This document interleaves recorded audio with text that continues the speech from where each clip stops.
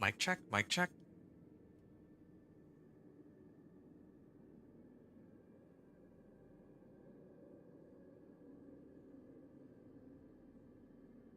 Mic check.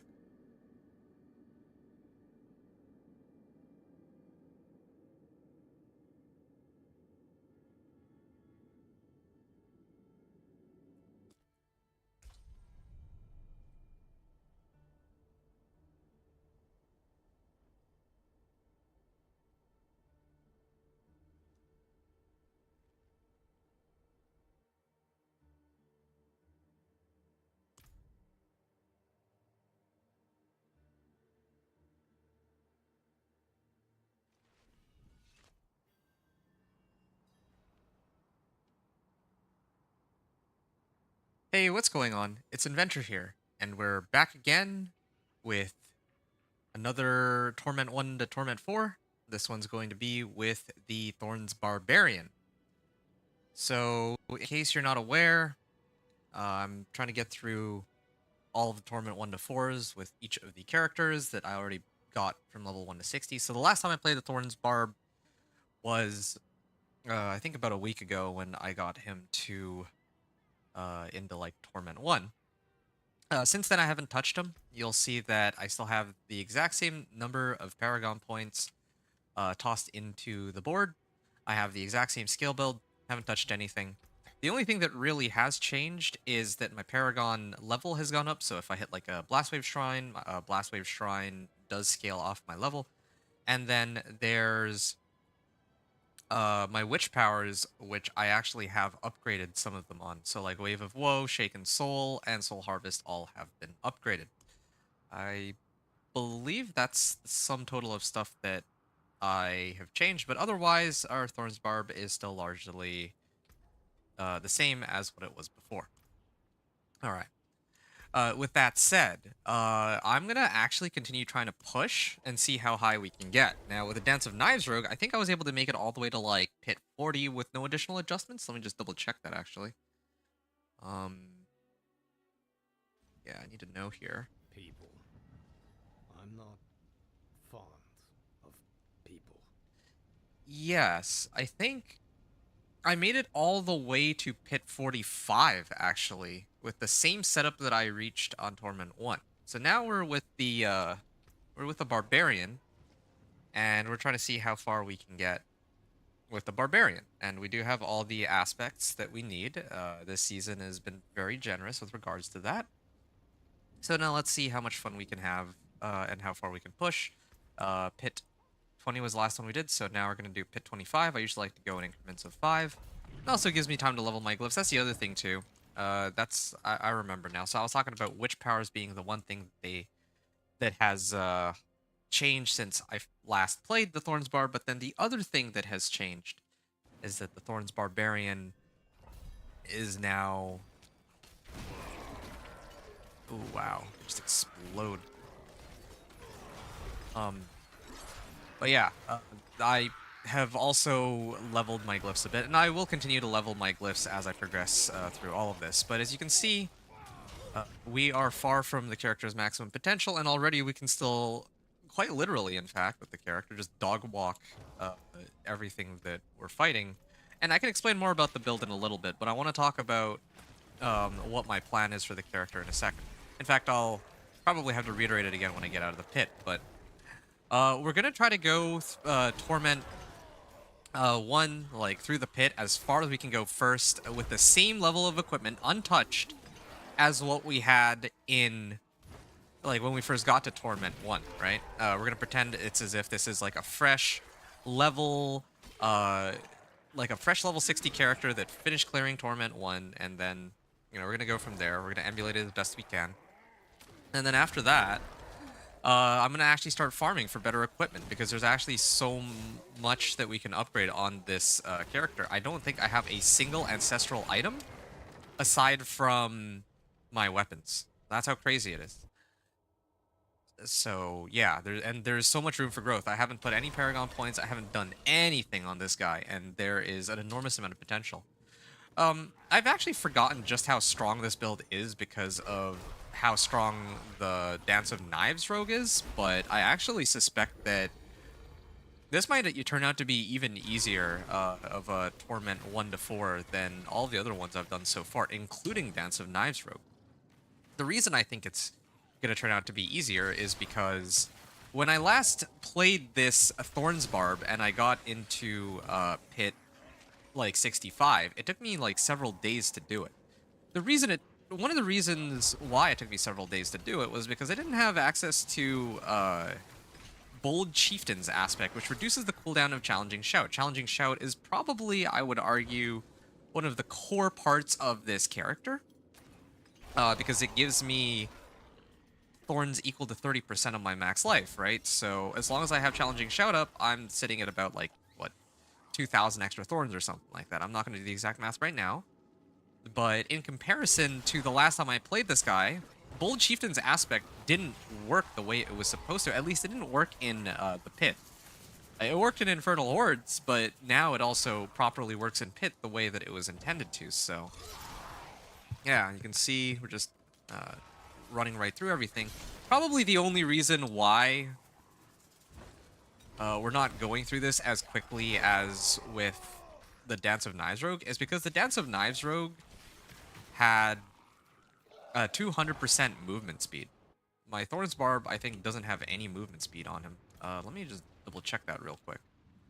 Yeah, oh no, I do have 122% movement speed, so I'm getting movement speed from somewhere, but that's a far cry from the 100% that we had on the Dance of Knives Rogue. So that was the first run that we did. I'm gonna toss out, oh, I don't know, maybe this one.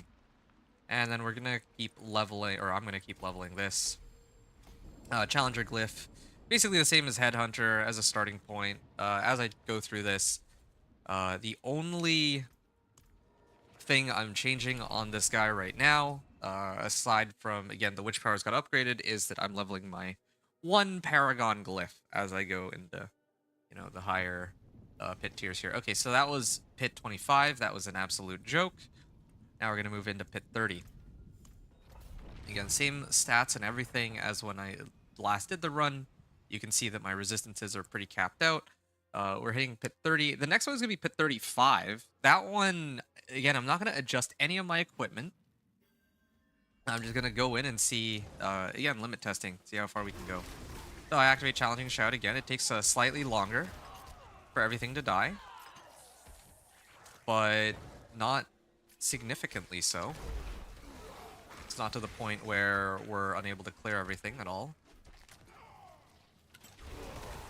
Yeah, you see, just activate Challenging Shout, and I mean, Challenging Shout, the fact that, yeah, look at this. My Challenging Shout is up at around the same time it takes for Challenging Shout to end, as long as I activate it with a big pack. So, just to recap the way the build's up. Actually, I was gonna say I was gonna recap how the build works, but it's impossible to show how it's actually supposed to play because everything dies just way too quickly on this one.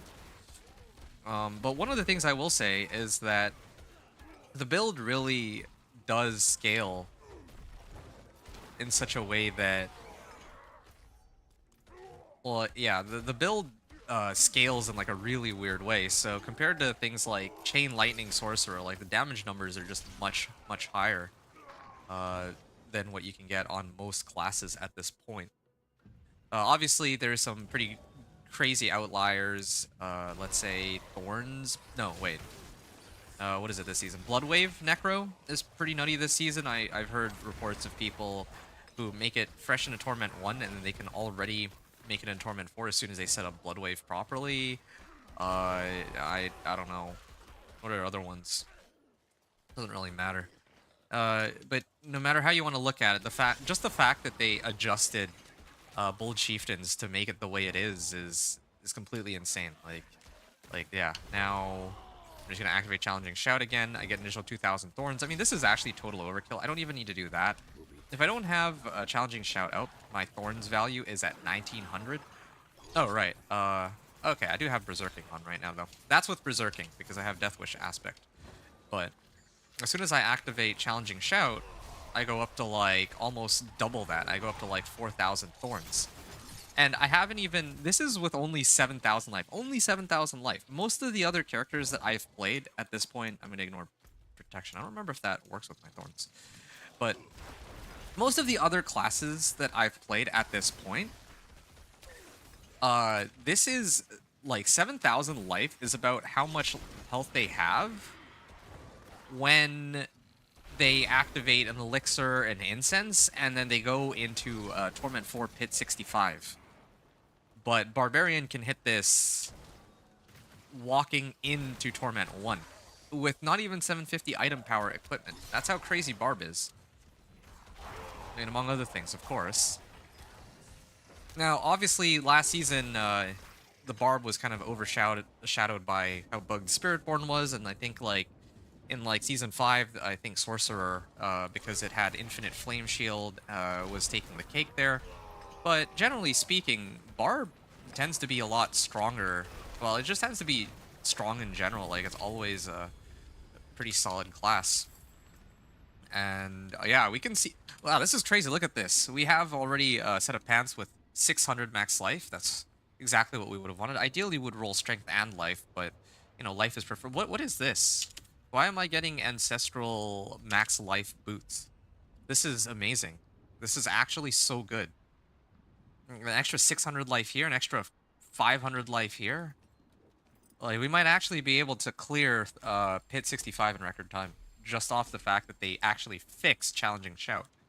That was, like, the main thing that was, I think, holding me back from ever clearing Pit 65 in, like, record speed last season. Never mind all the witch powers. Never mind all the other buffs that classes have gotten since last season. Okay, so this is Pit 35. Now we're going on to Torment 2, okay? This is Torment 2 now. I'm going to show my stats at the beginning, but it's not going to matter. I'm pretty sure I still have enough survivability for this. And notice that I'm still running Subo. Ideally, in the end stages of the game, I would not even really need a mercenary. But for now, like, because I want to draw all the aggro to myself, right? But actually, that's not true. I have Challenging Shout with, like, 100% uptime, even right now. And that's not even, like, obviously I need, like, a full pack near me, but yeah, I could... Like, I haven't even gotten, like, any cooldown reduction for my Challenging Shout, aside from, I think, like, one or two items, and I haven't even masterworked them. So, like, I could just use Challenging Shout to pull everything into me, and then I could still use whatever mercenary I want, if that's kind of the direction I wanted to take. Like, there's so many ways I could go about adjusting this character. It's funny, because I can definitely feel a difference in how quickly the monsters are dying, because they're not instantly going down, but it's still... I mean, my guy is still very, very strong. I'll be able to clear this in well under 10 minutes, I think. Except for maybe the boss. The boss is always the toughest part. And I think I talked the last season about how it would have been much easier to attach, like, a core skill or something to the build. Like, Upheaval, right? And then try to max out, like, Overpower... maybe, like, do, like, an Overpower Upheaval build or something, so that the extra life I have not only works well with my Challenging Shout's Thorns, but it also works with Overpower and gives me colossal amounts of damage on, like, one skill. Maybe if I do Protection Shrine, does it? Okay, so even with Protection Shrine, I can still kill these monsters. But they don't actually take damage from hitting me, though, it looks like. And this is another thing, too. I was saying earlier, like, it's impossible to show how the build really works, because everything's dying too quickly. But the way the build is actually supposed to work is I'm supposed to rake all the monsters in with Steel Grasp like this. And then once everything is Steel Grasp, then I'm supposed to activate Challenging Shout and then hit them really hard. So, yeah, I'm just going to stand here real quick because I'm checking something. Just going to get a potion. Okay, cool. Yeah, I had to stop for a second. I was just doing something on the side.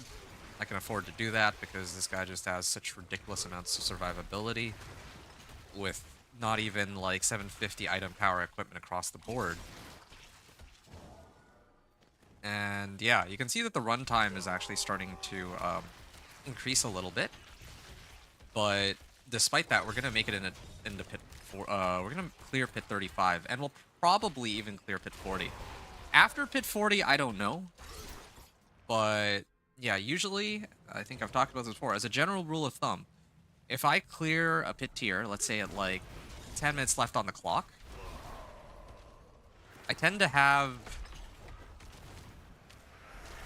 It tends to be the case that it takes an additional 6 minutes to clear 5 pit tiers up. So if I can clear this in like 10 minutes, then I would clear pit 40, but with like 4 minutes to spare or something like that. You know, there's some wiggle room there. Like sometimes we got to factor in, I don't know, let's say like a blast wave shrine. But generally speaking, um, that's kind of the system I follow to figure out like roughly the strength, like how strong my guy is. Oh yeah, right, and I have extra damage bonus from Challenger now. Okay, wonderful. So now we're gonna head back to Kyovashad as is our tradition, and do our usual spinny thing just to show that we've made it into Torment 2. Still same equipment as what we had going into Torment 1, right? But here we go. So Torment 2. Actually, no, I didn't spin enough. Yeah, this is for good luck. Alright, good. Torment 2. Here we are. And kind of like the same with Dance of Nai's Rogue, I completely bypassed Torment 2 last time because I had made it here so quickly that I'd forgotten that I needed to actually change the world tier, or, well, the difficulty. Well, you can see we still have the same resistances as before. They've kind of gone down quite a bit. We still are doing pretty well. I think part of the reason for this is a challenging shout by itself gives 40% damage reduction all on its own. So we're moving up in the world. This is going to be for pit tier 40. We still have I still have my potions, particularly the elixirs and incense at 15 minutes remaining, which is excellent. Okay, next. Oh yeah, and I also have like, what is that, Horrid Decrepify? Looks like Horrid Decrepify.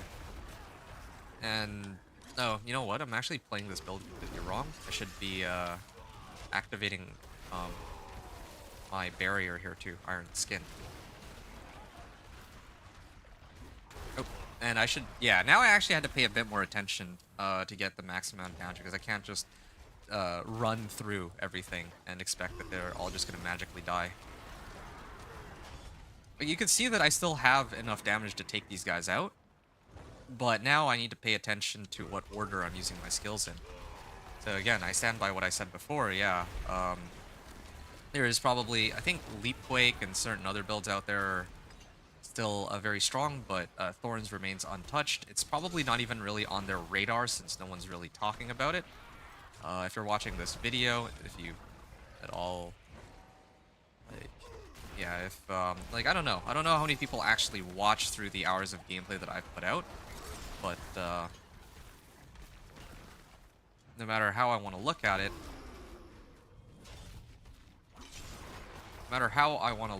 the Thorns Barb is, like, I don't want to, it's not secret OP, but it, I think, remains very consistent as a build throughout all of the seasons if you ever need to use it for leveling. All the stuff that you need to get a Thorns Barb started is available to you right from, like, level 1, really. And you could run it, like, almost anywhere once you have, like, the core items for it. You would struggle with bosses, but it seems that if they add more of these, like, seasonal zones that give... Oh, there's a... seems that up there's some DR monsters, but yeah, it seems like if they're gonna keep at it with these seasonal zones with like this season's headhunts, and I don't remember what they were called last year, Realm Walkers and all that. Okay, the Realm Walkers were not really all that worthwhile for XP. Like, no one ran those for XP, but you know, in the future, if they keep up with making the seasonal zones the go-to, or if they make whispers like a good leveling method. I really do think they should. It's really good variety for leveling. I think that keeps people from being bored. It's really like the leveling process is actually a lot of fun, in my opinion, where it's at right now. Doesn't feel like as much of a slog, and you have choices. I think the choices are good. Like people shouldn't feel kind of locked into having to do one specific thing, like domain tunnels. I remember like season 2 or season 3. I think even season 3 they hadn't changed it yet at the time, but domain tunnels were still like the de facto leveling method. But yeah, point is, um, yeah, the way the build plays, how strong it is remains pretty consistent throughout these seasons. And I think it's safe to say we'll be able to clear pit 40 here. I think I'll be able to clear pit 45, but with very little time left on the clock. Probably like 1 minute or something. And then after that, that's probably where I've officially reached the limit for this build. Yeah. It's probably whereabouts I've reached the limit. Yeah. But that's still better than Dance of Knives Rogue. I think Dance of Knives Rogue, I'll have to look back at my notes here, but Dance of Knives Rogue was like it was the quickest because I just needed to push Dance of Knives Rogue like I made it to pit 40 right away.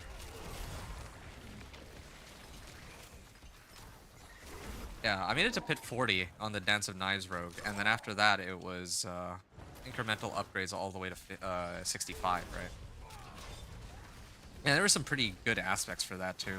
And overall, the leveling process was very straightforward. Oh yeah, the boss. I'd almost forgotten. The boss is always the toughest part of playing this guy. Yep.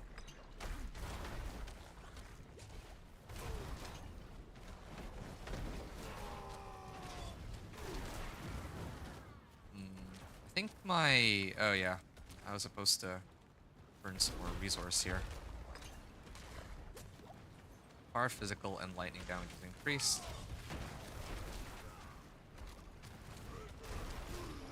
Yep. I mean, I'll clear him with like little under 9 minutes left on, or a little under 10 minutes left on the clock. I think it's safe to say that yeah, pit 40 will be okay, but I mean, it's always the boss that's the hardest part of the Thorns Barb. That's always the most painful part about playing it, but everything else is the most fun part about playing it. So yeah, it's two extremes: fighting the boss versus fighting literally everything else. Even elites are kind of a joke on this guy. Yeah, so it's good that I have increased damage to elites because that's always just pretty much always going to be relevant. All these other ones like increased crit strike damage, increased overpower damage. After casting a shout skill, the active cooldown of every like this one actually might be pretty good since I'm very cooldown oriented. Might consider using this one actually. I've never considered it, but maybe. And it even gives as a legendary bonus 5% more damage. But yeah, I don't have any glyphs right now aside from this one that directly boost my damage in a way that's like relevant to me. So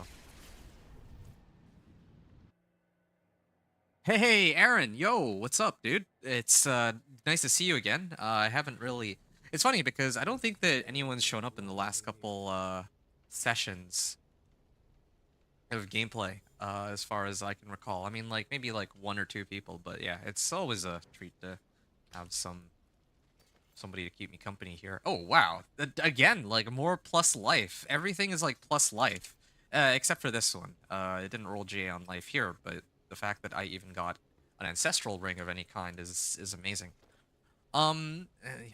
Thorns Barb for the win. What is the CC spell? Which CC spell are you referring to? You mean the one where I pull them in?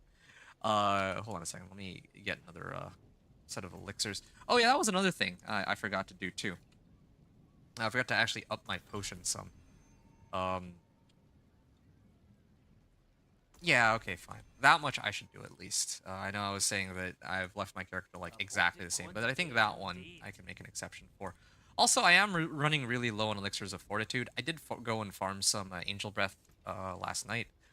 Um, just so that I wouldn't run out of these for the run, but eh, like what can you do really? Spiral Morning. Yeah, I'll use Spiral Morning. I think good to keep it consistent here. Okay, and then we're gonna do one more run here. So yeah, this is pit 45. I again suspect this will be the last pit I'll be able to do. Let me just check one more time with the rogue here, because rogue was my best clear until now. Uh,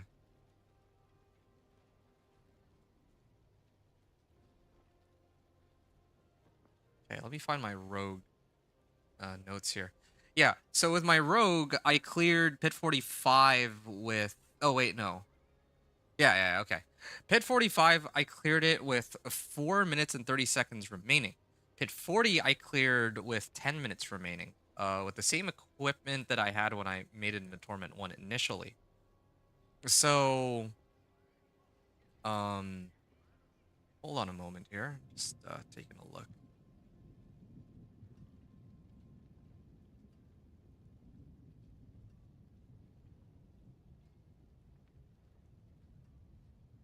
Okay. 0, 20, pit 40 end. Okay, so I'm gonna start now. Pit 45.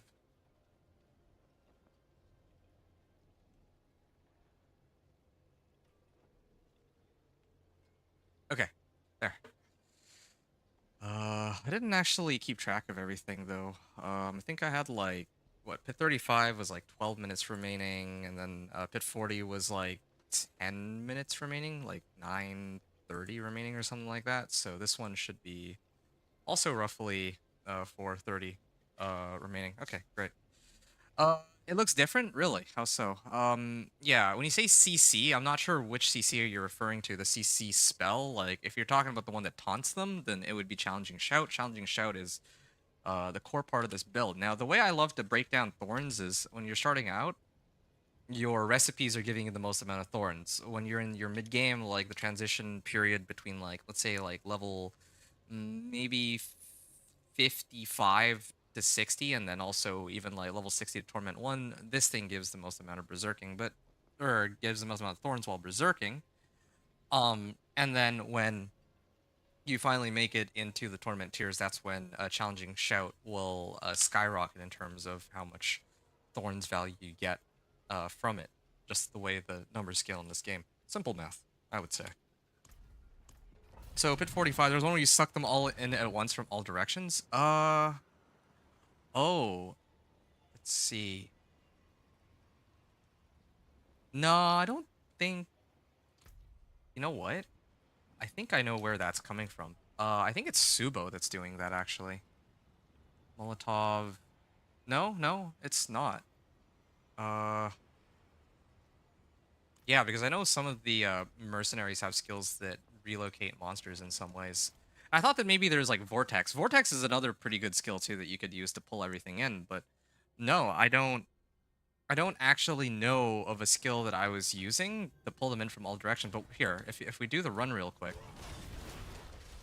uh, yeah, that one, it was just me pulling monsters in with Steel Grasp by itself. So yeah, I'm not sure. Anyway, this is where the oh, whoa, that's scary. Yeah, I am actually starting to feel the burn on this one, or feel the heat. Quite literally, it seems that he's about to explode on me here. And he even has like some poison. Oh, you know what? No, I know what this one, I know what it is. It's Pyranado. I built this guy with Pyranado in mind. So that's one of the witchcraft powers. Pyranado, when I apply a hex and an aura, I pull monsters towards me. So of course I have monsters like all over me. So yeah, you see that they all get like grasped like that by Pyranado. That's, well, yeah, that's Pyranado. Yeah, this one is Pyranado. I thought you were referring to Steel Grasp. And yeah, no, I can't. Like, with DR from Challenging Shout, I can tank it, but not having resistances is is very painful. Yeah, I suspect I will be able to clear this, especially like if I get like a blast wave shrine or something, but um with no blast wave shrine, I'm really cutting it close. Okay, I'm gonna have to get to the next pack. So I need a challenging shout. I need to pull them in here. I'm gonna stomp. And you see, I have to keep raking them in. That's the way I'm supposed to play the character. I'd forgotten about this because I've been like dog walking the other tiers up until now, or uh the previous pit tiers. But the way the strategy is supposed to work when you're actually playing it like properly now is you. Okay, well, or I can just Pyranado them, but I have two ways to pull them in. I have my Steel Grasp and I have Pyranado. If Pyranado is not active, then yeah, it has to just be Steel Grasp. Also, yeah, I do have Exploiters specifically for if they do go unstoppable like this. I'm gonna skip to the next area because it's a waste of time. It's yeah, it is a witch power. That's correct. So you see, I have to run through all these monsters, lure them all to me. I'm gonna activate Barrier, Challenging Shout. I'm gonna stomp them. Steel Grasp, maybe. Why not? Challenging Shout again. And yeah, that's how it works. At this point, like I could improve my run speed a bit better if I rely on some strategy, but uh, yeah, I could try Torment. I could try Pit 50 for fun, maybe after this, but I think with the amount of life and resistances I have, particularly resistances, I don't think I stand a chance. Staying alive, that's the main one. Part of how this build operates is it does rely on being able to tank everything while pulling monsters my way. Yeah, it's a witch spell.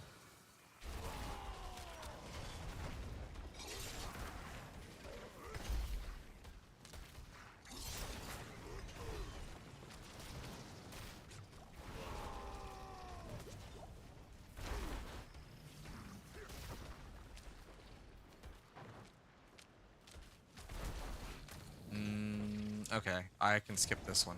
I need to get better at knowing when to fight and when to just leave it be. Right. There. I even managed to pull him accidentally into this pack, so this is perfect. Yeah, good old Thorns. Doing me a solid here. Okay, so I'll Challenging Shout. I pulled them out of Pyranado. That's like the one complaint I have with Pyranado. Like sometimes it does overlap with Steel Grasp. It's not like they it's not like one disables the other or anything like that. Like I'm happy to have either effect at any time.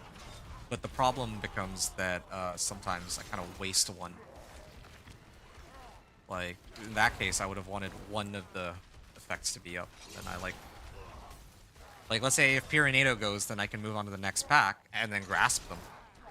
Rather than wasting Steel Grasp to pull them to me, like, right away. Okay. Yeah, I think I could attempt... Ooh, ouch. I could attempt Pit 50 for fun, but, yeah, I don't think it's gonna go super well. Just because... Yeah, here it's not even a survivability issue, it really is just the point. I'm at the point where I need more damage. And there's a couple ways I can really do that. But I think the very easiest way for me is I have like so much random ancestral equipment from the bosses. That's another thing that they changed too this season, by the way. Like last season, it was actually very difficult to find ancestral items, but this season in comparison, they drop I want to say like at a reasonable rate. However you want to look at it, it's objectively easier than last season. But I would say by far. Other people might disagree, but I would say by far. It's not even... Like, it's kind of crazy just how much easier it is to find any ancestral item. And I'm not even talking about like, oh yeah, headhunts are crazy, or yeah, well, they have ancestral collection of items now. I think that the ancestral collection is fair, but... like, the headhunts are kind of crazy, but even if we were to ignore all of those, the fact that, like, I'm running Pit and I can actually find, like, 4 pieces of ancestral equipment just trying to push to pit 50. I'm not even in Torment 3 or Torment 4. I'm in like a little over Torment 2. It is kind of crazy, right? Okay. Yeah. So this is it. Oh, ouch. Almost died because of the bot in my Twitch chat. I'm gonna have to ban them in a second.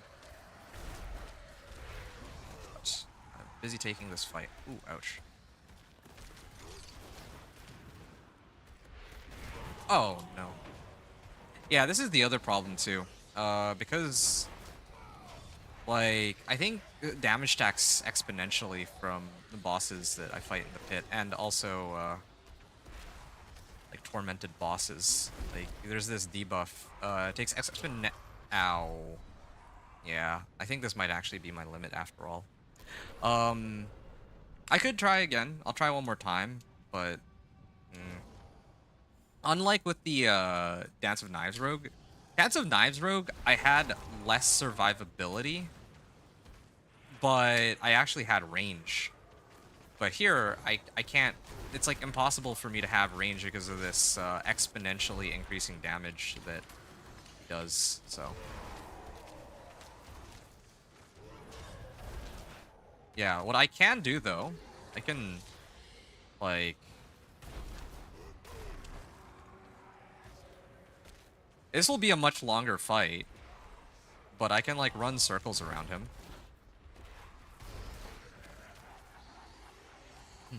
Yeah, I could run circles around him. And wait for these opportunities where I should try to do damage to him. Oh, okay. Stay away. Whenever I get hit by his stuff, I think that's when... Oh, man, he hit me with, like, another thing. Yeah, when this debuff reaches, like, 4 stacks, that's usually... Or 3 stacks, that's usually when things become very troublesome. Last season was fun until everyone was just boss farming with a Spiritborn carry. No, I completely agree with you. That's why this season I'm having a lot more fun. Last season was kind of annoying seeing, like, oh, everywhere you go it's just somebody with a Spiritborn. And I'm gonna be honest, like, yeah, I really do think that... At first I thought that they were just trying to, like, get, like, short-term sales, you know? Short-term sales of... Oh, hold on. I thought that their goal with Spiritborn was, oh, hey, it's like a broken new class because of the expansion, right? But no, this season, they clearly have no issue with any of the other classes being equally as busted, like being able to clear a pit 150 even, right? Like, in the first couple days. So, I've come to the conclusion that, yeah, I think that really it's not that... Obviously, they wanted to do sales, and they wanted Spiritborn to be strong. Like, even, like, slightly stronger than what they anticipated was fine. But I think that all these bugs that they didn't fix is more like a lack of being able to do math, more than it was them having, like, the goal of, oh, yeah, the game is going to be dominated by Spiritborn. Because in the long run, it actually hurts the game a lot. If people had, like, a really good experience with Vessel of Hatred, I genuinely believe that a lot more people would have stuck around for, like, Season 7, right? But, yeah, like, last season, Spiritborn not only dominated the season, but everyone, yeah, like, any sort of challenge that was brought into the game as a result of their... You know, their, like, adjustments to all of the existing systems were sort of pointless. At least that's how I felt. I imagine that's how other people felt. Like, what's the point of playing any other class than Spiritborn? Like, you're playing, at that point, 2 different games. Because, if I play Spiritborn, then I can get to Torment 4 in, like, 1 hour. Like, less than 1 hour, even.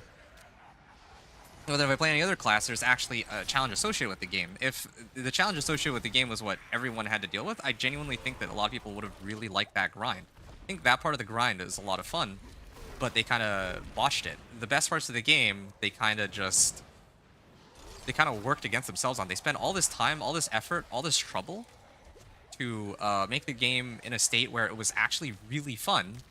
And then, yeah, like Spiritborn was kind of the problem child that ruined everything, I think. But yeah, like you said, like I think even for me, bottom line, I quit like after. Ooh, ouch.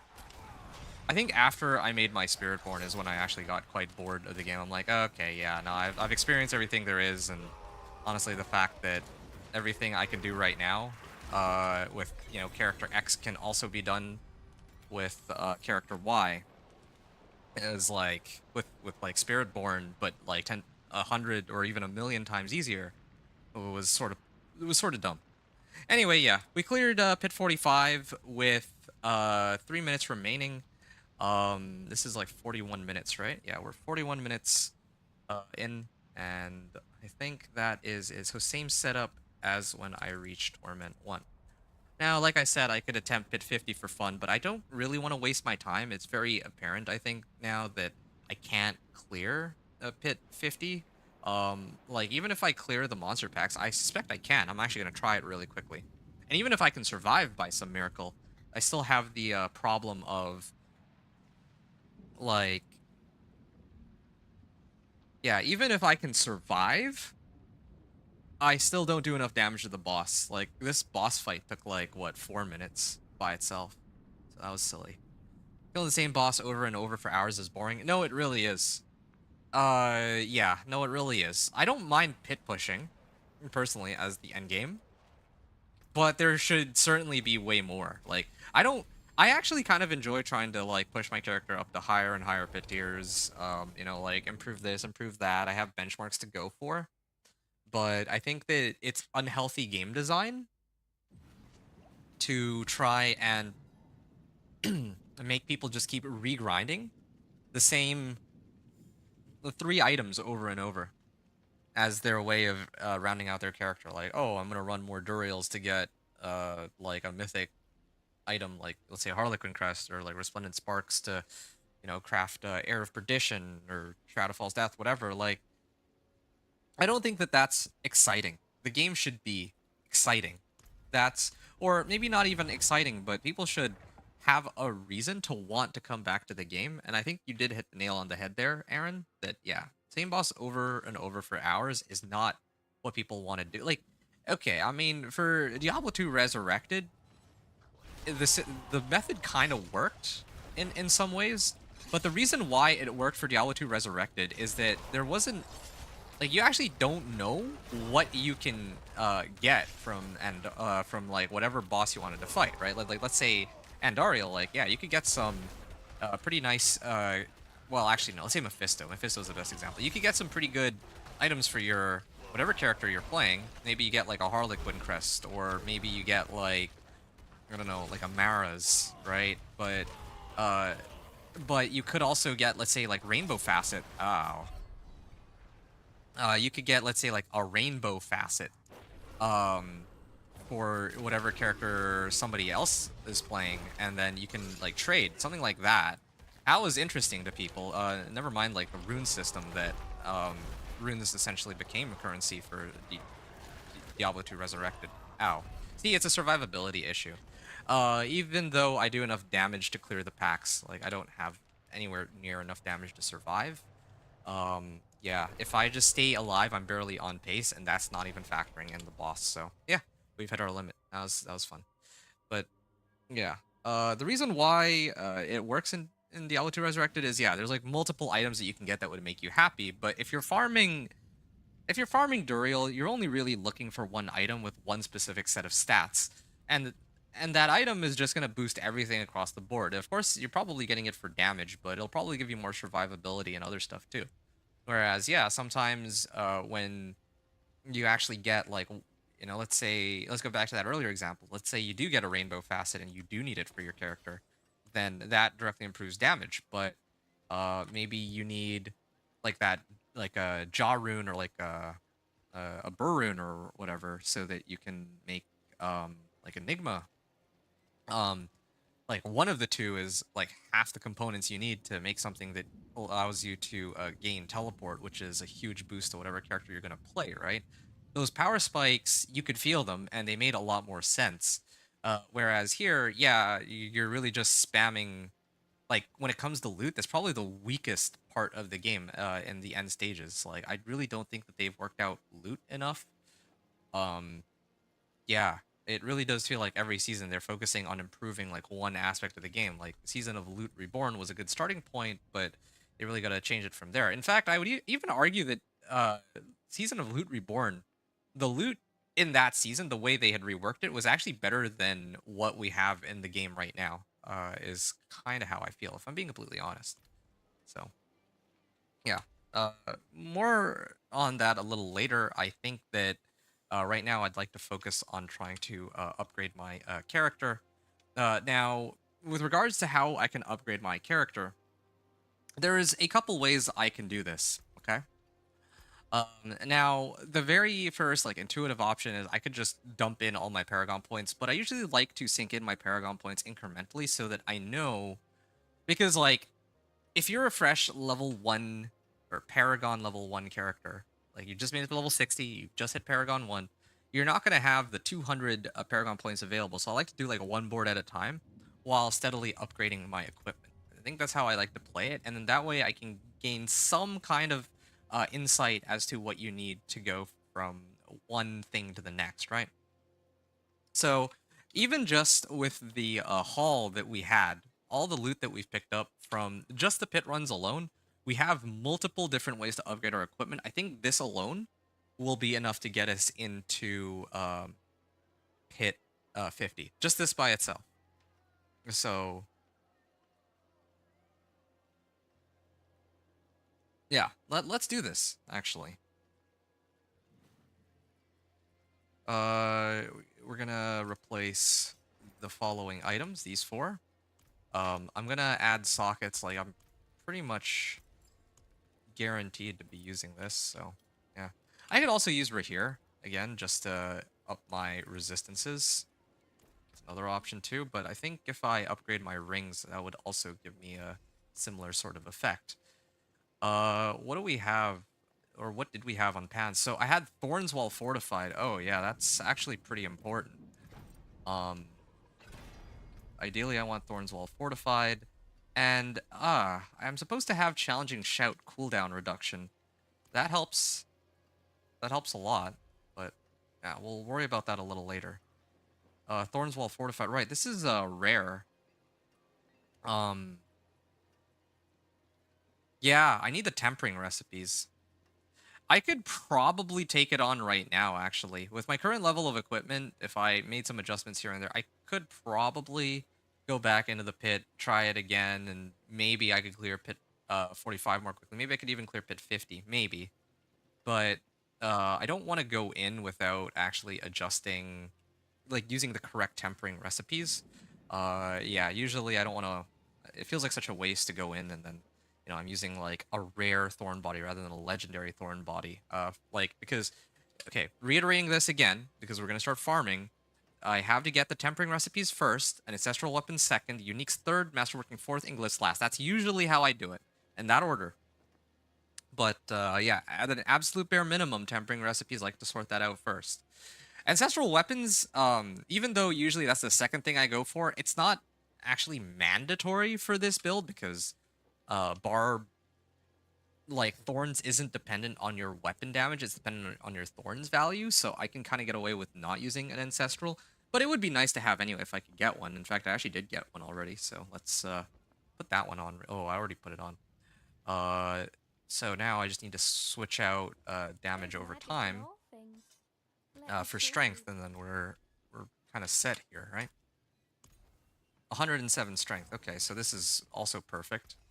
And then I think most people usually put like vulnerable damage or something. I don't know why I didn't bother to temper this, but yeah, I tempered everything else it looks like.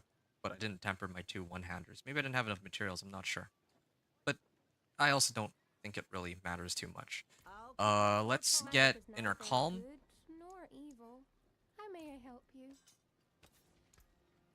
Inner Calm on this.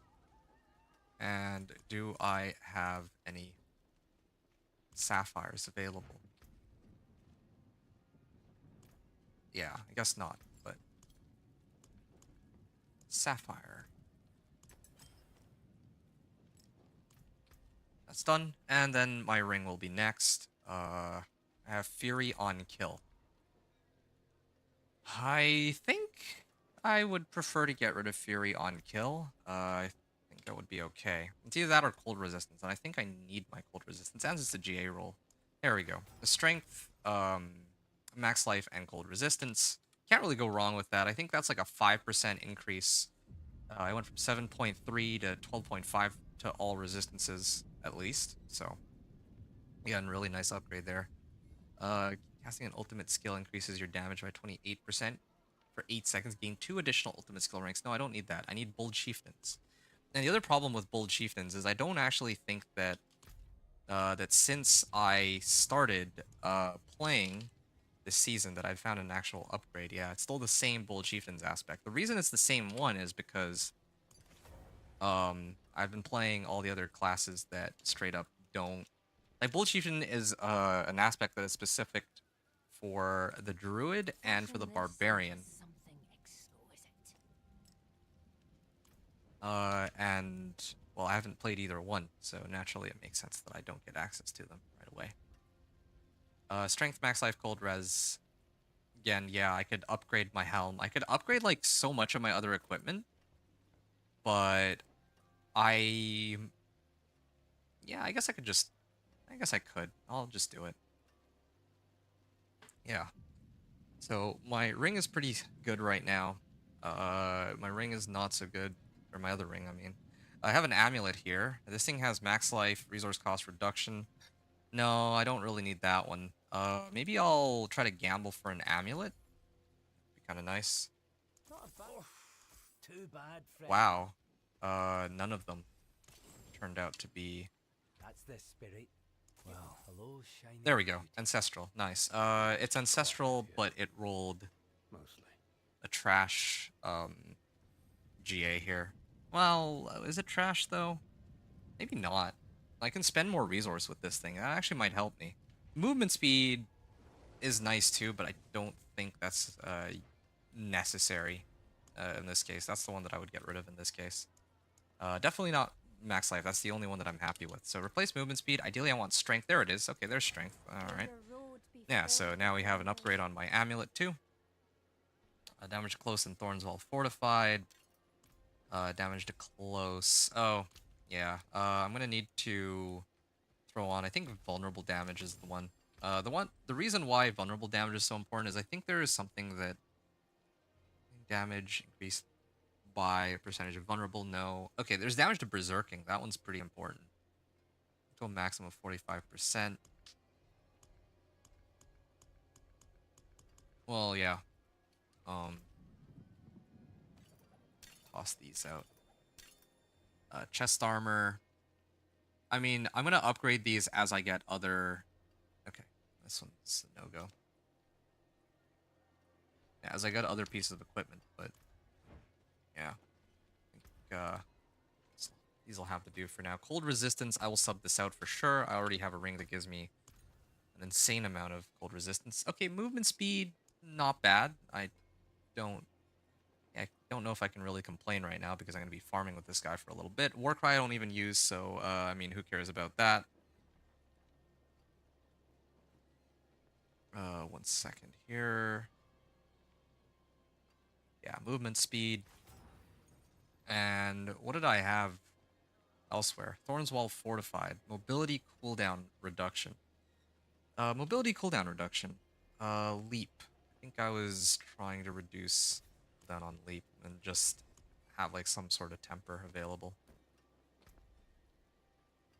Leap cooldown reduction. Okay. Well, I mean, these are ancestral, so I actually want to make sure that I get the right rolls on them before I consider like masterworking and all that. So let's do that. Although I could probably even get away with the rare versions of the recipes. Yeah. Yeah, I think I'll just do it. That way I don't have to think about it. The sooner I can get this done with, the better. Do I want dodge chance? No. We'll roll off dodge chance. Originally, I was gonna go grab the recipes, like all of them, but I think I'd rather just do this. I think I'd rather just get these out of the way now. I just realized too, if it's armor I'm missing, I could replace Disobedience with a Juggernaut because I don't really need evade that much anyway. Utility, Thorn Body, sure. We'll aim for Thorns Well Fortified. Leap cooldown reduction. Movement speed also, sure. I can take that for now. I don't really think I need more mobility. Yeah, but this absolutely should be Thorns Well Fortified. Don't want to lose out on damage there, and I mean I might get unlucky with my rolls. Tough as nails. I don't know why Thorn's Body specifically. Thorns Well Fortified, good. I had like 7 rolls and I got 6 on the same one. Strength, max life, movement speed, Thorns Well Fortified, and move speed. So now I can run pretty fast here, and you know I had my amulet too, but I didn't put the right aspect on it, or I didn't put movement speed on it. I rolled that off. Otherwise, I could go super fast. Or actually, what is my movement speed at now? I think it's like 40%, right? Yeah, or 140% rather. Okay, so pulls enemies to me. Luckbringer, exploiters. Yeah, definitely exploiters aspect on this. There we are. Our boots are pretty good. Yeah, instead of movement speed, fury per second could also be another good choice. Let me actually take a look at what the best thing to get here would be. Resistance to all elements would be kind of a no-brainer. Brawling skills, that would help challenging shout, but I only really need one rank challenging shout anyway. What's the benefit from having more ranks challenging shout? Is it gain 40% damage reduction for 7.4 seconds? Oh, right. It just increases the damage reduction, but it doesn't really increase the duration or anything like that. Also worth pointing out that, yeah, I had 6,900 life, now I'm almost up to 10k. Just off of adjusting my gear. Oh, and I haven't tempered defensive one onto this. What did I have before? Thorns All Fortified, Challenging, Shout, Cooldown Reduction. I could go get, like, max life if I want, but here, we'll stick with Thorn Body for now. Again, like, I'm losing out, like, maybe, like, 1% on Thorns Well Fortified, but yeah, I would rather just get it over with so I don't have to look at this piece of equipment again in the future. Challenging Shout, Cooldown Reduction. Because I have Bold Chieftains, I feel like I can be very...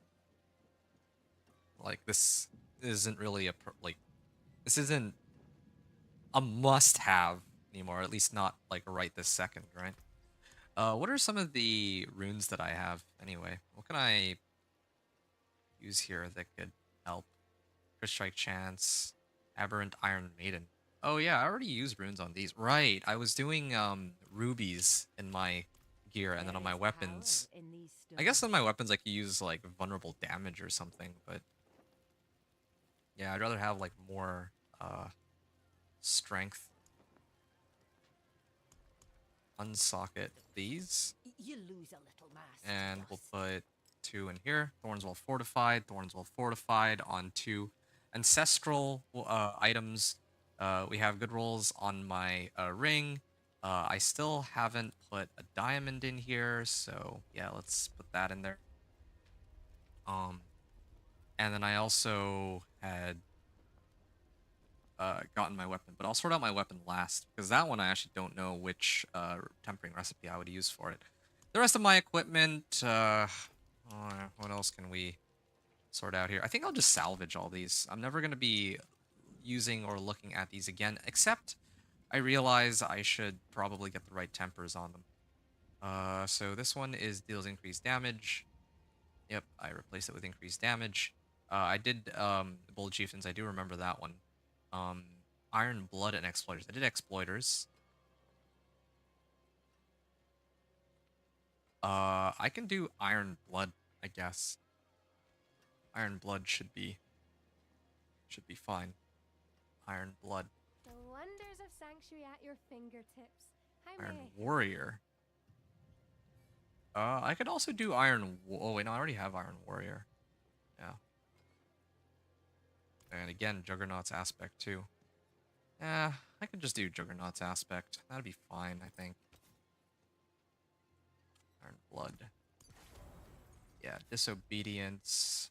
I don't know why I didn't use Juggernauts before. Maybe I didn't need it before. Actually, no. I should be putting Juggernaut on this because it's my only ancestral defensive item. That'll give me the most amount of armor.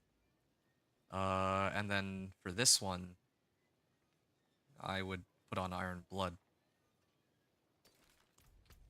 I'd probably get rid of all these. Never going to be looking at those again. Helm. Whoa. Super choppy. 12 armor. This thing actually seems like a pretty good helm, except I'm getting a lot of sources of armor to the point where I don't even know if I really need that much. This one I'll salvage because I'm waiting for an ancestral, so I don't think it's worth it to spend the time to sort that out. Okay, max life, strength, and crit strike chance. Let's hold on to this one for now. If I don't find something soon, maybe I'll switch to one of these. Ring, I'm not going to sort out. I can do, like, I think I'm going to wait on... Yeah, here's, like, a good one. No, I have Ancestral Boots, so... all weapons also get salvaged. I have 750s already. So. Chest armor. Is this my only chest armor? I think this is actually... Well, these two. I could replace my current chest armor with this one. Probably even get another life roll, but, you know, I think we'll just salvage everything first. And yeah, we're gonna go from there. Iron Blood. Where's Iron Blood? And what's my resistances at anyway? Ooh, my resistances are actually pretty atrocious.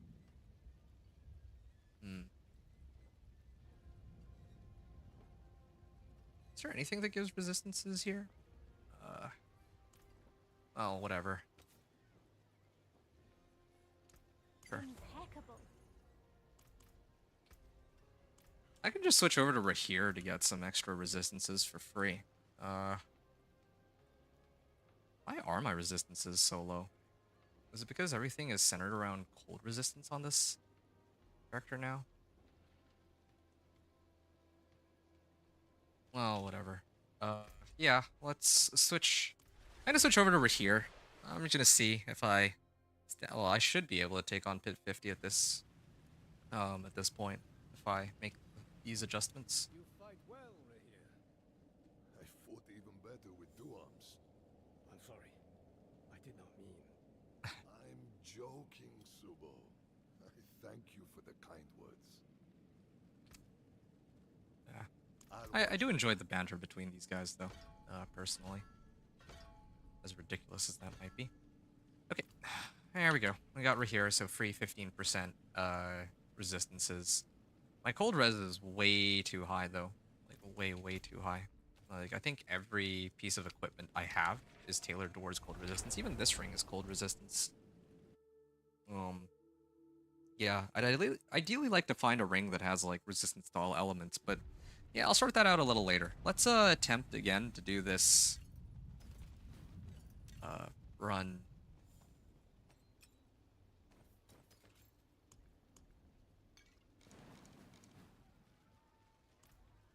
And okay, so I'm sitting at 9,700 life. Again, I could have boosted it a little higher if I had wanted to, but let's try Pit 45 again.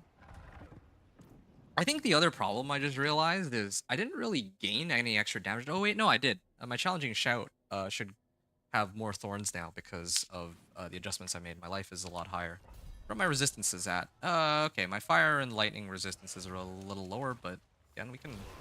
It's not a big problem. Okay. Pit 45.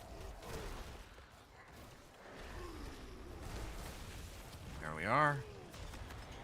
And move on to the next pack. Oh, unfortunately, because I no longer have Subo, I don't know where all the monsters are, so I don't know if I can just rake them into the next pack. I'm just gonna have to make some assumptions, I guess, but Yeah, Subo was really good for that, though. That's the one thing I do have to say. Like, Subo strategically is a good option, even if Rahir gives more damage and gives resistances, right? If I can get uh, better resistances later on, I'd rather use Subo, I think, just because of its passive, so I can plan out which route I need to take whenever I'm fighting other like packs and all that. Yeah, so this is bit 45. I think the last time I did this, I had like 9.5 minutes remaining, something like that. So now, trying to...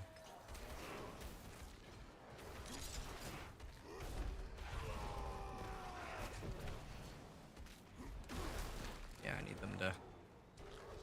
I'm glad that they added this key passive, though. It's pretty helpful, because if you don't have...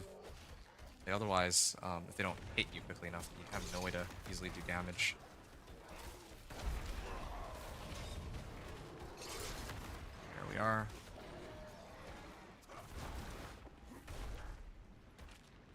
If I could just... Yeah, I need Shard of Varathiel.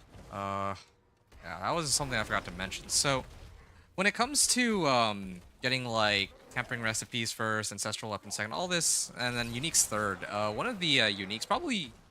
Well, there's actually 2 Uniques I need. And I just remembered, I have a Thorn...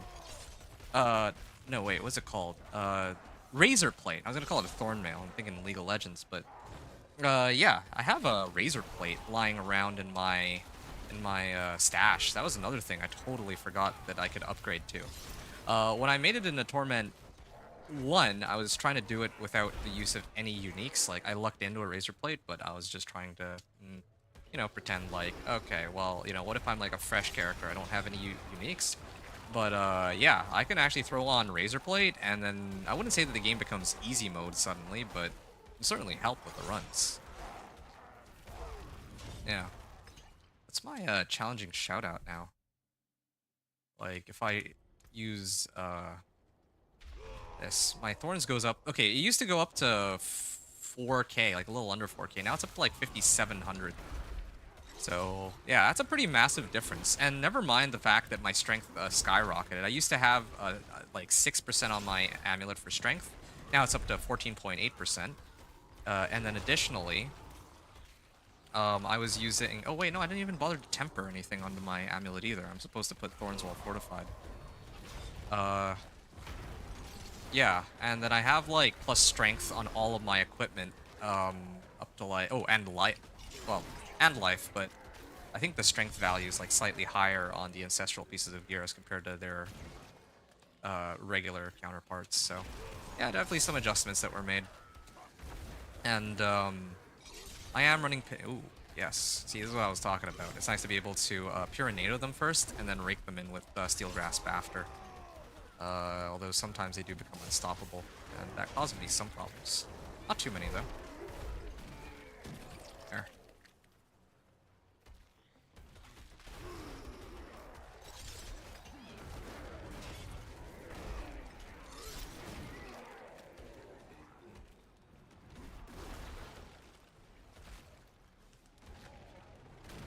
There we are.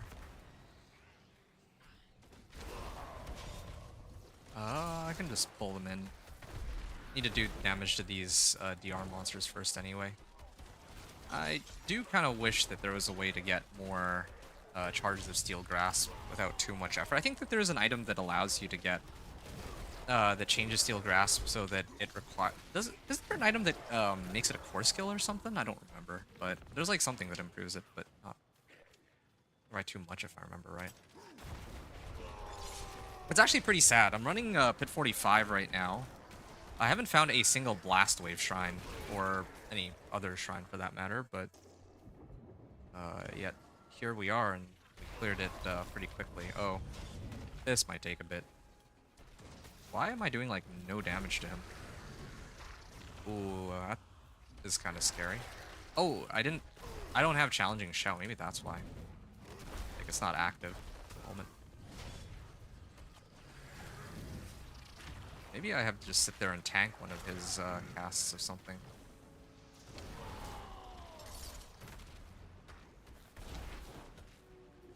Yeah. I need sort of a Rathiel to actually eat up my Fury so that I can keep getting my Thorns back up to like max stacks. Well, not my Thorns, but the key passive. Okay, here in this case, I actually want to get hit by his attacks so that I can increase the amount of damage he's taking. And I have enough damage reduction and other modifiers that I can tank a lot of his casts. So, and he should be going into this state pretty soon. Yeah, I mean, there's like a certain order I could be using my skills in to make this a lot easier, but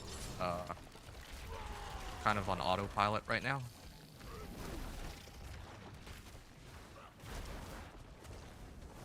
Using barrier, pulling all the monsters in, trying to get him to do as much damage to me as he can manage.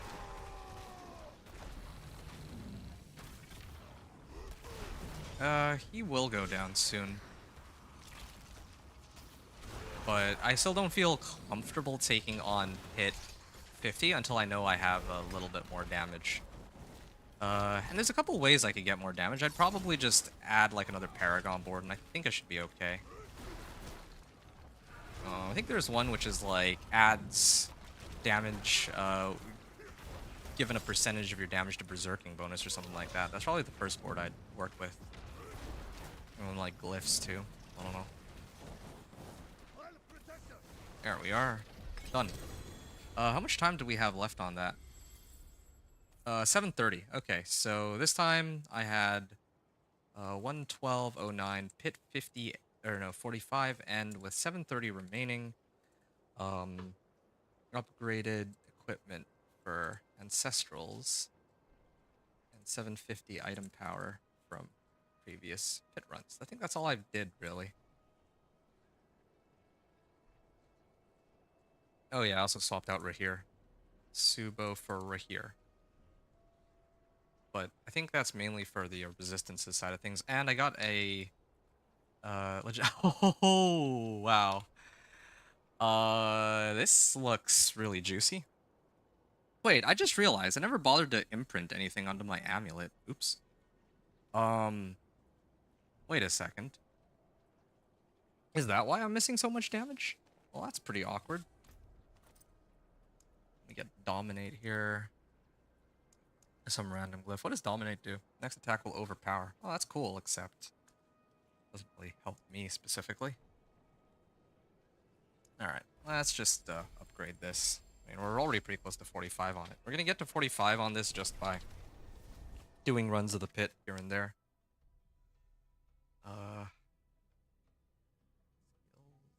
What did I have on my amulet? I actually don't remember what, like, I salvaged my amulet. I don't remember what aspect I had on it initially.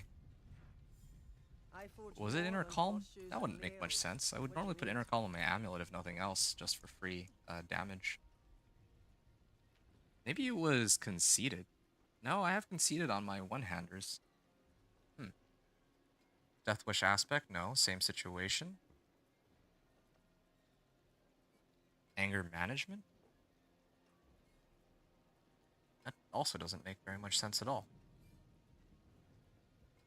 I should have do not remember which aspect I have, or I'm supposed to have on my amulet. Retribution? No, I have Retribution on my gloves. It's actually kind of driving me nuts now. What did I originally have on my amulet? Well, like normally I'd run Edge Masters, but doesn't help my Thorns because my Thorns isn't really a skill. Right. I'm gonna actually take a moment to check something out real quick then. If this is the case. I'm gonna see maybe like 20 minutes ago, 30 minutes ago, when I was making upgrades to my equipment. What did...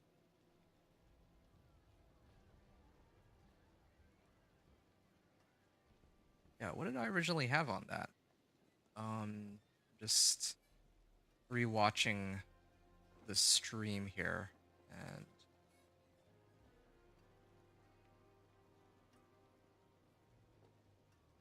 I replaced my amulet.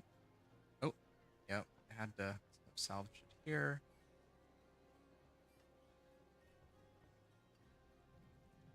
Ah, yeah. I had aspect of elements on it, but I have this kind of backwards. I should have aspect of inner calm on my amulet, and then I should have aspect of elements on my weapon.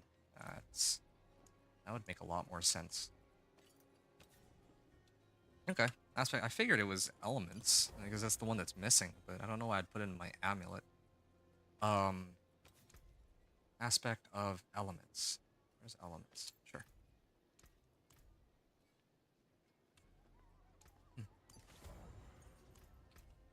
Hey, we have an ancestral legendary mace here. Strength, max life. Uh, yeah, strength max life is the GA roll. So again, additional 500 life. Boom. Just out of nowhere. The only problem is that it also rolled overpower damage, which is actually pretty useless for us. So we need to replace it for vulnerable damage, or I'll take just plain damage for now. Yeah, plain damage is okay. Live with that. And then I'm supposed to put conceited on it too. Alright, now we have 2 weapons that are ancestral.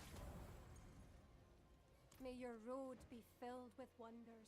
Where the stars around And I'm gonna get a sapphire in here. Alright. Well, yeah, now I need to go temper it with whatever makes sense to put onto it. And I didn't even bother tempering my old one for some reason. Max life, attack speed, lightning resistance. Again, I don't need that. I don't need this.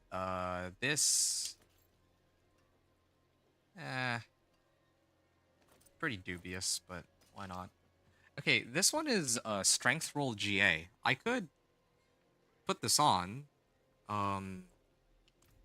Yeah, but the problem like that's going on in my head is I'd lose out on 24 maximum resource, which works with kick, but I think that overall I just get a lot more strength from if I switched over to this amulet that I just picked up. So I think I'm gonna do that. I'm gonna grab this. I'm gonna throw in socket in here, and yesterday I was at like 40 scatter prisms, so I've gone up in this amount of time somehow. Not gonna really question it too much. finest jewels in Sanctuary. Add sockets. I already added a socket. I'm trying to unsocket. Yeah. Put a diamond in here. Put this up in here. And I'm gonna also do this. I'm gonna try to temper. I realize that the absolute most important thing for me to temper is Thorn Body. Yeah. Didn't really bother to upgrade that.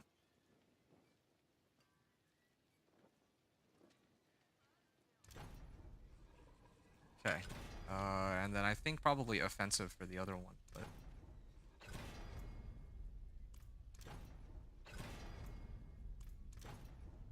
why does it keep rolling everything except for Thorns while fortified? It rolled Outburst 6 times. Is there like a scroll of retempering somewhere that I can pick up? That would be really cool. Last season I was picking it up from the Infernal Hordes, but yeah, I don't know. Thorns while fortified on the first try, of course. Yeah, that would be the case. Now the only question is whether or not I should be using the I should keep my current amulet, or if I should use the other amulet. 204, 190. Sorry, yeah, 190%, 204% on 1 damage bucket. Plus Thorns while fortified. I'm like, I think I'll just stick with my current one for now. I'll eventually switch over to... not sure, actually. Whatever. I think I'm just gonna leave it. This will be a nice temp later. Where's my... Wait, why is this completely full, though? Oh, yeah, and I was supposed to... Forget this plate. I'm supposed to use a razor plate out here, right? Where's my razor plate? I had razor plate. Here it is. Here's my razor plate. The one razor plate that I picked up. Yeah, I'd completely forgotten about that. Yeah, this is my only available razor plate right now, but suddenly I'm gonna get, like, substantial amount more damage. And then we'll unsocket this. Fashion this into something exquisite.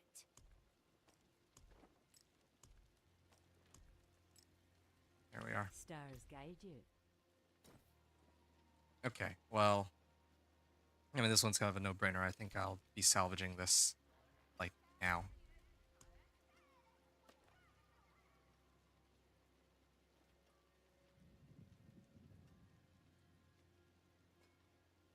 Oh, this is the amulet that I was using before. Okay. It's about time. We salvage it all. And that leaves us with just these two amulets. Let me put Inner Calm on this before I forget. I know that it's got a max roll on some aspect, but I don't think I'm ever using walking arsenals, so what do I care? Okay. Oh, maybe... Yeah, why do I have a bunch of other people's stuff in this stash? That's very weird. Well, whatever. We can start salvaging all these random items that ended up here that shouldn't be here. Yeah, really don't even know why these are here.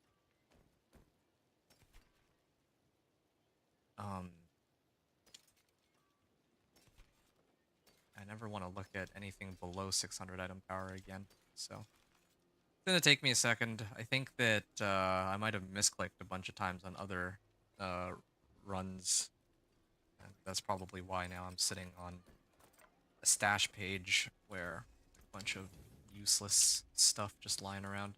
Okay, we're at 10,300 life now, so I'm gonna also take a moment to resocket a diamond into my amulet. I think we'll try again. Okay, so just to kind of recap, I got a razor plate. This alone boosts my thorns by like 1,000. Never mind the unique effect on it. Then we have... It's not even 750 item power, by the way, let alone ancestral, so there's still room for me to get better razor plates. This is looking pretty sick. Same thing with amulet. Amulet's okay for now. I need some equipment upgrades to ancestral, yada yada. Helm also, and gloves could also use upgrades, but again, I don't think that those are critical. So we're gonna try again for Pit 45 and see how well this works. Yeah, razor plate change. Okay. What's my resistances at now? And armor. Okay, my armor stat hasn't changed. What are my resistances? My resistances change? Yeah, my resistances did change a little bit. That's the one thing I gotta look out for. Cold res in particular, I think, went down. And I lost out a little bit of life and... Oh. Actually gained life overall. I think that my previous chest armor didn't really have that much life on it. It was like 100, so pretty minimal impact, I would say. There we are.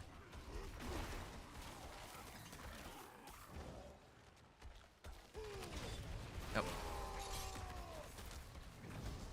Ow.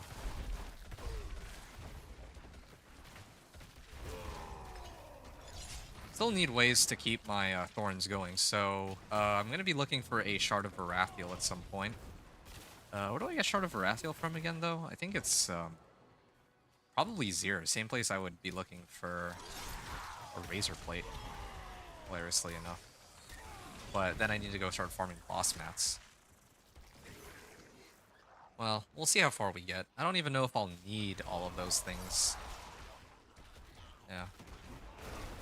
I mean, I still have like Paragon boards and glyphs I need to sort out too. It's gonna be a weird one. I don't need to do this the same order that I did all of my other uh, runs of like 1 to 60 or Torment 1 to 4.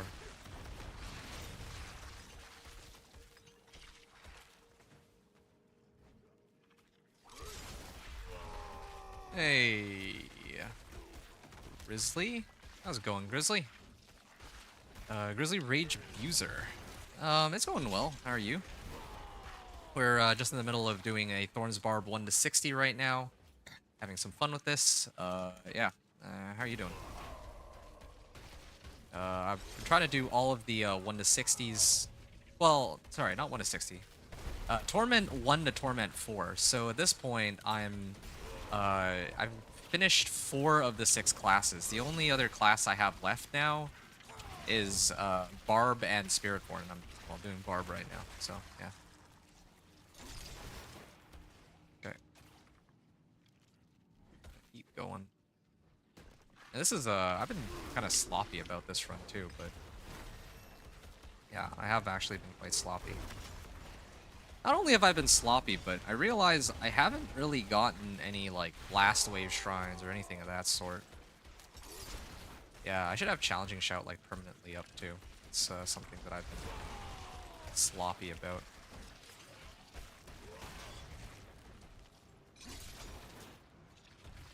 Nice, Barb is quite fun lately.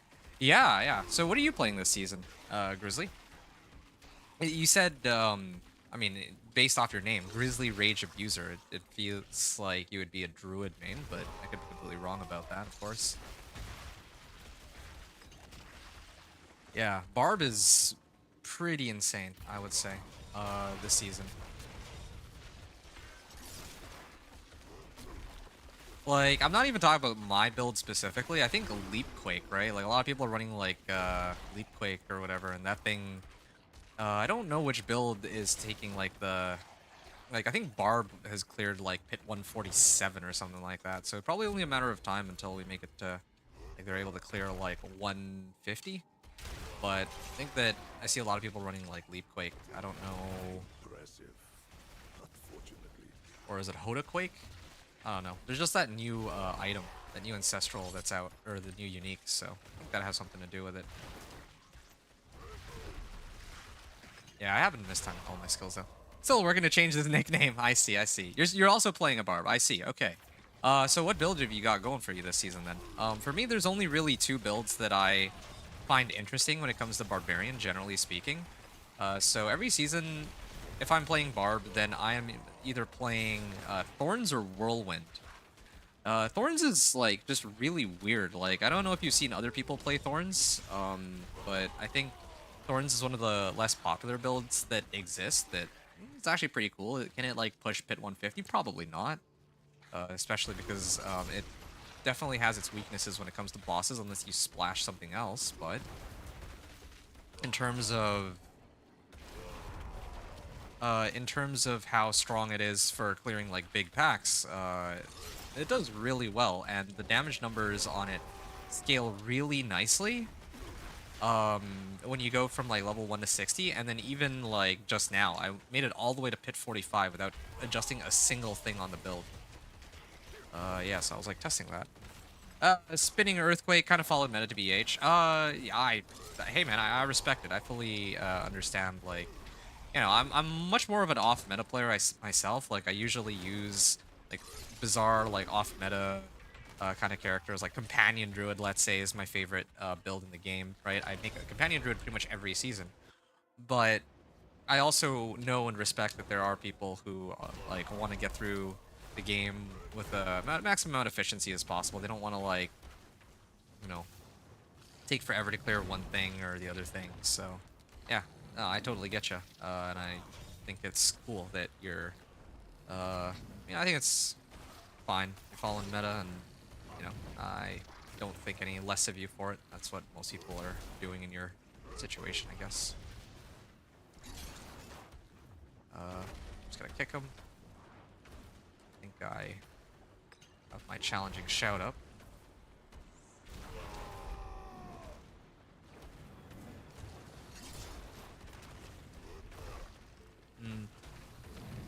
But yeah, so how's your barb going? Do you have like all of your mythics yet? Do you have like, are you in, like Torment 4? I don't know. I've met like so many people who are in all sorts of like different parts of the game. Some people just finish like level 60, other people, you know, are like progressing their way to Torment 4, and then other people finish like Torment 4 on the first day. I cleared, like I made it to Torment 4 on the first day with my companion druid. But rather than, you know, push pit or do anything like that, I feel like I have more fun diversifying and trying all of the character classes this season. So in a way, I'm sort of a generalist in that regard. Like I'm much more knowledgeable about companion druid than any other like build, I guess, in the game. And there's like some classes I know a lot more about than others. Like I'm much more familiar and comfortable playing, let's say, sorcerer than I would be like a spirit born, right? But I also still like to be able to know what each of the classes are capable of, how their skills work, that kind of stuff. So sort of what we have cooking up at the moment, at least. Okay. Just waiting for this guy to go down. 7 minutes left on the clock. Not bad. I think I... what was the last time I did this? 7:30. Yeah, so I still have roughly the same amount of clear speed, but that might have been because I was being very sloppy with this run. I got an Ancestral Ring. I got Ancestral Boots. Very nice. I already have Ancestral Boots, so probably not gonna do anything with this. Ring of the Ravenous. I don't really use Rend. At least not on this build. Gloves and ring. Okay, I definitely... Oh, this is GA on strength. But only problem is two of the other modifiers are kind of pointless. Ah, this also has a cooldown reduction on leap. Well, be kind of nice, but that's a good ring. You also need crit chance for a Thorns Barb. I mean, Thorns itself can't crit, so unfortunately, no, that doesn't help me. If anything, if you're asking me, I would actually, I was about to roll off crit strike chance for life. Of course I need life as one of the modifiers. The only question is just, do I sub out attack speed or do I sub out crit strike chance? And yeah, I know I crit with like leap and kick and all that, but most of my damage is coming solely from Thorns. Yeah, I'm playing Thorns, so crit strike chance doesn't help me. At least with attack speed, I can boost the speed at which I can activate like kick and leap and ground stomp and steel grasp. So it's marginally more useful, but not by very much. All the same. Yeah. So let me, I guess, run that.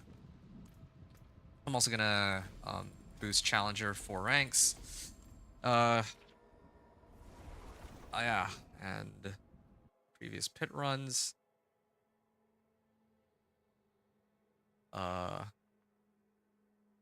But on Razor Plate. Okay, cool. It'll be a huge upgrade anyway from Legendary to... Yeah, no, that much is true. Of course, that's a given. It's a given that, yeah, like, it is an objectively much larger upgrade. Never mind the fact that, never mind the fact that I get, like, almost triple the strength on my Ancestral Ring, but I'm about to roll off attack speed or crit strike chance for life, and get, like, at least double the life, I think. But it really is just, yeah, I mean, I kind of wish that one of the other modifiers was, like, max life or something. Right? If, let's say, attack speed had rolled max life, I would have rolled crit strike chance off for, like, resistance to all elements, and that would make things a lot easier for me. Okay, well, first try, 431 max life. Of course, this is a no-brainer. I'm switching out my, yeah, I'm definitely switching out Vocalized Empowerment Ring for it. And then I'm gonna replace this with Vocalized Empowerment. And I think that puts us in a good... Wait a second, no, it's the other way. Vocalized Empowerment, yeah.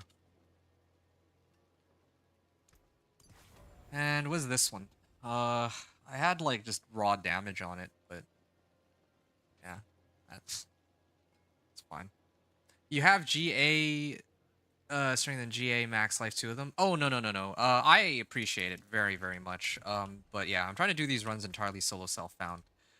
So yeah, pretty much every piece of equipment I have, yeah, it's stuff that I managed to collect either mostly during the run of this character, but you know, things like materials that are shared across all my characters. I think it's fair that I use them on this guy. Same with aspects and some of the tempering recipes too, because it's like it's not like I can just ignore the fact that I've already unlocked tempers on other characters. But yeah, like base items, I really do appreciate it. Like, yeah, I mean, I can get like thorn or keep calling it thorn mail, razor plate and all that. But yeah, I'm really trying to get this character from the ground up and running. So that's kind of it's kind of the routine on this channel, at least for me anyway. Mm, yeah. Trying to see what else I can really adjust. I can try to adjust this one real quick. Replace my helm for it, I guess. But I don't know if it's really worth the trouble right now. But thank you though, like Grizzly. I do very, very much appreciate it.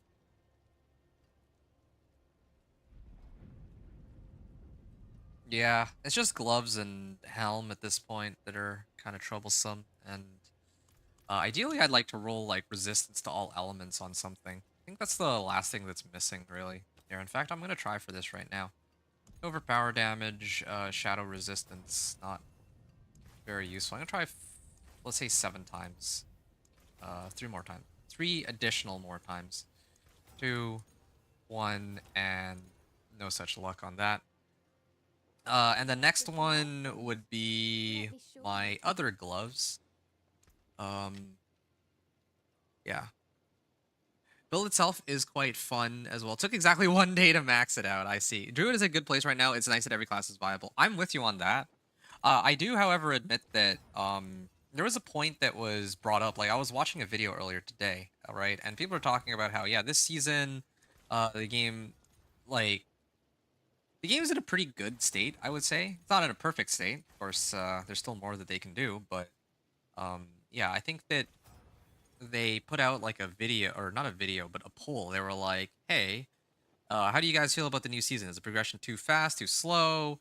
And the thing is, like, people were voting on it, but one of the top comments on that poll was, uh, how, like, because the game is, I mean, yeah, like, it's true that every class has some sort of viability, but obviously, if you start off as a Necro, particularly Bloodwave Necro, your experience is going to vastly differ from somebody who, oh, I don't know, let's say started off with, let's say Charged Bolt Sorcerer, right?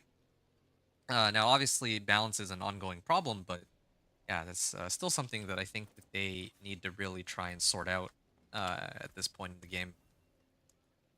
And I think that's the thing. That's another thing that's really holding the game back from achieving its, I guess you could say, maximum potential. Yeah, there's my 2 cents about it. That's how it is. Nice thing. You want to push it yourself. If you need gold, at least let me know. Oh yeah, no, I appreciate you very much, man. Similar situation there. It's like a shared resource across everybody on the account. So I'm gonna be using. I should have enough. Like, usually I limit myself to about 5 rerolls. I feel like that's, well, I mean, I do it on a whim. I don't have any like strict guidelines, but yeah, okay, if like the gold value is pushing like over 1 million, then yeah, I don't want to bankrupt myself. But all the same, yeah, no, it does mean a lot to me though that you're willing to go out of your way to help me out on this. So thank you very much for that. Some steel you need. All right. Again, I'm hoping for Thorns Well Fortified. I seem to have a knack for, even though it's a 1 in 3 chance. Okay, there we go. Wow, I actually got it right this time. Got the right roll, rather. Yeah.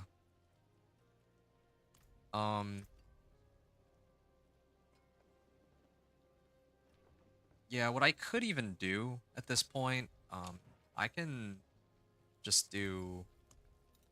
Here you This is kind of like a band-aid fix, so I don't like it, but I'm gonna put this. I'm gonna put a ruby. I'll put a ruby in one of my rings, and then I'm gonna put a, I don't know, an amethyst. There we are. Aha. So, yeah, and then I can also resocket my helm. The 2 rubies go into my new helm, and yeah, this is what we have to work with. Got you. Trading is nice in Diablo. Traded 1 amulet today. Got 60 billion gold. Wow. So really don't know what to do with that gold.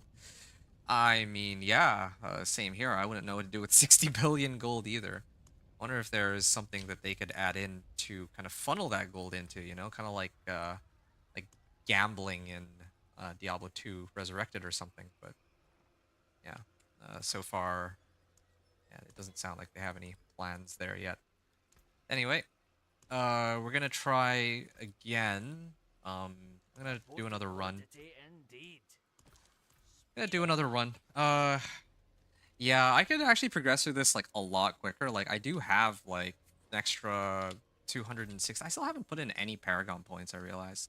But yeah, I want to see how far I can go with just upgrading my equipment alone. Just that. And nothing else. Yeah. Gold dupe. Oh, is there like a gold dupe exploit still? I didn't know.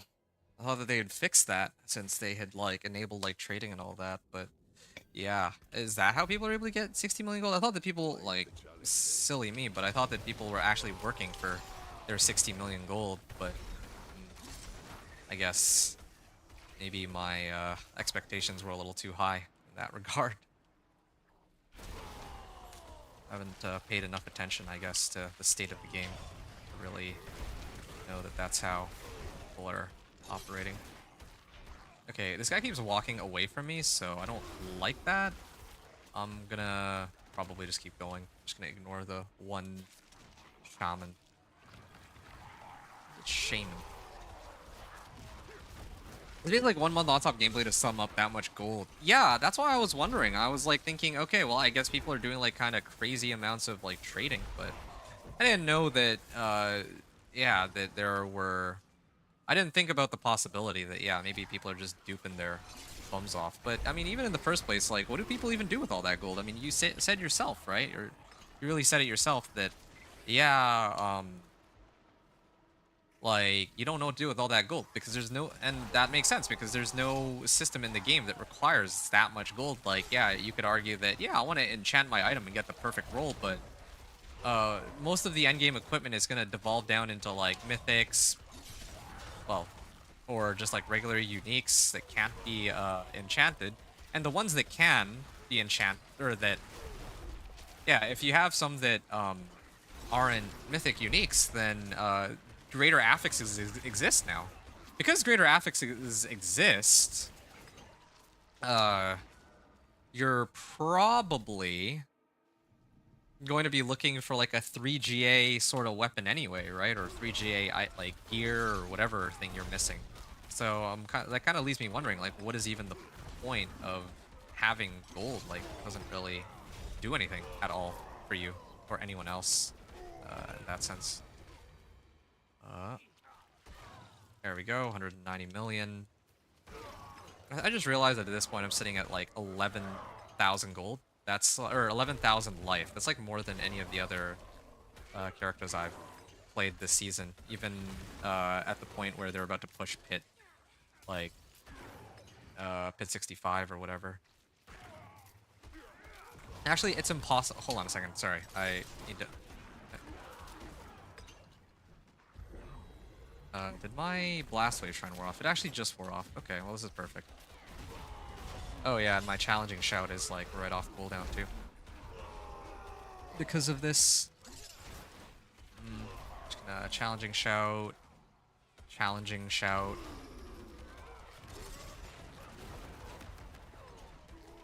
And challenging shout, iron skin.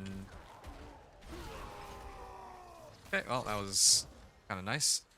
Actually, it's impossible to spend in game. I would need to buy something else from other guy for a high price as well, I guess. I mean, yeah, I mean, at least, right? Here's the thing. At the very least, you...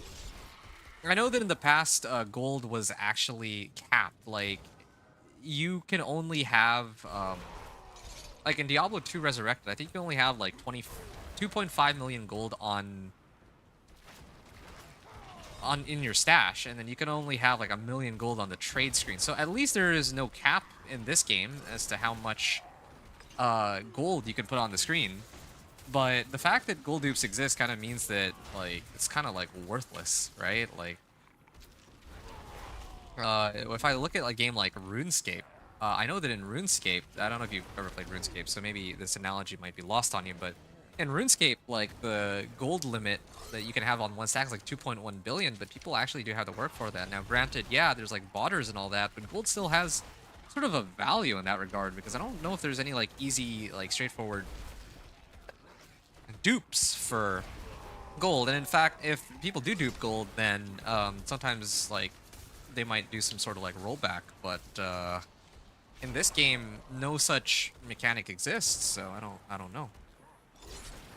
The 3GA perfect meta build items are selling for 2 to 300 billions. Basically, they have them on different accounts. Wow. All right. Yeah. Capped on 99 billion. Oh, okay. Well, I mean, the thing though is that 99 billion is an actually like practical limit. Whereas, like, yeah, you played Diablo 2 Resurrected, and like under the right circumstances, yeah, maybe you could like get to 1,000,000 gold in like 30 seconds or something, right? Here, in theory, 100 billion gold should be something that takes like many, many hours of time. But yeah, of course, people are just trivializing it because, I guess from what you're saying, that there are indeed people who are just abusing and exploiting the game. Well, yeah, that's kind of unfortunate and silly, but more so unfortunate. I had like 10 minutes on this, right? How long did this run take? And enough attention here. Um,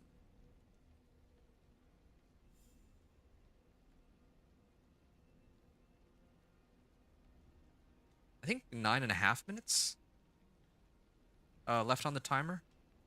Yeah, okay. It was just under 10 minutes. Okay, so I think I'm ready to take on Pit 50 here. 10 minutes remaining. And again, like, there's so many easier ways to clear this quickly.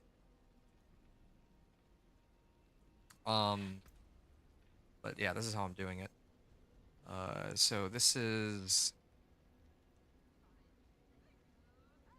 more ancestral equipment. Put on razor plate, and what else did I do here? I actually got a blast wave shrine. I think that was another thing that really helped my run out too. But did I adjust anything? Oh yeah. Item power, items. Paragon would make it much easier. Oh yeah, for sure, for sure. I mean, I don't know if you. You seem pretty chill. I like really enjoyed talking to you. So I don't know if you'll come back in the future, but if you do, then there's a lot of madness that goes into my, I guess, the way I do things. Like so in this particular case, give me a second here. I just gotta write something down, and then I can focus on our conversation. Replace 750 item power items, and then put on. Like I think I made one more adjustment, right? I'm making notes for myself, and I'll explain why. Yeah, I think this is okay. All right, sure, fine. I'm just gonna work with this. Okay. Oh yeah, it was jewelry. Switched jewelry to hit resistance cap. Okay, there we are. That's the other thing I did. Well, maybe not resistance cap, but close enough. All right. I'm gonna try now Pit 50, and we're gonna go from there. But I need to focus on Pit 50, so I'm just gonna finish my thought here. It's really cool how much attention you pay to it. You make it a journey and fun. You need to take note of that. Hey, man, fun is however you want to look at it, right? Like, hey, I have mad respect for you, too, in that, you know, you decided, hey, I feel like playing the meta build and feeling super overpowered. You know, there's nothing wrong with that at all. I myself, like I said, I myself am more of an off-meta sort of person. I really enjoy doing these sorts of, like, weird builds and trying out, like, different things. Like, that's why I have one of each character class, and even on the sorcerer that I made, I have, like, 3 classes cooking that I'm trying to hit Pit 65 with, but that's not really a crazy noteworthy achievement. I get that, but I want to actually show that content to people. That's, like, my big goal. I'm gonna link, like, my YouTube channel again. Like, I'm not trying to. Well, this is essentially shameless self-advertising here, but hopefully it'll make a bit more sense if you see like my YouTube channel. I'm putting out like all these videos about like Torment 1 to Torment 4, like level 1 to level 60, clearing Torment for Pit T65, right? I'm not commentating over them or anything. Well, okay. For the pit clears, I don't commentate on them, but for the other ones, yeah, I kind of like show the journey on my way in, and I think that's you're a professional Warzone player. Ooh. Ooh, that's so funny. I have okay, so maybe you shouldn't go to my channel because I have Warzone content on there too, but I'm like probably a trash heap in comparison to you. I imagine you're like super sweaty, like the kinds of player that I dread going up against. I'm like, sitting there complaining and whining about how there's people who are just vastly better than I am. It's hilarious actually because I'm in sort of the same boat. Call of Duty is one of my escapes too. I haven't streamed it. I haven't made content for it. I just don't think there's just not interested in that personally. But yeah, I don't do practice matches. I don't do scrims, but I do play quite a bit of Warzone myself. But yeah, Diablo is my escape from chilling. No, I completely understand you on that. Except for I guess the difference here is that a lot of the fun for me comes from making my own builds and not really following what everybody else is doing. Yeah, that's just my 2 cents. We'll check Warzone vid right away. Oh, no, no, no, no, no. There's no... I didn't do a Warzone video recently. This was when Warzone 3 was fresh, and I was, like, kind of excited to sort of, like, put out some content. I was trying to do, like, a win with every gun, but I gave up that, series very quickly once I realized that, yeah, no one was watching. And I'm like, yeah, at this point, I'd rather make content for, Diablo 4, because I think that, there's more value in me making content here than there is for Call of Duty, which already has like so many content creators there. You understand what I'm saying? So yeah, that was kind of the thought process behind all that. But with regards to everything else, what I was trying to say is just that, yeah, you're gonna need to get used to, like, if you're hanging out here in the future, right? I'd love to chat more with you. I mean, very cool conversation we had so far. You seem like a very respectful individual. I think the problem, like, that you might have is that, yeah, like, as I play my characters, right, I like to test different things out with them. If the sole goal was to get through Torment 1 to 4 as quickly as I can, I would just sink in every single Paragon point I have. Heck, I could probably even ask some people to just, bring my character directly up to Torment 4. I would just take whatever items you have to give me and, I'd be done with it, right? But in this case, like, in the future, somebody might ask me, hey, Inventor, what's it like leveling a Thorns Barb? And I can say, oh yeah, dude, Thorns Barb is completely busted. And, this is why, right? And that's because I've kind of had the time to test it. But also, more than that, I need to know, perhaps more importantly, what the breakpoints are. Well, I don't know if breakpoint's the right word in this case, but I want to know, I guess, the minimum level of power to handle specific things within the game. That's super important information to me, right? I want to know, like, okay, if you have, like, this level of equipment, what can you handle? So, going back to this whole, like, Paragon, me being Paragon 200, I haven't put a single Paragon point because I'm pretending like this is a fresh into, Torment 1 kind of character, right? Just for now. Like, probably as soon as I make it to Pit 50, I'm gonna, give that up, but like, I was just using random junk that I got when I reached level 60. I was using, like, not even 750 item power, not even 700 item power in some of my equipment, I think. And I was still able to hit Pit 45 with this, right? That's something that most people wouldn't know. That's the kind of content that I want to put out, so that I can kind of show people, like, hey guys, like, this is kind of how the build, I guess, works, that kind of thing. Okay, gotta use and abuse this Blast Wave Shrine. Although, I think I may have made a bit of an error here. I probably should have saved the Blast Wave Shrine for when I go up against the boss. Yeah, that might have been a wiser call than what I'm doing here. Because, yeah, Blast Wave Shrine, if I used it to pulse the boss, like, 5 or so times, like, I think it'd be dead, but here, I don't really need it. Like, I can very clearly kill everything at this point in the run. Oh, there's another DR monster. Well, that's okay. Well, yeah, Pyronado, and we can just everything here. Watch your Ram 7 number 1. Look at end cycle to see how people handle it. You have good positioning and decision-making. Good job. Oh, wow. Yeah, that was a very quick watch. I haven't even been in this pit run for 5 minutes. Yeah, and I appreciate that it's like a positive note because yeah, like I'm gonna be honest. Like I know I'm a content creator, but for Warzone, I would be very self-conscious if somebody was picking apart my content. Again, you're like a professional level player, so I'm like, oh man, it's kind of like having I don't know, what's a good example? Like Huskers or something. Look at my, you'd be like, ah, this guy's not good, right? But no, I mean, got a positive vibe, so I appreciate that very much. But of course, yeah, there's clearly gonna be there's gonna be plenty of room for improvement. I'm definitely not like the best of players, and I'm also KBM, so I can't really abuse aim assist as well as some people can. And my aim's not like, even among KBM, it's not like top tier by any means, right? So yeah, I put that content out purely for fun, I guess. I thought it'd be a really cool series. You know, get a win with every gun. Ram 7 was like supposed to be the start of the AR category, and I was gonna do like, what are the other ARs in MW3? You know, I guess if I engage gobbers need to pick quick last cycle says it all. Yeah. I mean, of course you do. You can watch however much or however little you want of it.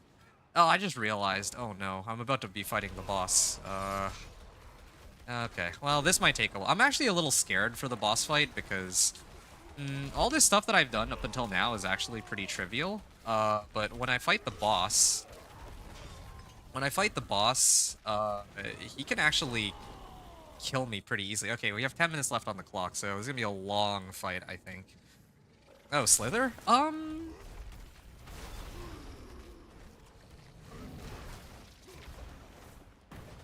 Yeah. Yeah, part of me is torn between taking hits from him, and another part of me is kind of deciding whether or not I want to just let him. KBM, yeah, for me it's like an ego challenge. Oh, that's so funny. Okay, well, I'm glad that we're on the same page then, because if I was under the impression when you said that you are like, you know, a pro and all that, that you are controller, because who the heck plays competitive and they're playing on KVM, you know? But I also didn't want to like, you know, I don't want you to get the wrong idea if you actually were a controller player, right? Like a lot of people get very defensive when if I were to say something, well, you know, I've been on like Reddit and other places, and people are like, "Oh yeah, no, controller versus KBM. KBM, you have your whole arm to aim, that kind of thing." So then it devolves into a pretty mean-spirited discussion right away. But if you and I are both on KBM, it makes this discussion significantly easier for me. Yeah, no, I mean, like, I gotta give you mad respect. I thought you were just a competitive player, but you're a competitive player on Warzone and you're running KBM, dude. You like, can I get your autograph? Like, dude, you're a beast for that. Like, that's crazy. I wouldn't do that. If I were to play, like, if I were to play like competitive on Warzone, I would absolutely switch over to like controller. First thing I do. I know, right? Everyone says it. Yeah, the 5 of us in tournaments. Yeah, out of like 100. Yeah, that's exactly what I would have expected. That's exactly what I would have thought. Like, who the heck plays Warzone competitive on KBM, right? There's a reason for that. Like, a lot of people, like, I think it's just because there's a majority of people who play controller that the ongoing sentiment is that controller is weaker, right? But a lot of people don't really realize that the vast majority of people who play the game right now are doing it on controller. And there's a reason for that, right? Even Iron, I don't know if you know, I'm sure you know who Iron is if you play competitive. Even Iron, who used to be, like, him and Huskers used to be 2 of the KBM players I used to watch. Even Iron switched over to controller. So, yeah, from Europe, so it's not as critical as in NA public games. Europe loves KBM. That's very surprising. NA, it's like 99% controller, I swear. Like, I go into a lobby, I swear I'm like the only controller player. And the thing is, it's not even like there's no evidence of that claim either. Like, you know, when you're loading into the game, you can actually see the console and input of the people in the lobby. And the vast majority of people that I play with are on console, and they're playing on controller. Now, the funniest thing, though, I admit, is that in Modern Warfare 3 Warzone, Okay, and you can correct me if I'm wrong about this, okay? I haven't really had a chance to discuss this with people at length, so I like, especially a fellow KBM player. Like, I'm actually, you have no idea how excited I actually am to talk to a fellow KBM player. I never thought I'd live long enough to see the day, like, for real. I thought that Diablo 4 would be balanced and hell would freeze over before I ever came across a fellow KBM Warzoner. But anyway, excitement aside, is it just me? Or is aim assist weaker ever since the new like Black Ops 6 integration took place than it was in Modern Warfare 3 Warzone? Because one of the reasons why I have been having a lot more fun recently with the game is because, yeah, I feel like I can actually win a lot more of my gunfights as compared to before. Like, yeah, I did the Ram 7 video, but I'm gonna be honest, right? Like, there's definitely a lot of luck associated with getting like a win or a gameplay or getting really far or getting a lot of kills for me personally.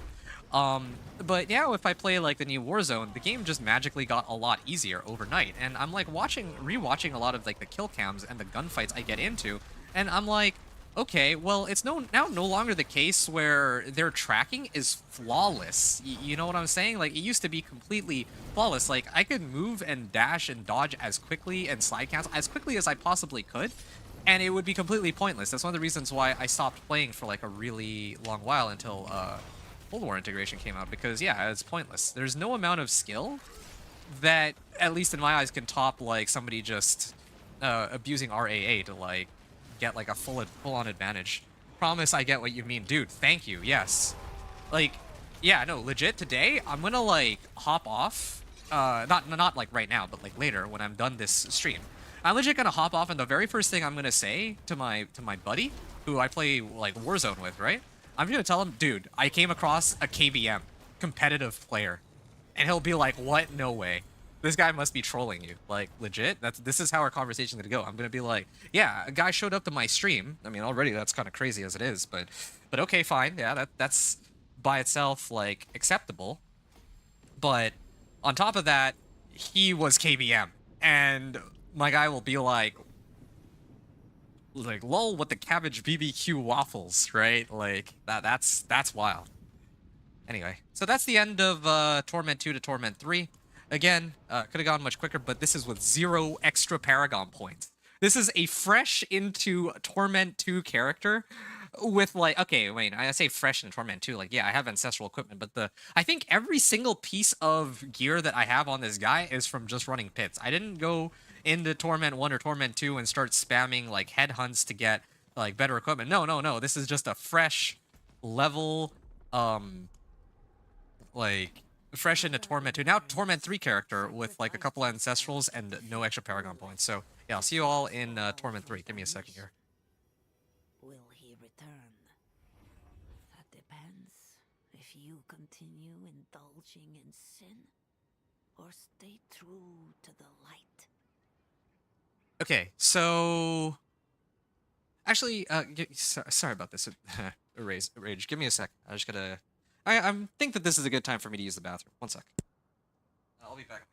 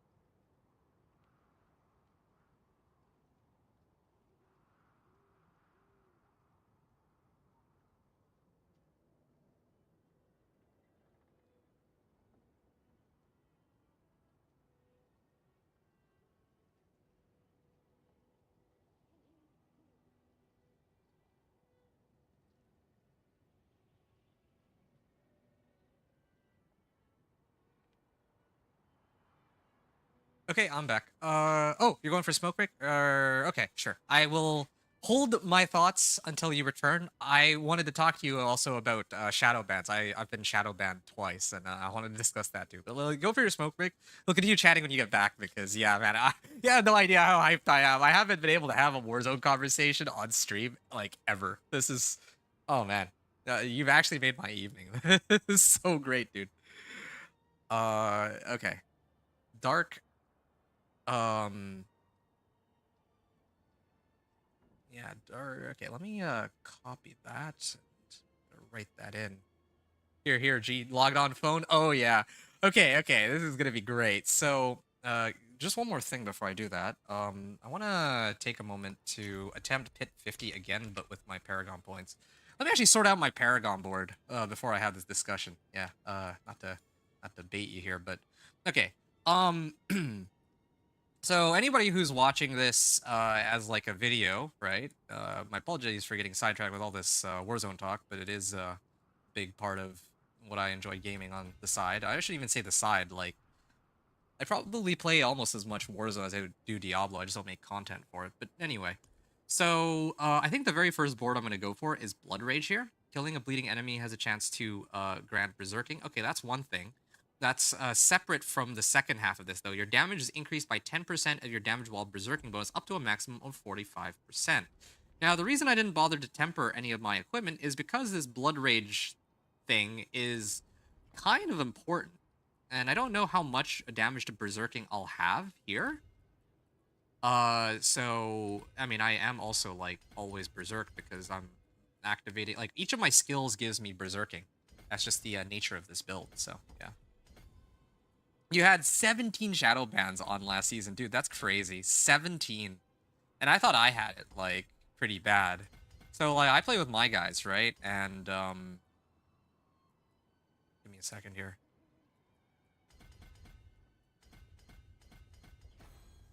Okay. I can get another glyph here. Dealing Thorns damage. Oh, yeah. Dealing Thorns damage to an enemy increases all damage it takes you by 1%. That seems pretty important while wielding a pole arm.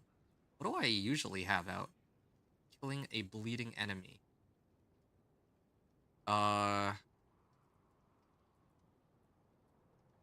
Yeah, this is actually pretty sad, but I still don't really... I have Executioner as one possible glyph, but I think I'll use this one for now. I'll start leveling that up. This is damage to bleeding. I don't know if I care about that one, though. Damage while berserking is the one that I need to focus on. So I need willpower. Let's get that willpower. I think that's kind of crucial here. Do I have enough willpower on this board? I should have enough willpower. That's 20, and I just need one more. I might actually be short one here. One willpower. Pretty sad, but... Well, actually, maybe there is a way to make this work. Unfortunately, hardware shadow ban is a thing. If a couple people spam report you, you get 2 weeks shadow. That's... I mean, yeah, I know other people who have been shadow banned too, and let me tell you, I just don't think that...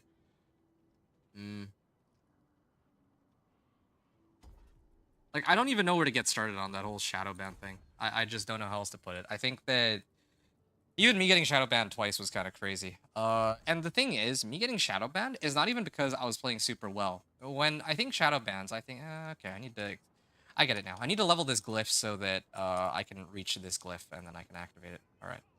5% bonus on berserking. Let me get some extra damage to berserking, and then I think we're kind of in a good state here. Yeah. Okay, are there any other things that allow me to get more damage to berserking? If not, then I have to like start tempering everything for damage to berserking. And what other boards can I get? I think I'm just gonna get one extra board by itself, and we'll see what else we can do. We also have this Warbringer. Get more Fortify, but I'm always like max Fortify, so I don't know. Oh, you deal 30% increased damage to injured and healthy enemies? Yeah, sure, why not? Free damage. Yeah, okay. Well, let's get that on too. Rotate, and Yeah, so this is now me with 2 Paragon boards. I think this is like what? Like damage. Wait, this is not the board I selected. How did this even happen?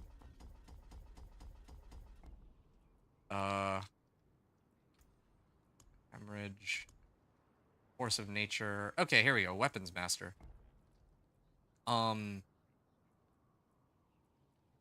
Resistance to all elements too? Yeah, sure. So, yeah, this is me trying to set myself up in such a way that I'm not really using too many Paragon points. Let's see. What's the refund cost? 103. So this is roughly the equivalent of not even Paragon 100. It's like between 50 and 100 Paragon points. And if I really wanted to, I could take out some points like here and there to really, like all these nodes. I don't actually need these. I could actually throw damage to Berserking on every piece of equipment I have, and then I would have the same result, right? But this is like the quickest way to do it. And I just want to like get a few extra free damage modifiers with my Paragon points, just to show how the build will operate in Pit now, given everything that I've just put in. Yeah, I could go and temper my equipment too with the relevant tempering stuff, but I don't even have the max roll on damage to Berserking. Now that one I absolutely would want the recipe for, so I probably will end up farming, but I want to do it on Torment 3, so yeah. Actually, a question. What scales Thorn damage? Okay, yeah, this is an excellent question, by the way. Yeah, I would say that Thorn's damage scales the most with health. The reason for that is because there's... you're getting, like... Challenging Shout gives you Thorns equal to 30% of your max life, right? So right now, my Thorns value is like 3,000. But then if I pop Challenging Shout, I get an additional like 30%. That's like almost double the Thorns, just from life alone. And in fact, the only reason I have this much Thorns is because of Razor Plate, otherwise. Yeah, and of course, yeah, you're gonna scale your health up way, way, way higher than what I have here. Like, I don't even have a, I don't even have an Ancestral Legendary, let alone Ancestral Legendary GA on max life, so... with Masterworking. So we're looking at, like... Yeah, no, that's, yeah, I'm pretty sure Thorns damage scales the most with health. Although you do also have to look out for, here it says plus Thorns while fortified. I think this is the only, like, additive damage bucket for... Or this is the only way to really, like, have additive Thorns. As far as I know. Let me just take a look at something real quick. Okay, there's also Tough as Nails, but, I mean, if it's a choice between one extra rank of Tough as Nails, which gives you, like, 3%, versus, like, plus Thorns while fortified, you probably will want Thorns while fortified. Also, Outburst. You gain Thorns for each 40 bonus max life you have. I'd forgotten about that, but yeah, like, if you have, like, huge chunks of max life, then, well, that's where Outburst comes in, too. So yeah, Thorns damage, I believe, scales the most with health. Other people who might have run the math, I'm not very good with math. I'm very good at, like, you know, actually trying this stuff out, but I don't have, like, good concrete numbers to back up my numbers, or to back up my my guesses here, in this case, at least. But that's a good question. I think Thorns damage scales health the most, that's why I prioritize that. Followed by, like, plus percent Thorns, then then base Thorns, and then strength, something like that. Oh, and then there's like plus damage. Yeah. So yeah, I mean, all of the damage buckets, of course, go hand in hand. But yeah, definitely, if I could prioritize one thing, it would be life, just because you get so much, from so much Thorns from having more max life from Challenging Shout and Outburst. Okay, gonna attempt Pit 50 again. I'm gonna see just how much quicker this run is. Actually, you know, maybe I'm gonna tone it down a bit. I'm gonna go to, like, do Pit 45. I'll do Pit 50. I'll just do Pit 50. I'm, like, strong enough to take it. And even my resistances now should be, like, close to capped. I've been burning these elixirs like candy, but... Wait, what? Why... Oh yeah, I'm in Torment 3. Oh, okay, that explains why. I'm like, why are my resistances so low? But I'm comparing to when I checked it in Torment 2. Anyway, okay, so... While I kind of try to dog walk this run, I wanted to kind of go back to our discussion about Shadowbounds. Sorry to keep you waiting on this. So, I actually did this whole shadow ban thing. I actually experienced a shadow ban. I think it was my very first one, actually. Yeah, I experienced my very first shadow ban in like Modern Warfare 3's Warzone, like the new one. And the way it happened was actually pretty like sad. It was abusing smokes. So, you know, because I kind of got sick of dealing with RAA last season, I just decided, why don't I just fight people with smokes, right? Like smokes disable like aim assist and railings too. Yeah, like railings in a building. So when I realized this, yeah, what I started to do is I'd lure people into a building just to fight them, like basically on the staircase. But then I'd try to shoot them through the railings, so that they wouldn't have their aim assist on me. Like, and I'd usually win the fight in that regard. But obviously, like, it's really situational. You don't always get access to just some free railings. So the other way I would fight people is if I'm about to initiate a CQC fight against people, I would actually open up by throwing a smoke right in front of them. And then I would just run at them in the smoke. And for, you know, just for added like guarantee that I win the fight, I would also run like a good hip fire gun. Like, oh, I don't know. Well, actually, any gun really worked, but I think Saperi was one of my favorites for this. Yeah, so Saperi, smoke, hip fire is kind of the routine I followed, and yeah, that got me by like pretty far. But I think one day, like, I dropped like what, 15 kills. It wasn't even that many. I've never even crossed 20 kills. Like, I think my record is 18. I think the highest number of kills I've ever had in a match of like Warzone for Warzone 3 is 18 kills, right? So I'm not even all that, like, I don't think I'm like a bad player per se, at least you know, in comparison to most people. I'd say I'm above average if we just go off like raw statistics, but I'm also definitely not in like the like in your case, like what, you're probably, if you're 5KD, like top probably 0.1%. And I can understand in your case, like, okay, yeah, people will all report you because, yeah, I mean, you're nasty, right? But in my case, I'm not even that good at the game, and they just straight up shadow banned me. I was flattered. I'm not gonna lie, I was flattered. I was done for the day because I could no longer play. But yeah, it's kind of sad that I dropped 15. I dropped 15 kills. I didn't even, like, I was like last few circles too. I was like maybe 10 to 15 people remaining. 15 kills. I was like ready to go on a heater and maybe drop 20 or something, like for the first time ever. And then I got kicked out of the lobby. And I was like wondering, like, wait, what the heck happened? And I tried to get another match. And then they didn't let me. And I was like, okay. Well, this is interesting. I didn't expect that at all. That happens a lot. What happened, most likely Angry Kids spam reporting for smoke kills. Maybe. I don't know if it was sus or because I was just throwing smokes at them, but I mean, yeah, maybe that was it actually, but still, it was kind of sad. I don't even think I used thermal. That's the funny thing. It's not even like I smoked and then thermaled through the smoke. Like, I play with other people who do that, right? No, I smoke and then I run and I CQC, and for me, then it's an even fight. Like, I mean, I say even very loosely, but yeah.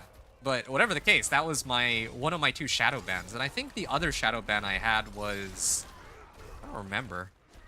I think it was when I was using thermal. I don't even think it was thermal to smoke. I think it was just thermal. And other people would throw smokes, and then yeah, I popped off that game, and then I got reported, I guess, because you can thermal through smoke. I don't even remember actually the second one, but the first one I remember very vividly. I was like, yeah, and I basically stopped playing for the week. I was like, all right, time to go do something else. It's not even like I love Warzone 3 all that much, to be honest. I just play it like, for me, I kind of play it as, to be honest, I actually take Diablo 4 more seriously than Call of Duty for a number of reasons. Like, Call of Duty, I feel like, I mean, Warzone 1, I took more seriously than almost any other game I think I've ever played, but Warzone, like, 2 onward is, like, a complete joke to me, and I don't really have it in me to, like, take the game seriously anymore. There's just, like, too many glaring issues with the game. I'm sure you've heard all of the negative sentiment regarding like even this new season that came out just last night after I ended my stream. I was like watching, I think J-God reacting to like, reacting to Jack Frag's video about, oh yeah, like, what is it about the new Warzone that people don't like? Yeah, blah, blah, blah. Is it, Warzone 1 is the best gaming creation of all time, you know? Now that is something I can, yeah, man, yeah, no, that is one thing I can get behind, brother. That is a W take. The best MNK players, Metaphor uses all the time. He engages in every fight with smokes. Oh yeah, for sure. I mean, yeah, I mean, it makes perfect sense. Like, that's, how else are you gonna compete with, like, the thing is, Metaphor could win the fights one-on-one even against somebody if he didn't have smokes, you know?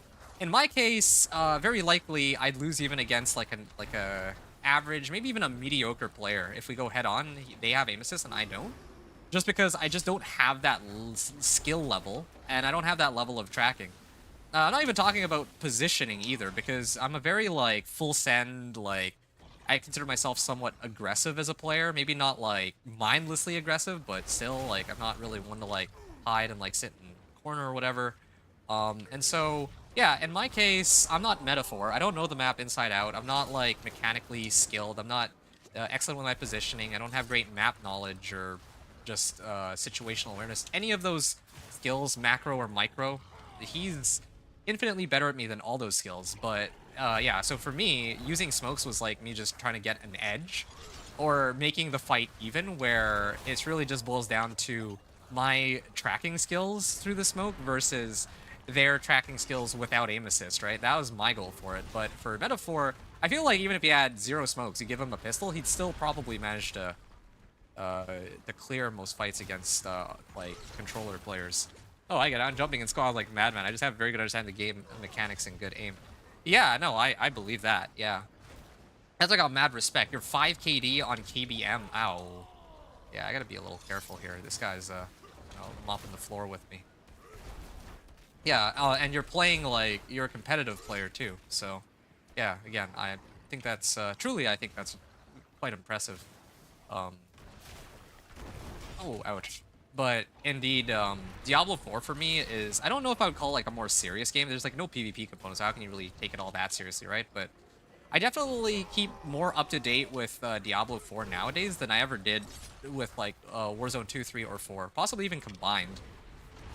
Like usually, if there's, you know, news for Warzone, then I let other people inform me. Even this season, Season 2, I was like, oh, okay, there's a new season? I didn't even know. I was too busy playing, like, Diablo. It was on Tuesday, right? They just released the patch. Wait, it was just yesterday, yeah. They released the patch just yesterday. I mean, you said you're EU. I'm an NA, so for me it was literally yesterday, but in your case, maybe it was the day after.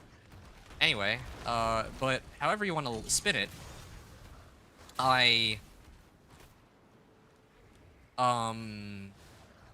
didn't really know what they were changing for the game until the patch had already come out, and I was like, oh, okay, I should now probably actually take a look at the patch notes and see what they've adjusted. Oh, what? This guy's still alive? Yo, that's not good. Error. Done. Okay. Cool. That was a close one. That was actually a close one. That could have gone really messy.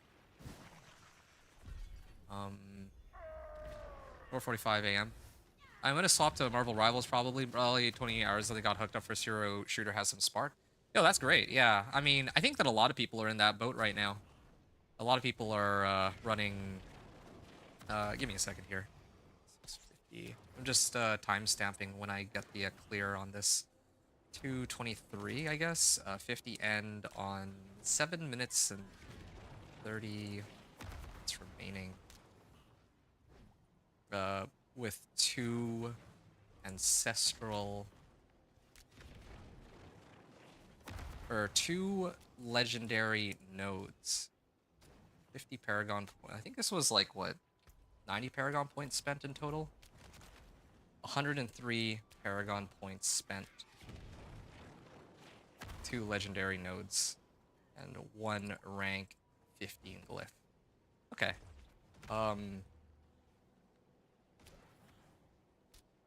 50 end. So I think I had like less than 4 minutes remaining.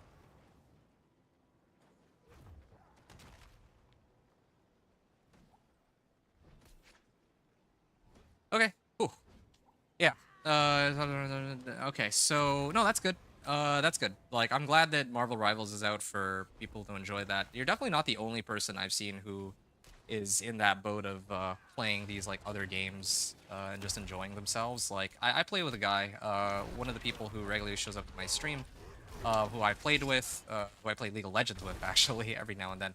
Guy's name is Cam Cameo, and he's been playing like a good amount of Marvel Rivals recently. So yeah, I mean, I'm glad that people are kind of migrating over and enjoying themselves on that. I think that's amazing. Because yeah, like it's people shouldn't be forced to play Warzone just because it's the only available game out there. I'm gonna get Challenger Glyph here. There we go. Rank 46. Let's just get that out of the way. Ooh, this one's got strength and shadow resistance. This one has resistance to all elements, but I'm never gonna downgrade. I already have two really good one-handers, so I didn't really need these ones, but I mean, who knows? Maybe I will keep them as spares in case I Off we go again. brick my existing swords. You played LOL for 7 years in teenage years. Ah, you're a funny one. 7 years, huh?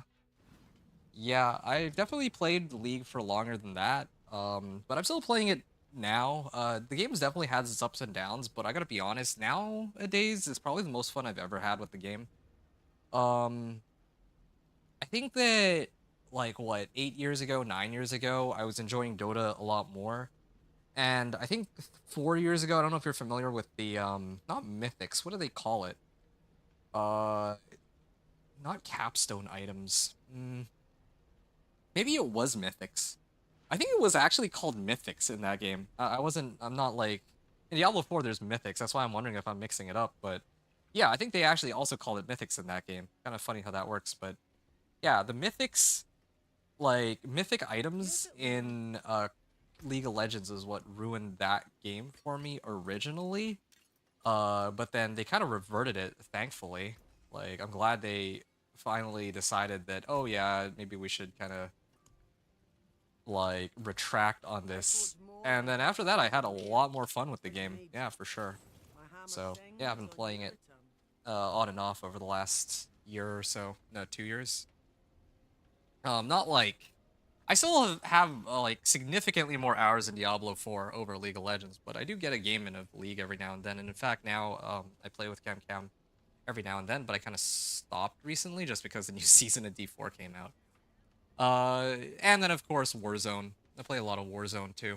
Not Warzone like the number 2, but the new. You can even call it that, the new Warzone. Yeah. So that's it for me. Well. Also, I kind of missed this message earlier because I was doing the pit run. As you remember, Thorns builds was also intercepting earthquakes. Actually, I'm gonna take this moment to kind of chill. Oh, wait, no. I'm gonna do one more run. I just remembered. I should activate the additional bonus. Yeah, I need to activate the additional bonus on my glyph, and then I'll be ready to go and take on... I mean, I'm already able to do these headhunts. Like, right now, if I started running headhunts, I could probably blitz it, but I want to level my Paragon glyph since it's already almost rank 15, and then I'll get like a free 15% damage boost. So I might as well. And also, the monsters in this Torment tier are roughly the same level of difficulty as the ones in Pit 50, so, I mean, this, I guess, just makes sense in general. Anyway. As I remember, Thorns build was also intercepting earthquakes. With season buff to earthquakes, yeah, it would be really cool to intercept it. I guess what you mean is, like, to actually, like, get in on that. One of the reasons why I didn't bother to throw in like Dust Devils and Earthquakes, even though that, and same thing with like, if I could like, I could probably throw in like Upheaval. I could really go and get more sources of like multiplying my damage. The sole reason I don't do that is because I'm really trying to see how far I can get with primarily Thorns damage. Like, yeah, I have Kick, I have Ground Stomp, I have Steel Grasp. These all do damage, but the vast majority of my damage, I think we can both agree, and what most people will agree on, is that it's mainly coming from the Thorns itself. I didn't want to take away from Thorns and kind of like switch and have like an Earthquake Dust Devils build, personally. Uh, and similar situation with Whirlwind. I have ranted about this for ages. I'm like a nobody in Diablo 4, so it's not like anyone will listen to me on this, but I'm sure I'm not the only person who feels this way. I really do wish that they would really scale back the power of Earthquakes and Dust Devils and increase the power of Whirlwinds. Like, people are like, hey, yeah, this is a Whirlwind Barb that's actually kind of insane, but in reality, it's like a Whirlwind Dust Devils or Whirlwind Earthquakes or Whirlwind Dust Devils and Earthquake build, which is, I think, perhaps the most offensive example. And that kind of gets me thinking. I'm like, well, at that point, it's not really like a proper Thorns build or a proper Whirlwind build like the way I'd want. I want just classic Whirlwind. You spin to win, and then you go. Kind of like Dance of Knives Rogue that I was playing this season, but yeah, like Dance of Knives Rogue felt really, really good, even when I'm fighting like single monsters, like bosses, even if I'm fighting multiple monsters, like packs with elites in them. You name it, Dance of Knives felt great throughout. Like, why can't the Whirlwind be something like that? Why does it feel so weak at all stages of the game? I just don't get it. The balancing in that regard just does not make sense to me. Also, Grizzly... oh, I missed this comment earlier, too. You're actually dropping COD in a day or two. Hey, I completely respect that, man. And I think that they have also made it so that now consoles have their own... Like, they can choose to turn on or off cross-platform. I mean, like, good for them. Like, a lot of people will be a lot happier with that. Yeah, I guess it remains to be seen how that'll impact us, but... Actually, possible to play the one cheating is insane. Yeah, definitely... Yeah, I was watching some gameplay footage, I think, today of people who were just cheating with, like... Well, I mean, they got kicked out of the game. It was TEEP, or TP. I don't know which of, like... I don't know if it prefers TEEP or TP, but... he did have, like, a match where he was, like, just spectating a guy that killed his teammate, and, yeah, just doing this, like, lock-on kind of into the sky sort of vibes, and, well... After looking at the ground, of course, and it's like, okay, yeah, well, this guy is clearly doing the thing, you know?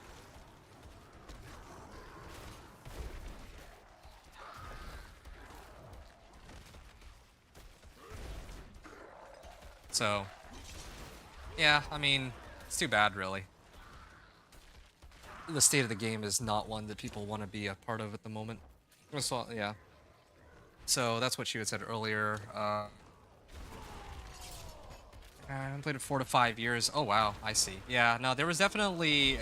I don't know if... No, I don't think you were playing when they had Mythics. Or maybe they had just introduced it before, like, a little before or a little after you quit. But anyway, yeah. WW and Dust Devil does no damage, to be honest, on this meta build. The whole build comes from Earthquakes.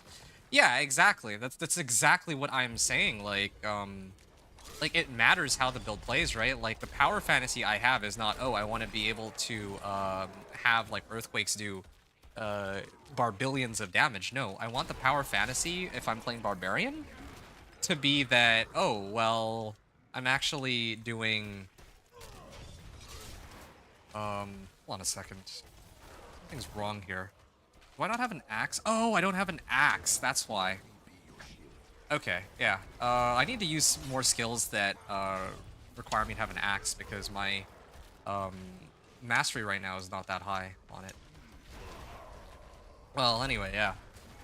Again, I don't want Barb to feel weak, okay? I want all the classes to feel good, but I think my biggest complaint is that they really keep doubling down on Whirlwind being not a very good skill. And it was a similar situation in the past with summons. I don't know if you ever cared for Minion Necro or Companion Druid at all.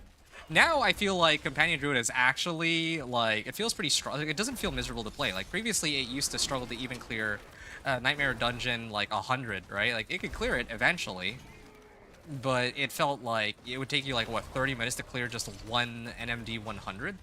But now with the changes they made, like, yeah, Companion Druid is, like, low-key on the upper echelons of damage of, like, is consistently, like, maybe, like, an A-tier build. It's, like, just under what the top pushers would use. Okay, maybe this season would be closer to a B-tier, but however you want to look at it, They actually gave this really nice glow up to Minion Necro and to Companion Druid, right?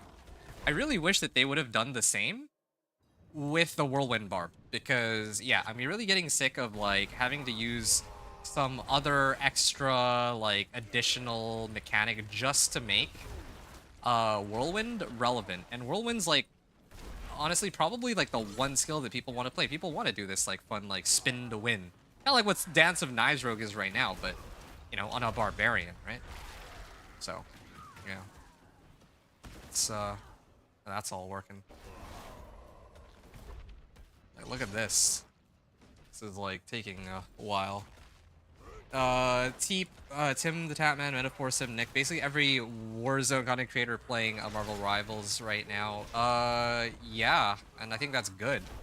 I think it's good for two reasons. It means that like Activision, like somebody in Activision will be unhappy about it and have to do something about it, you know, about the current state of the game. And like, because they can't just have it be the case where all their like obviously if content creators are leaving, it's not like, you know, maybe they're like casual fans don't really care. Like there's gonna be a lot of casuals who don't watch content from these like these big names, right? But it should be kind of a sign that yeah, there's gonna be a lot of people who are dissatisfied with the state of the game and they kind of can't keep the game the way it is. Even this new season that released, I was playing like last night, right? This new season that released, a lot of the problems that that existed in the game still exist right now. It's been like 60 days since the game's launch, and nothing really got fixed.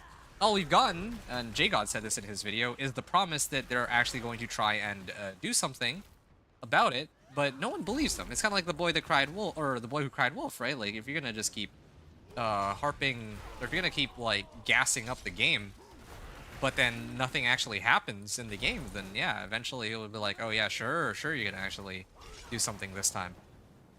And yeah, that's exactly what's happening right now. Like I hopped on yesterday, and what did it, like, what was the problem yesterday? Oh yeah, this audio issue, right? Yeah, I went on, and I think one of my first deaths last night was the parachute audio was kind of messed up. Like, I hear parachute next to me, and then it just disappears. Or like, yeah, it's always parachute audio for some reason that they can't get right. Or like the direction of footsteps is still the wrong direction from what I can tell. Like, it's just not. There's just like a lot of stuff. Like I don't know, man. You gotta like, yeah, it's just dog water. It was a leak that their interns are selling cheat codes. Oh wait, no, game codes to cheaters for 30 to 40k USD. Oh wow.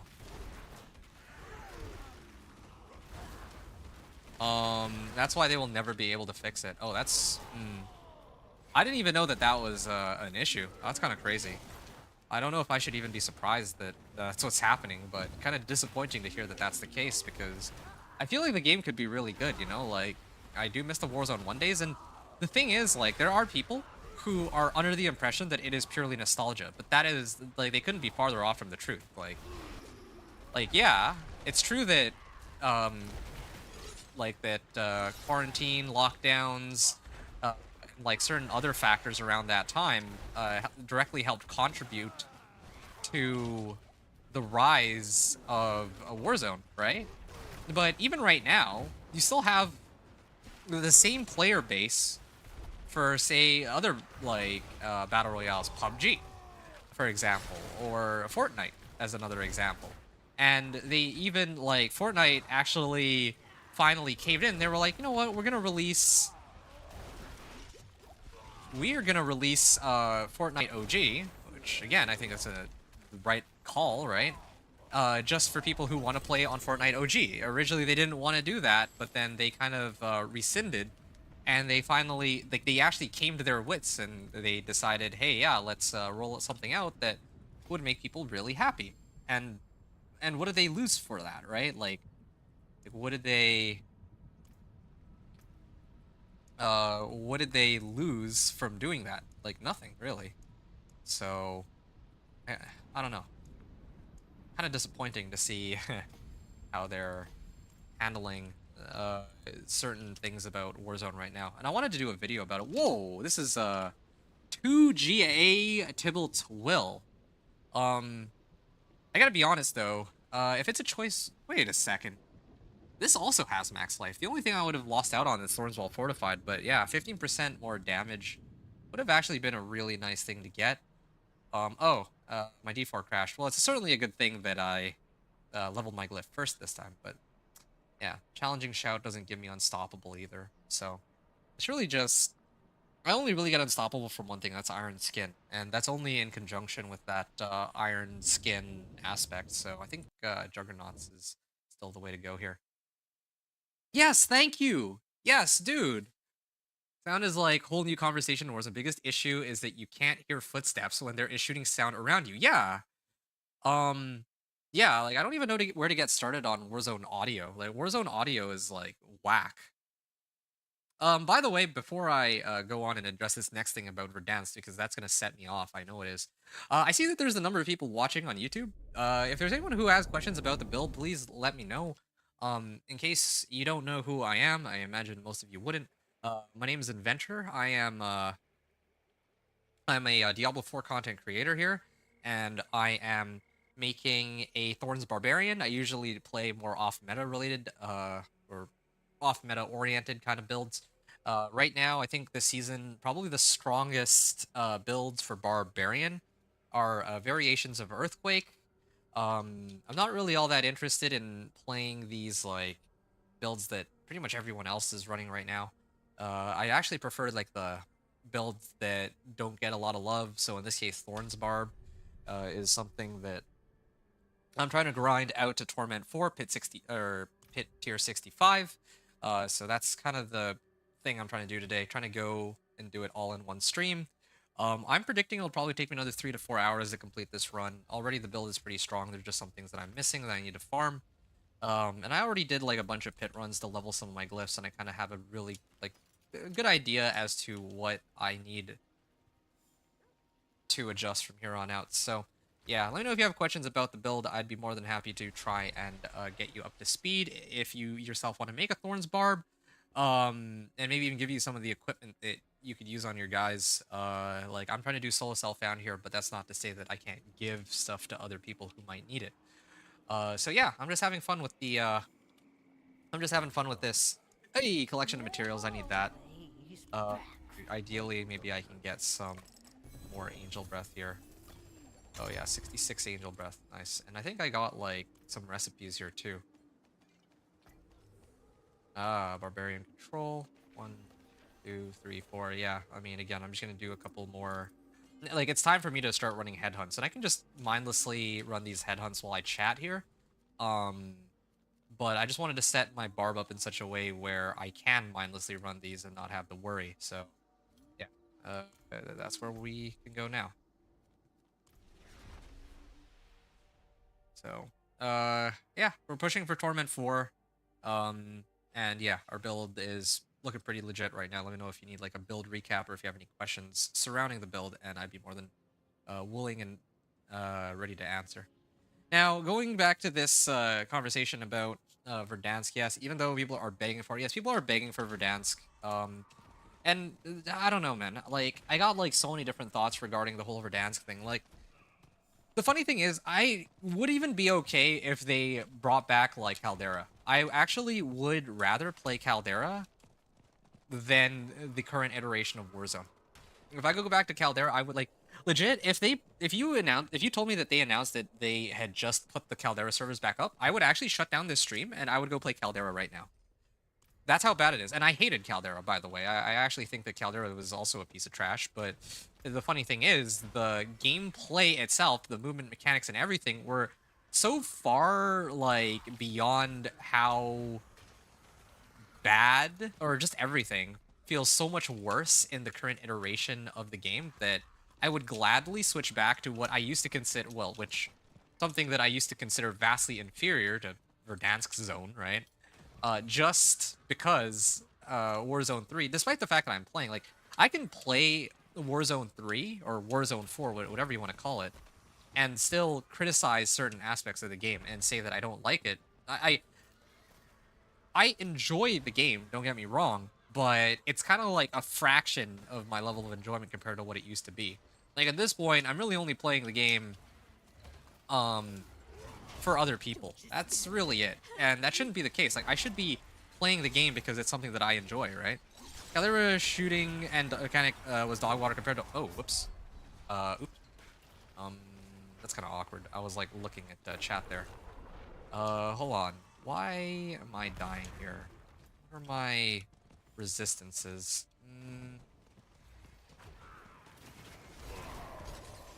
Why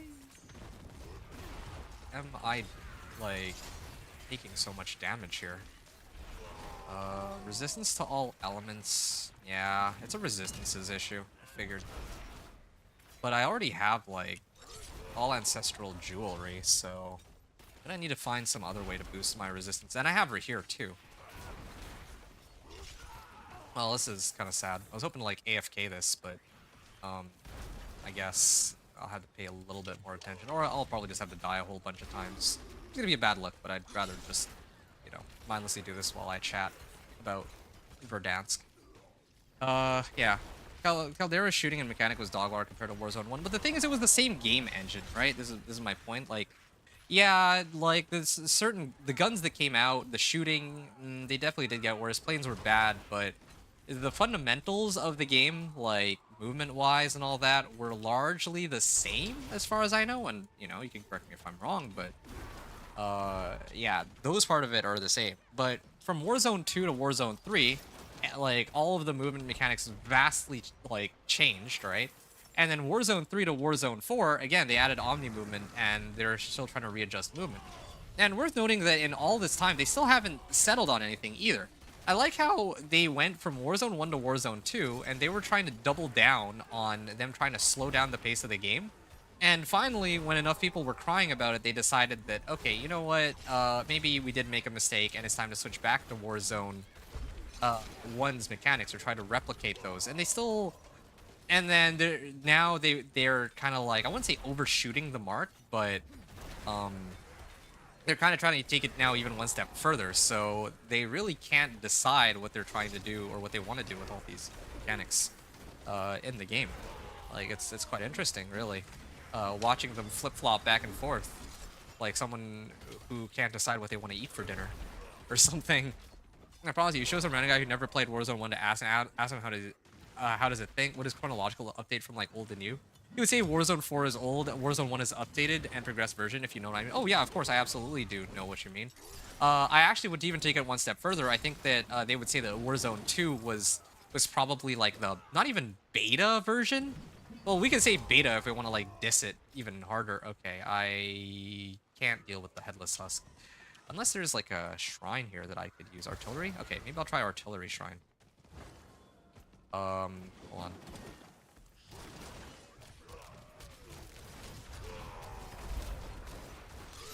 Oh man, I do no damage. Like, it needs to be Blast Wave. With Blast Wave, I'm okay. With Artillery, I'm not.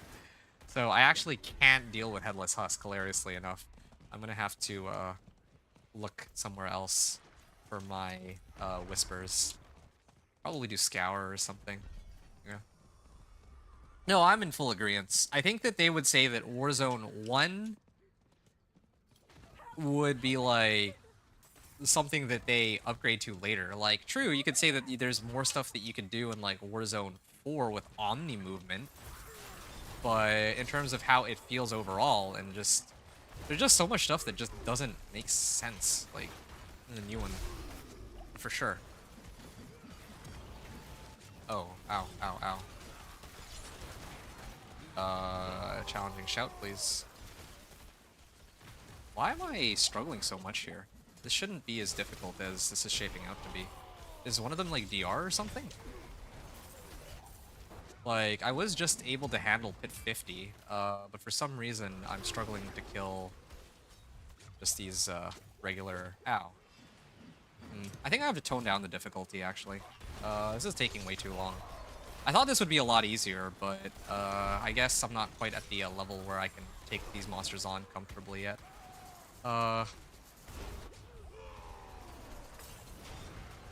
I might do the thing also where I set it to Torment 2, and then I just do my whispers there, and then I switch it to Torment 3, and then I turn them in for better rewards. I think that's how it works, because that's how they've designed the torments for some reason. I actually think it matters. From normal to or normal to penitent, it doesn't matter where you turn in your rewards. But Torment 1 to Torment 4, I think you do Torment on. Or maybe the whispers might be, or the favors might not actually be shared. I have to double check that. I'm gonna finish this one, and then we'll see. It's shared. Wait, this guy is here, but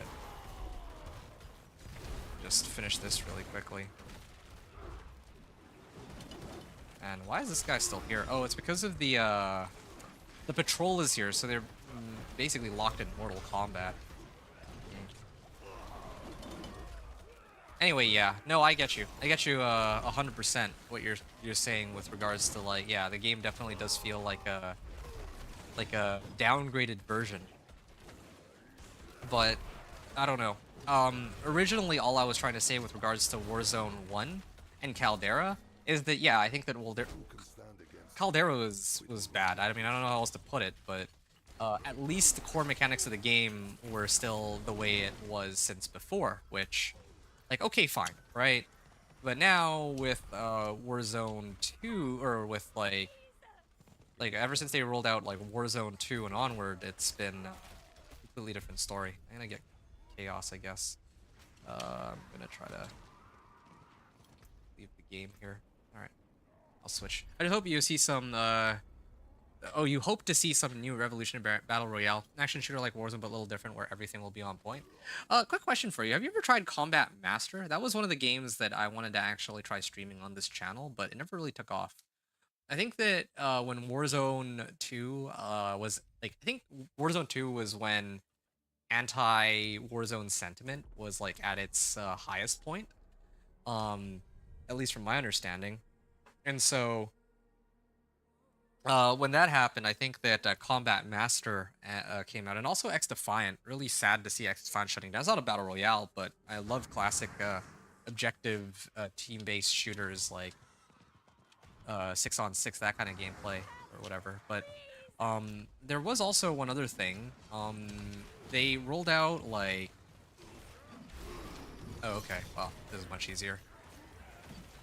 Yeah, there was also Combat Master, and I think they had like Combat Zone. I know it's basically like the Temu version of Warzone. I'm not kidding you. They changed it. Oh, okay, the progress is different from the difficulties, it looks like. But yeah, I'm gonna go to a different headhunt. This is taking way too much time. Yeah, it's kind of like the Temu version of Warzone.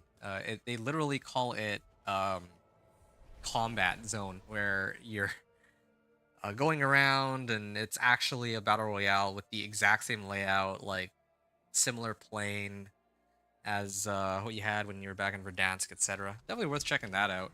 You played it, couldn't take it seriously. Yeah, neither could I. Definitely that one was like a graphics issue, and it's like they really took stuff in Warzone and put it on. Like, it just doesn't feel the same. Like, it's cool for what it is, and I think that it was also built for like mobile players, but overall, yeah, no, I couldn't I couldn't really stomach it down, try as I might. Right? Earthquakes deal more damage. Okay. Don't need that, but I did get another recipe. That's what I was looking for. Resistance to all elements, yeah. Yeah, I'm with you on that, though. It definitely was not something that could be taken super seriously, but it was still interesting to see. There's just like everything about it just felt so weird. Just felt off. Like, and I'm not even gonna really go and entertain that with like a full discussion, but anyway, yeah. I mean, you've probably heard the news. You're probably more well acquainted with it than I am about the COD community. That they're bringing back Verdansk, like the map itself. None of the mechanics. Mechanics are whatever, I guess, for them. Like, I don't know. I wish that they would just like bring back Verdansk, Warzone 1, and give us the option of playing on Warzone 1 servers or the new servers. I wonder just how quickly this game would die overnight. Like they really insist on doubling down on the new engine. They even shut that. Like, it's crazy to me. They double down so hard that they shut down the old servers, so you can't even play on Caldera if you want to. Like, never mind the fact that you couldn't play in Verdansk at all ever since like end of 2021, I think, right? Like, the fact that they just completely got rid of any semblance of like the old Warzone, it's like, well, why? Like, why do that? Like, why not just give people the choice? Like, is it really was Warzone? I mean, I guess people are gonna say, of course, that yeah, probably something to do with sales. Like, they want everyone in the community to play the old Warzone, but or like the new Warzone. But I mean, in that case, if that's really the problem, why not just like keep releasing like new skins and bundles in the old Warzone if not being able to make money is what you're concerned about? Like, I guess yeah, maybe they're trying to like tease making money by getting people to buy the new gun and bundle because they don't have anything unlocked or the most overpowered guns unlocked. But man, dude, like, I just don't get it. Like, how much more do player numbers have to decline before they finally say, okay, well, we messed up, we made a mistake, let's bring back things to the way they were. And for the record, I'm not normally so negative about like gaming related stuff. Like, I usually have, I mean, I know it's like largely the same company, but I try to have a more positive outlook, generally speaking, for Diablo 4. But like Call of Duty is like, I'm very bitter about, because, you know, I was with them for ages, you know? So, like, I've been playing ever since like back in like I guess the golden age with like World at War and Black Ops and the original Modern Warfare and all that. And then yeah, when Warzone came out, yeah, that was truly an exciting time for me to have that like resurgence back into like Call of Duty, and it was looking great. And you know, it got me through some times during that, during like the lockdowns and all. But then they decided, you know what, let's just shoot ourselves in the foot. And you know, I don't know who it even benefits. Does it benefit them? I guess it would benefit them, but like, wouldn't it just be better to like, you know, give people the choice to play whatever, like whichever one they want, and then charge people accordingly? I don't know. What do I know about sales? They probably have numbers to back it up, but man, it's. And then now they're at the point where they want to like roll out Verdansk, and okay, sure, Verdansk is only like a part of the problem though, right? Or not being on Verdansk. Like, basically, not being on Verdansk is mostly tied to not having a map that people are actually satisfied with. But I think that like more of the problem not only stems from not being able to, not having a map that people are satisfied with, but also that the game is in a state that people aren't happy with. I think that's the bigger issue that they should be addressing. Like, there's so many problems with the game. Audio, like, balancing, like, gameplay objectives and the flow of the game, and mobility and all this stuff. Like, it really... Jack Frags really hit the nail on the head. I would have said the exact same thing when it came to mobility. He was talking about how, yeah, like, what is even the point of vehicles anymore? Yeah, vehicles actually used to be pretty fun, but now all people are going to do is just balloon on you, right? Like yeah, I don't know. There's a lot of stuff there that they need to change with the pacing of the game, I would imagine. Yeah, I really do think that the game in its current state, they really messed up the pacing a lot. So, and I think, I guess I missed it. There was a boss here, but I guess they already cleared it. Hey, Ire Rune. Or Ire Glyph. What other ones can I defeat? The Rasping Shades. Oh, did I turn in something that... Oh, man, I think I hit a cauldron, and now there's like... It's like bugged again. Anyway. I also played Warzone Mobile professionally. Okay. Was in finals. Oh, wow. I didn't realize that all this competitive stuff exists. But anyway, yeah. Was in finals okay. Europe Cup and even that game is in better state than Warzone. That's hilarious. Reminds me of League of Legends. There's like Wild Rift. And I think Wild Rift is apparently in a better state than like League of Legends. But I don't even mind League of Legends' state too much in comparison to Call of Duty. It's hilarious to me that people complain so much about like League of Legends. Like I think my biggest complaint about League is the launcher.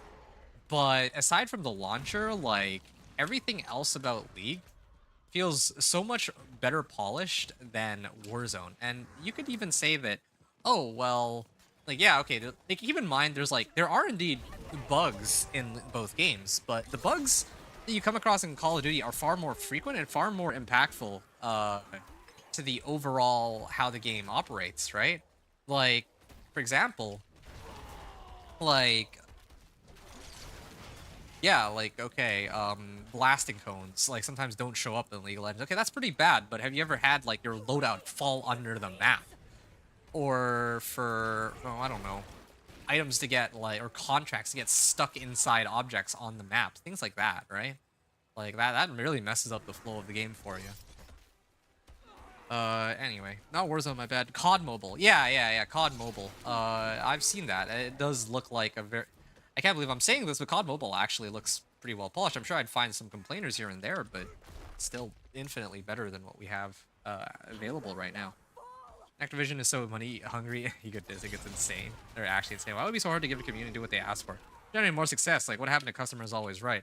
Yeah, I don't know if I'd say customers are always right. Like, don't get me wrong. I have my disagreements with people who play Diablo 4, and, you know, you can't please everybody in the community, right? But I think Warzone is a very egregious case. Because the issues that people complain about in Diablo 4 are like, oh, is the pacing of the game too fast or too slow? And of course, you're going to have one camp of people who are support like the game being tougher, and another camp of people who support the game being easier. And then there's a bunch of us that are somewhere in between, myself included. But on the other hand, maybe I'll go and salvage everything real quick. Yeah, but also like ancestral helm, that's useful. On the other hand, like in Call of Duty, I think universally, every single person will agree on two things. The game needs a better the game needs to be like has a lot like there's a lot of bugs in the game that should be fixed, first of all. And the game needs a better anti-cheat. On those two things, I think every single person who's playing the game right now, except for the cheaters themselves, obviously, would agree on that. And yeah, I mean, I don't know how else to put it, but yeah.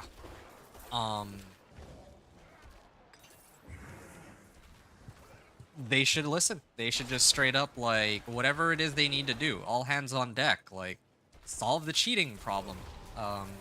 You know, like, again, Jack Frag said it himself, like, there's been, like, so many lawsuits, and, oh, they switched over to Ricochet anti-cheat, and then they did this, and they did that, and for what? What did they accomplish in all this time? Like, the game is still, like, you said yourself, like, you played, and it's unplayable because there's cheaters. Like, well, what the heck, man? Kind of funny too. We started this conversation off on Diablo 4, and then we end up kind of ranting about Diablo or Call of Duty. I think it's pretty hilarious. Yeah. Yeah, I don't know, man. I don't know. I just hope that they eventually. It is done. Like, I don't even know where to get started. Oh, great collection of helms. Let me see what I roll. Oh, that's good. It could be better, but that's pretty good. Did I... Oh, okay, collection of two-handers. I actually think collection of two-handers is the best option here because I already have a set of pants that are pretty good. I have a helm that's good, but I need ancestral, like, two-hander right now. That's kind of what I'm missing. Malignant Heart, okay, sure. So, no, I'm with you. I'm completely with you on this. I should open these one at a time. I always forget that I might double up on recipes if I don't. Furious augments. Okay. Hold on a second. Let me salvage everything first. Grab the rest of this.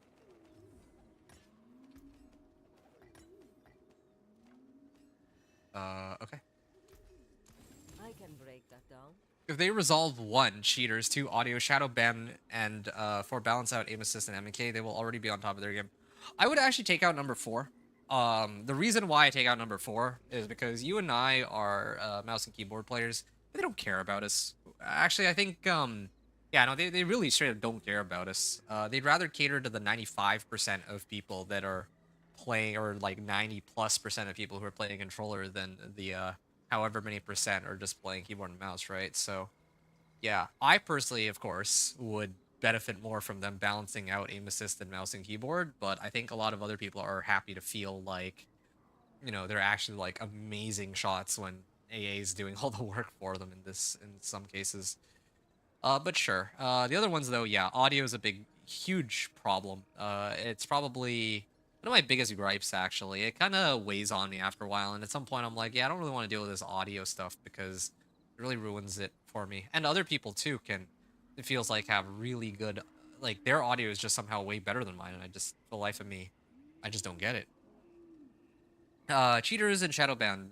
So yeah, Shadowban is a huge problem, yeah, but of course, number one, cheaters, yes. Cheaters, number one priority. Uh, I'm gonna be honest with you though, in the entirety of Modern Warfare 3, I will admit, I did come across just one, maybe like a handful of cheaters, like blatant cheaters at most. Other people are kind of like suspicious, but it was actually like not as bad as the Verdansk days, right? That's the one thing I'll give them, that Verdansk did have quite the cheater epidemic, and it was way worse than anything we have now. Hands down, no debate, honestly. But on the other hand, Verdansk was also just a much better game. Like, or just like, I actually wanted to play the game, and it had nothing to do with, oh, I'm sick of, or oh, the game's fresh and it's like, it's like all new for me. No, it was just that the game was way better polished in so many different regards. Even looting system, I think my favorite example, because it's so easy for me to point out, is the looting system.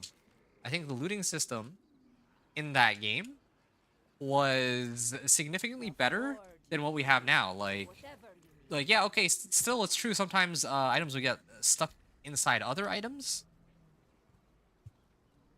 but I would still prefer, I prefer that I could run over a dead body, and then I can pick up whichever things I need, because they got kind of like spread out, so I can pick out exactly which loot I want. I don't have like face the ground, like anything like that.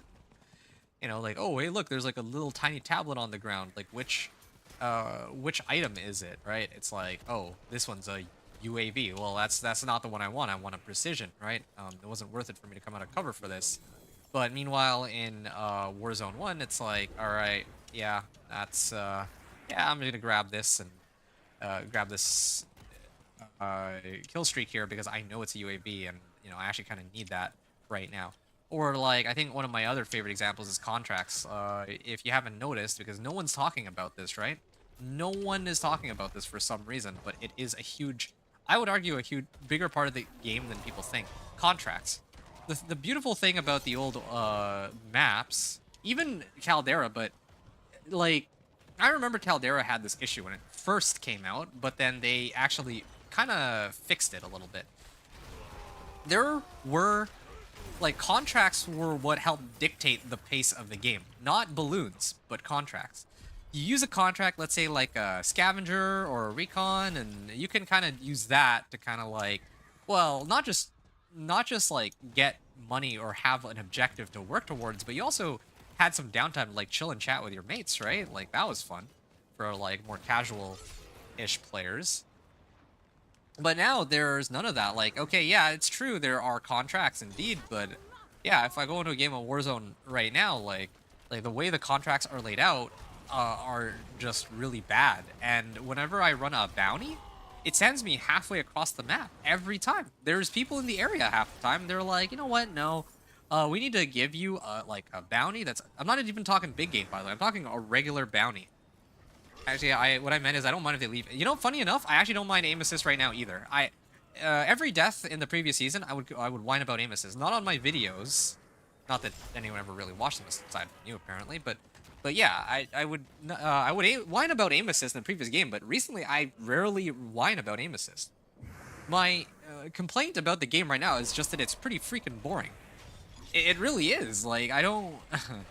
I don't even know where to get started. It's pretty boring to play. Like I still play it, yeah, but again, I mainly play it just because, others ask me to join, and to be honest, if not for that, I would not touch it. I straight up wouldn't like I'm playing Diablo 4 right now. I'm having a lot of fun with it. Like look at me right now. Like, yay, I'm blasting things with Thorns Barb. It's so chill and it's so enjoyable and I enjoy it so much in comparison to hopping on to the queue. I have to wait like 5-10 minutes for a game. They finally throw me into a game. Never mind the fact that right now it's riddled with people who are basically like really really good at the game because it's a new patch, right? But yeah, like there's also the issue of like, oh, maybe somebody will crash out of the game, or oh, here's one of my personal favorites. They still keep taking out like at the end of Modern Warfare 3's life cycle, I think one of my biggest gripes was that they kept taking out duos and trios. First, it was, all 4 game modes: solos, duos, trios, quads. Then it was just duo, or then they removed, I think it was duos. Then they removed trios. And now they're in a state where they brought back every game mode, right? All 4 squad types, and then they removed trios. I mean, they have it in for ranked. Like, all right, sure, fair enough. But I'm getting real sick of them introducing these garbage game modes, and then like side game modes, and then like their core game modes. They're like, you know what? Nah, we need to remove one. Like this one or that one. I think that it's pretty stupid.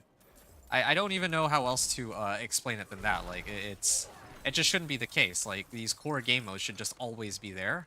It's kind of yeah, it's kind of insane to me that they're not just leaving it as it is in that regard.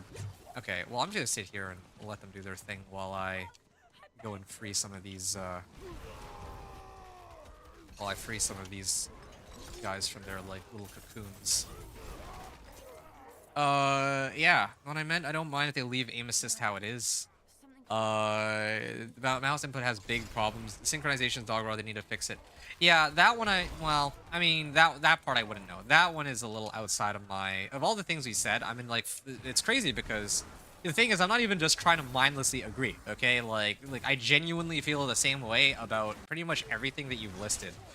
Sans the aim assist, but I mean, even you pointed out, it's like, yeah, okay, aim assist right now is actually not that bad. Actually, I would even argue that it's better than Warzone 1 aim assist, like, not as broken, but that's a completely separate discussion.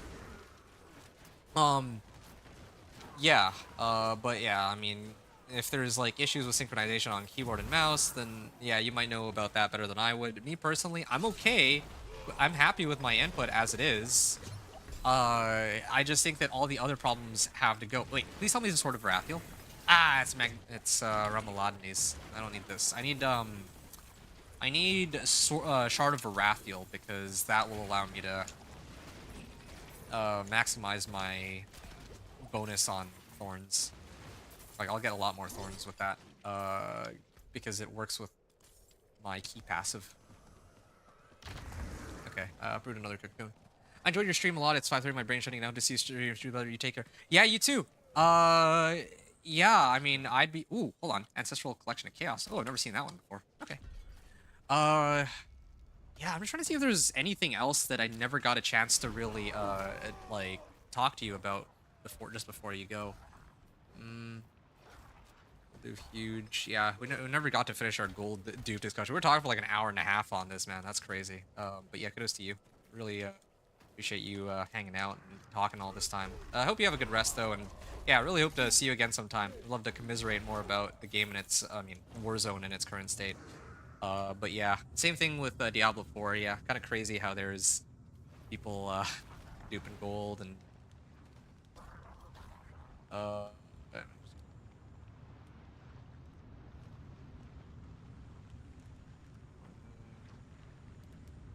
yeah, I was talking. I remember the last thing I think I was discussing.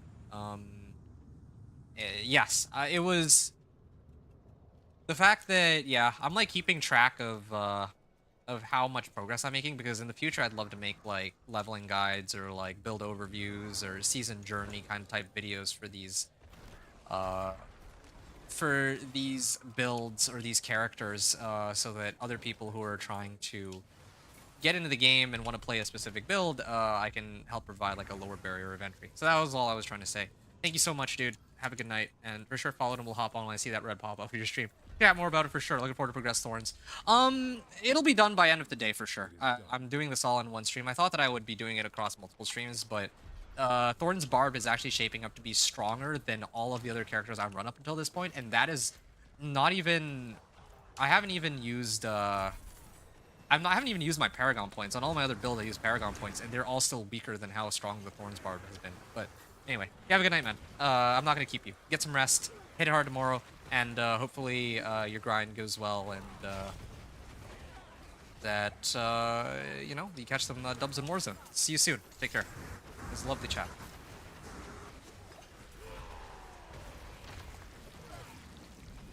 Okay, yeah, no, that was a really good conversation, though, with Grizzly Rage Abuser, in fact. Yep, there we go. Yeah, that was an amazing conversation. So now, if we can kind of get back into talking or discussing about, like, I mean, I didn't see anybody saying anything in chat either, so I'm gonna go on a limb and guess that, you know, that people don't really have too many questions about the build. I'm just mindlessly farming anyway. I should say mindlessly, but it's not entirely mindless. I mean, there's like an objective here, right? Farming to try to get the things that I need to round out this build. That's really it, you know?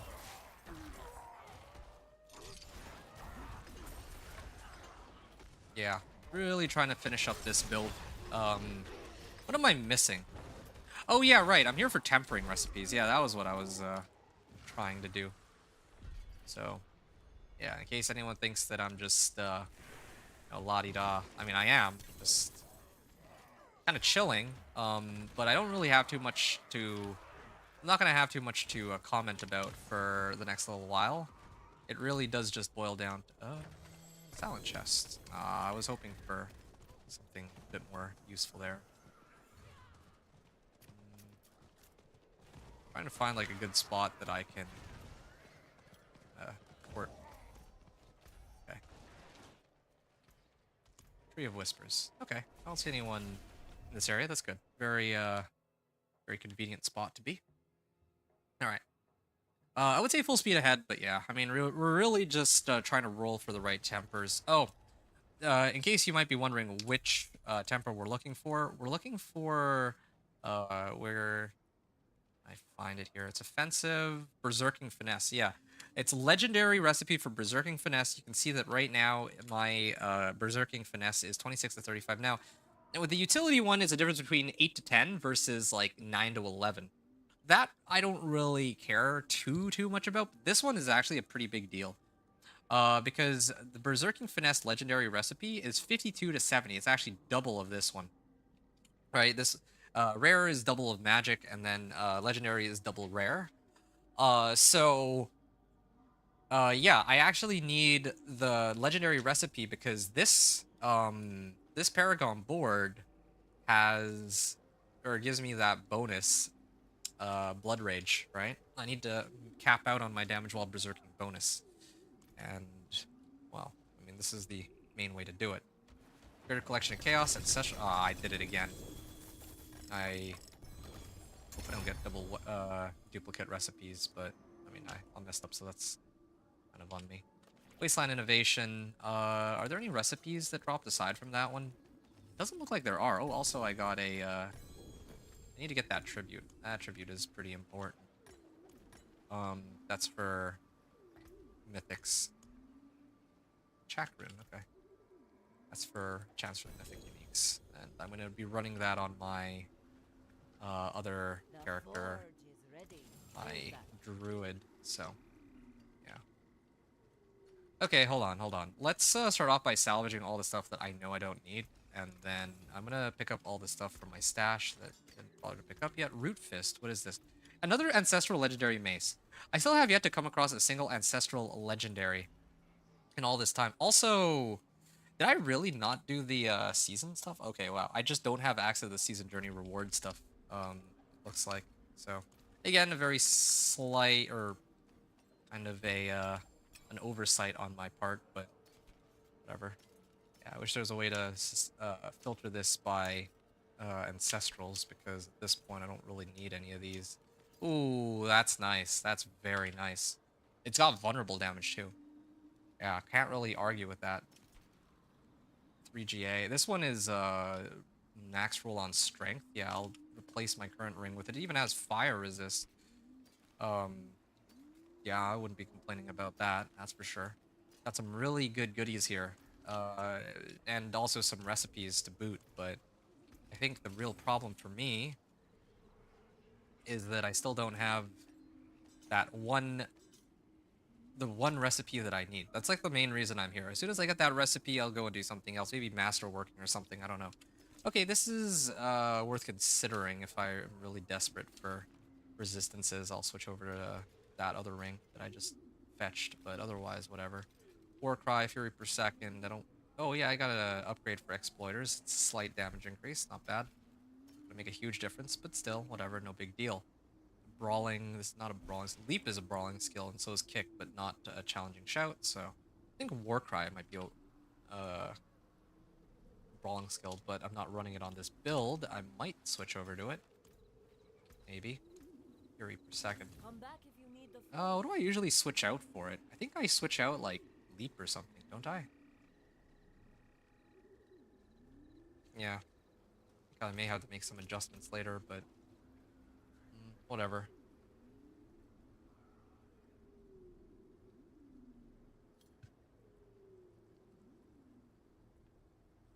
Okay, so this one I don't really need. I'm never going to be using this legendary sword. I still don't know why they haven't given me a single two-hander. I'm just looking for one two-hander, dude. One two-handed weapon. Well, actually I need two. One for my two-handed mace and one for this, but again, that's besides the point here. Strength, max life, and vulnerable damage. I will do that in place of, I don't know, this one, I guess. Wait a second. Wow, had a pretty nice roll on that too. But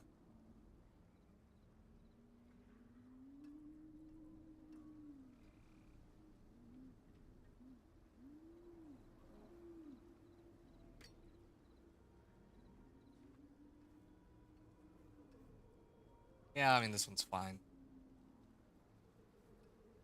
This one's fine, and I need to put a sapphire in here. I already have a sapphire. And then I need to temper it with the right roll. This one used to have aspect of elements, so I can put aspect of elements on this now.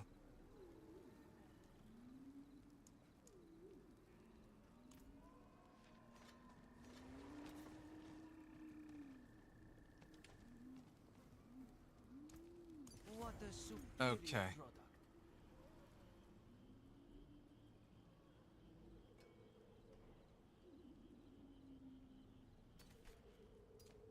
I would, well, maybe I would actually consider using this on some other, like, whirlwind build, but does it even roll, like, strength as the modifier? So I'd probably never use this weapon again. Well, I mean, it's nice to have temps, so that on. Actually, I already have two temps. They also all rolled max life. Melodnes, this GA helm. Oh yeah, we have a, GA ring, and I'm probably never using this one though. So this one I can actually afford to salvage. Let me just check this real quick. Yes, I think all three of these can afford to go. As for this ring, oh, this is aspect of the Umbral with a roll of 7 on it. Restores 7 primary resource when I CC something. Yeah, I don't believe I have any builds that use primary resource, but yeah, that's fine. What's my fire res at? I think I'll throw this on, and then I might try to all that work. roll off fire resist for all resistances real quick, but otherwise this ring is about as good as it gets. I'm not gonna roll for damage. I don't want. I mean, damage would be helpful, but it's not my main concern right now. Yeah, okay, fine. I'm just gonna leave it as is then. I rolled like 4 times. I think it's a good number. Yeah, I'd rather use this one. Max life, I think, would have been best, or better yet, strength and max life GA rolls, but not gonna hold my breath on either of those. Is this still the only bold chieftain that I have been able to find this whole time? I actually suspect very strongly that it might have been. Bold chieftains. Yep, still the only one, so I'll override it.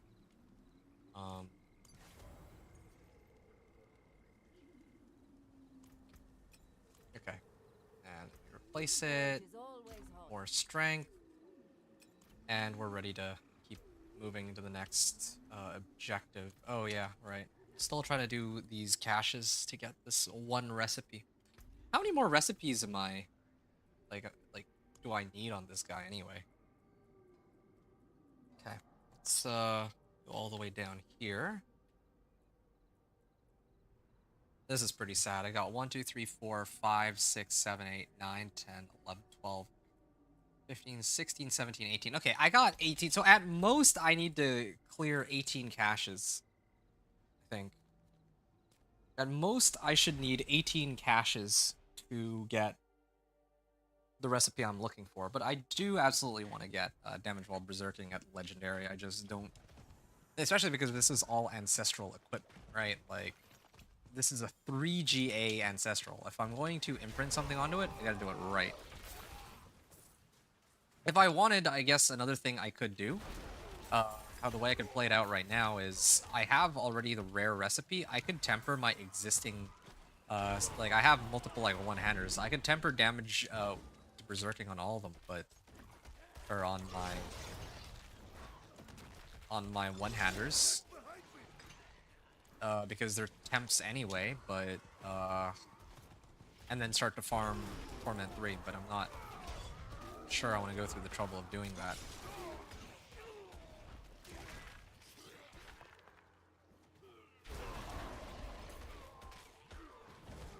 Kind of tempted to.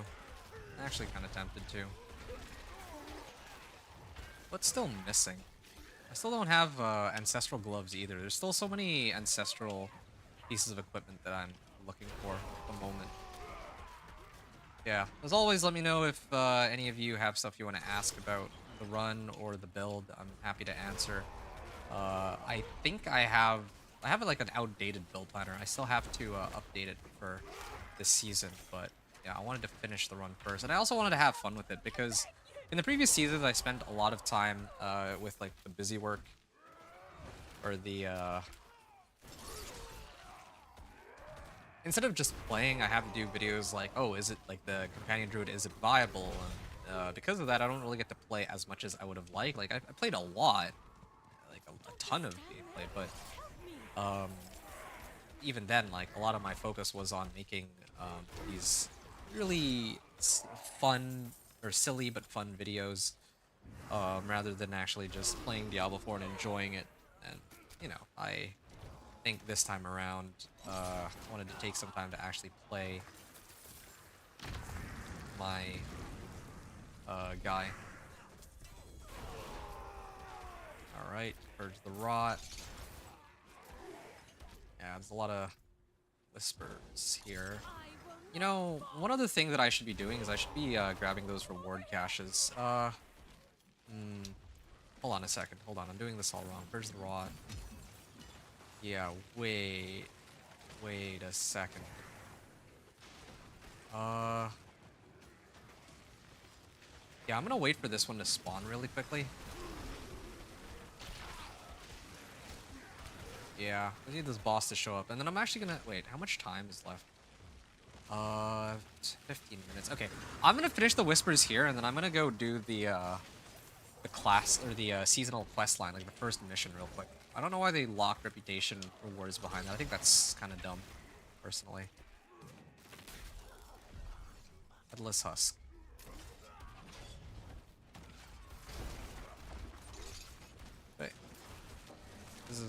what, Rain of Arrows and Dance of Knives? Yeah. Also, in case anyone's looking for any specific items, I do have some items that I've gathered in my previous runs in case other people need them. So, yeah. Also, let me know if you have any requests for videos to make because, yeah, I mean, I've been pumping out a lot of gameplays. Today, I'm wrapping up Torment 1 to 4. I have no doubt about that. And then after Torment 1 to 4, with the Barb, I think the very last one, and probably the one that's going to take me the longest, is going to be the Spiritborn Torment 1 to Torment 4. So that's going to be really interesting to sort out. Let's see where we get to from here.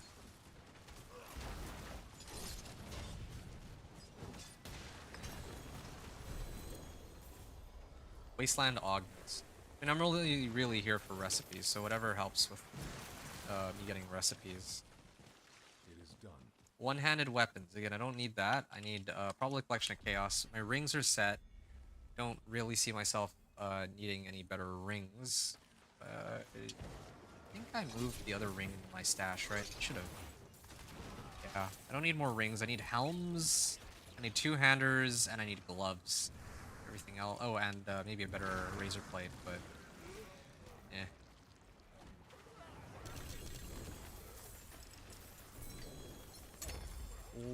Weapon augments and wasteland augments. I actually got 3 of these for some reason. Like 2 wasteland augments and 1 weapon augments from the same cache. I don't know why they do that. They're gonna select recipes. It should be like the. It should never be like the same ones twice. Imagine. Okay, well at least we got multiple tempering recipes though from this run. So what's left? 5, 10, 15, 17. I don't think I really feel like I lost out on too many, or I went down by very much. Headless Husk emerged. Oh, actually I need to take this one out too. Because Headless Husks also give a considerable amount of loot and recipes.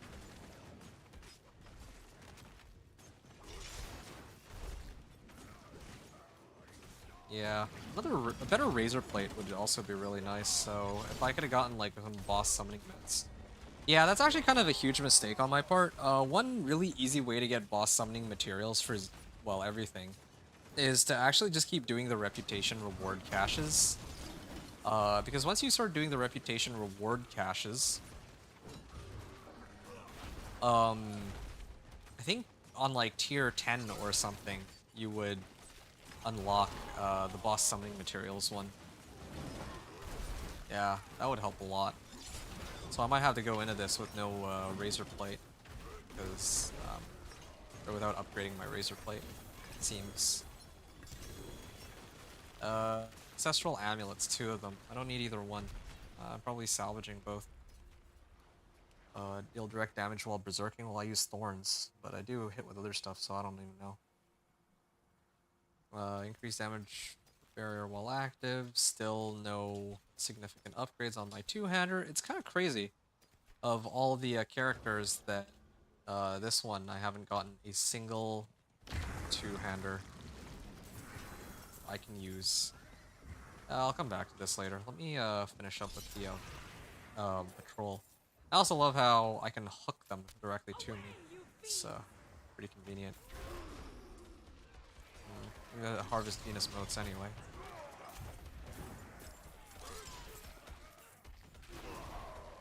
Here we are.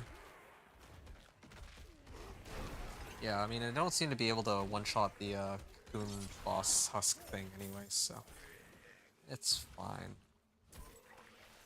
I'm beginning to wonder whether or not I can actually get any heads, because I haven't actually done this quest, or the seasonal quest line, and I think that might be directly tied to why I haven't found a single one, or maybe I need to do more root holds. Maybe that's where I'd find those, because I need those to craft, I need those for crafting the occult sigils or whatever. I've also been opting not to use them this season just because I don't, well, I could probably figure out how to get them, but more the fact that I wanted to try to do the runs with as like little as possible. Like, If you don't need to go out of your way to get these occult gems, then why would I tell people to go and out of their way to get the occult gems? But you're kidding me. Okay. It spawned the Rasping Shade under the map. All right, well that's a kind of a new glitch for me. I've never seen that one. Okay, so somebody else is hitting it. I'm hanging out, so.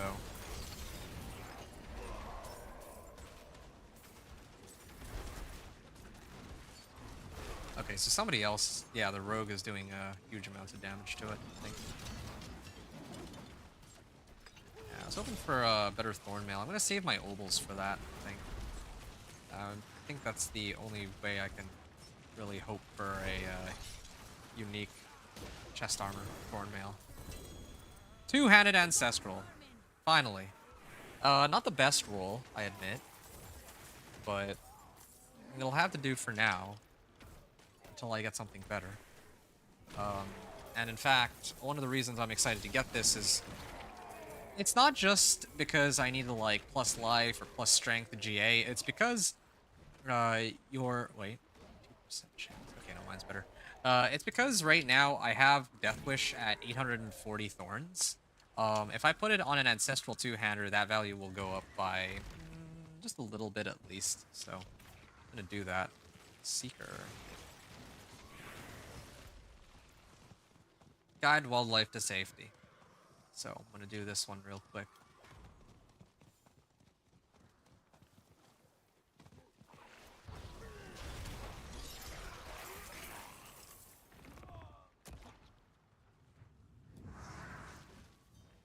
Okay.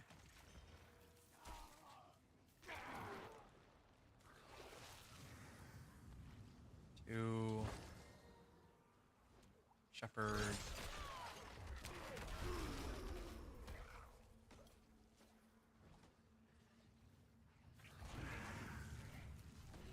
3 out of 4.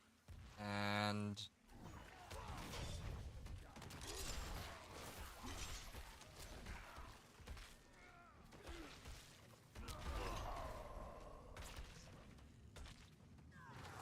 Four out of 4.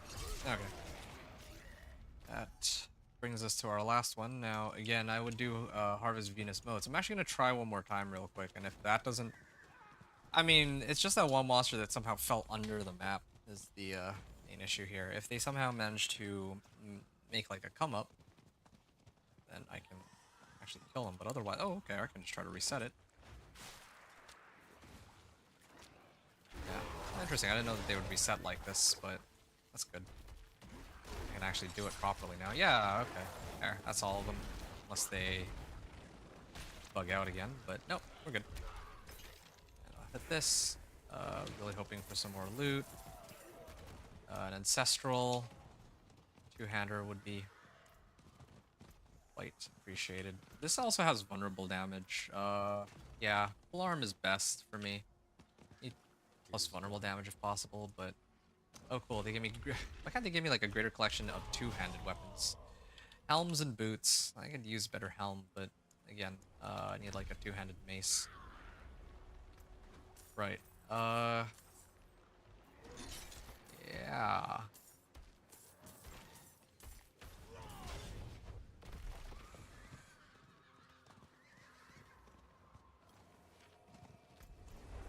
Should be okay here. Nice. This will give me some time to salvage all. Salvage these two.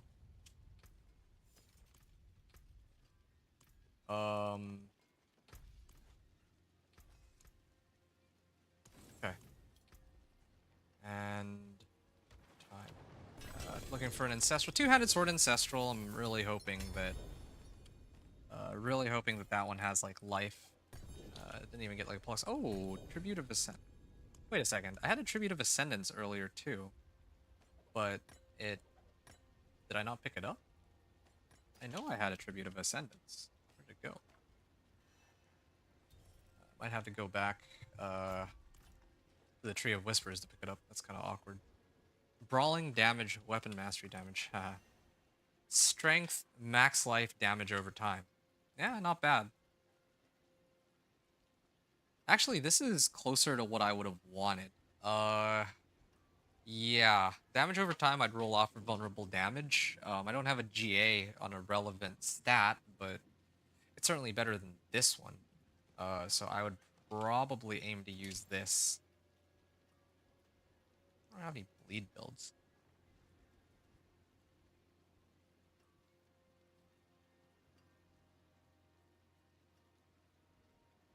Okay. Well, we're gonna get rid of these. Strength, max life. Yeah, okay. Why not? I'll double socket this. And I mean, this gives me 2 chances at getting something that I'd want Greetings. How shall I on get the you my rolls. armor? Like, for example, weapons. I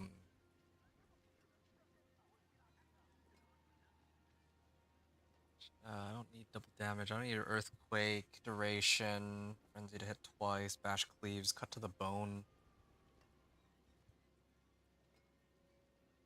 Warpath, belligerence, and heavy hitter. What are these anyway? Warpath.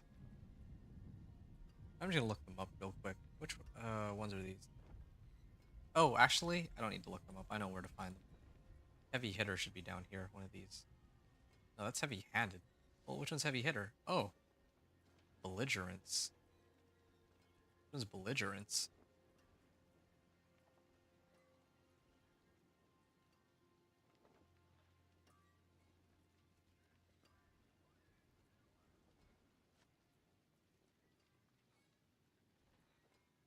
Oh, damaging an enemy with a basic skill. Hmm.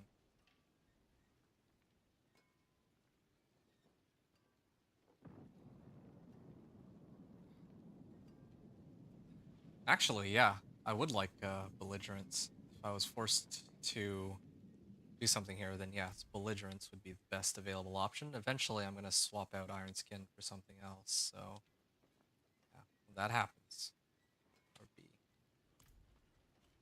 kind of useful for me. What's this aspect? Death Wish? Okay. Let's get Death Wish on my two-hander. And there we go. Instead of 840 now, we'll get 1,174 thorns while berserking. That's a pretty My magic sizable creates jump, a turn. I would say.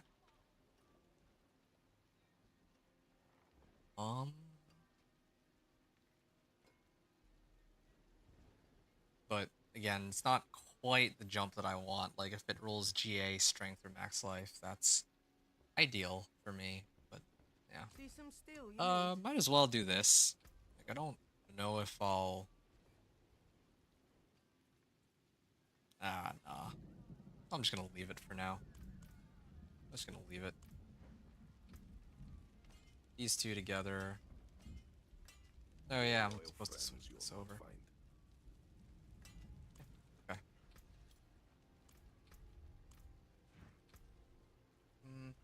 Maybe I should set my guy up so that I can comfortably farm Torment 3.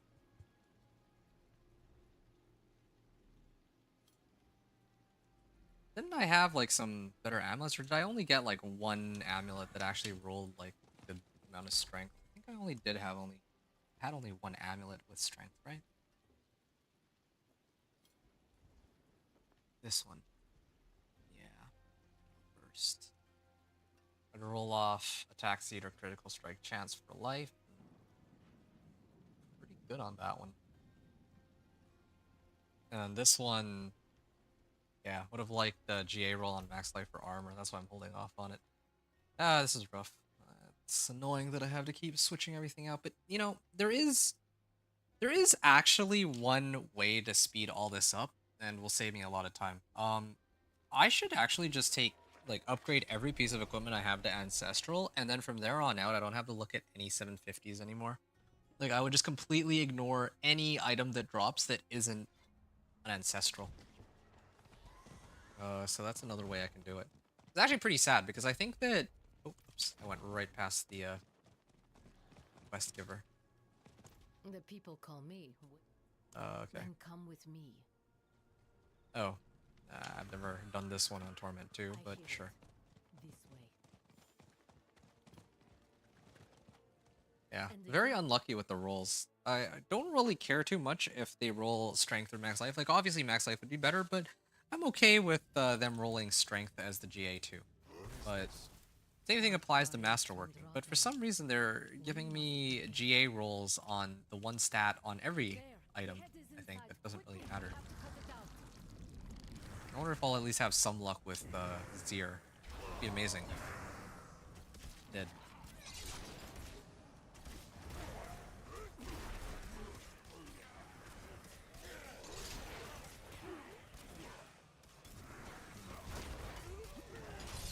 I also wonder if by completing this first quest, I can get credited for the Coven reputation rewards, like like after the fact. Like, I've already done so many Grim Favors, so maybe they'll still track all of it and give it to me at once. I'm not sure how that works.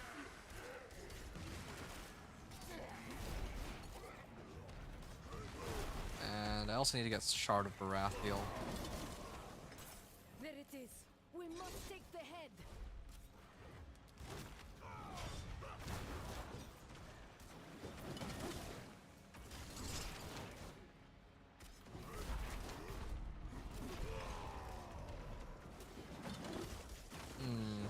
I know I have a Shard of Baratheon in my stash, but I'm trying to see if I can actually get it myself. Fugitive Head. Cool. Tier 1 earned. I apologize for not. Okay. And then if I go back to the Coven, kind of weird that I'm doing this all now, but better late than never. Yeah, I'm getting a lot of cash rewards here.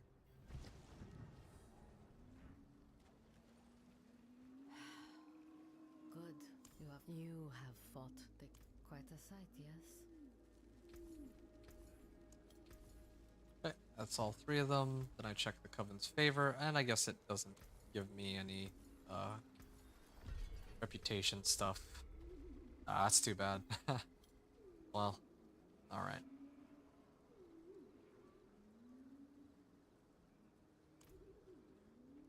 And I also had like a tribute of like mythics, but I don't know where that went anymore. Well, at least I unlocked the thing.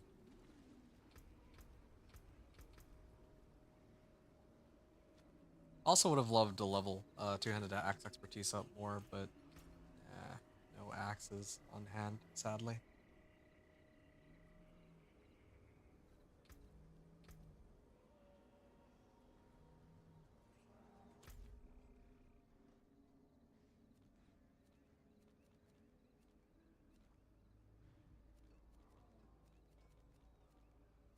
Okay, this one just started. This one ends in 20 minutes. I mean, it's not a bad place to go, but I'd rather do this one, I guess.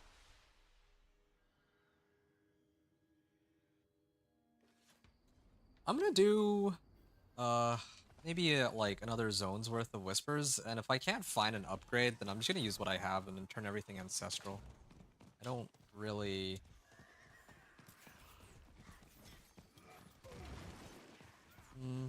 Actually, I think recipes is #1 priority, right? I actually do need that damage while berserking thing. Ah, shoot. I guess I gotta keep doing this after all. Not happy about it, but... Let me take a look at how many more. I think I unlocked a bunch, right? But 5, 10... It feels like this number isn't actually going down for some reason. Okay, we got like 3 or tier 3 rewards now. That'll give us some herbs to work with and all that. Oh, and I managed to pull open a cocoon here. Convenient.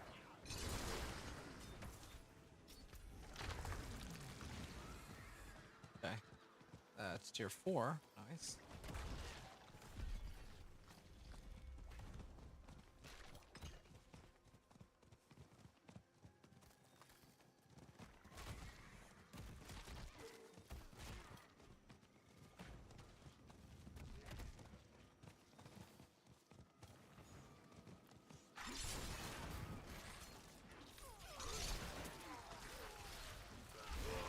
Right. Let's keep going. I'm predicting that it'll probably take me like another 3 hours or so to finish this run. Maybe a little more, actually, because I mean, it's hard for me to say. Like, right now I'm really just waiting on that one Paragon board, like the damage while berserking thing. Once I get that, like, as long as it's not the very last one that I find, then yeah, I don't have to keep doing this for the next however many hours.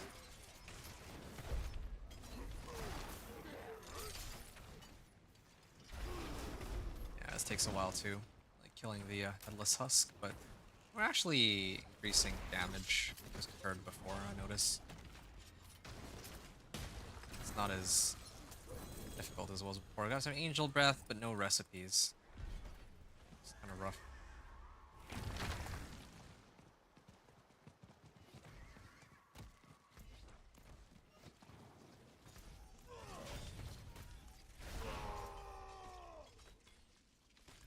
Play monsters with the guard. I will have to do that next.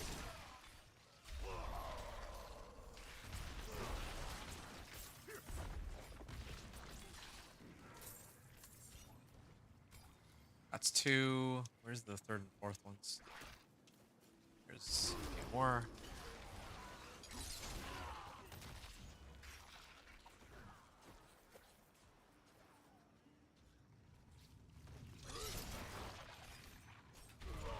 Okay.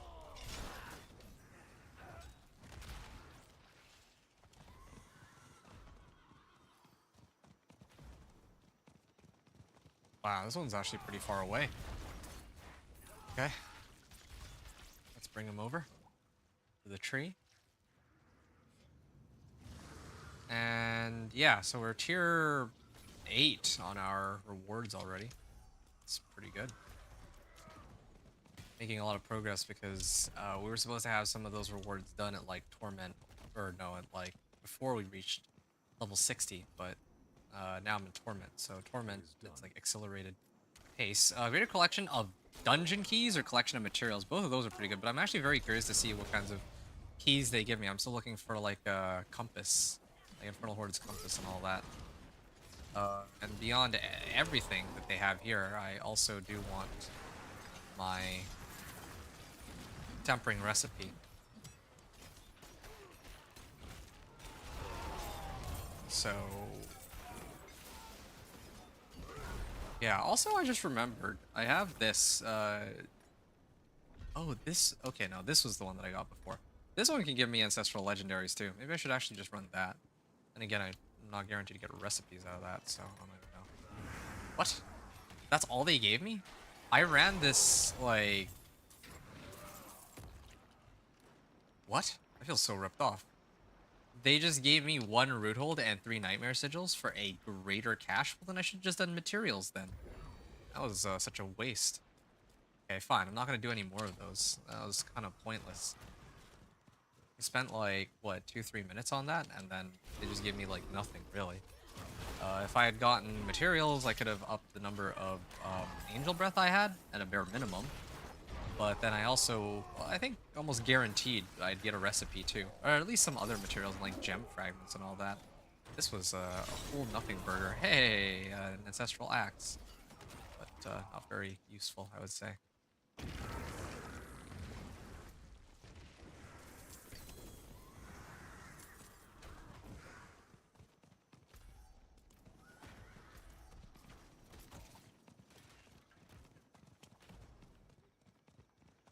Might as well turn this in. I'm probably gonna skip guard, since I've already done all the other ones in this area. It's probably not worth it. And I think I'm just gonna sort out my other gear at this point. Done. Whispers of the Dead. It is done. This again? The exact same... Alright, let's not make the same mistake twice. I'm gonna skip even the frogs. Let's do collection of materials and see. Berserking Innovation. There's also... something here that showed up. Okay. Berserking Innovation and Brawling Augments. So another 2 recipes learned. And I'm really hoping that it won't be the very last thing that I end up picking up. But I could be hoping for a little too much here.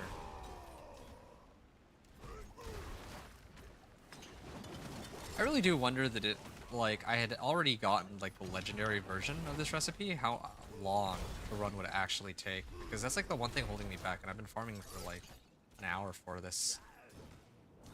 Same thing goes with my equipment, too. Like, that's taking a bit of time. And I also just realized, like, I don't even think that I'm getting that many recipes from these headless husks. Maybe I just skip them. When I was in Torment 3, they were giving me a lot of recipes. Maybe I need to be in Torment 3 for that.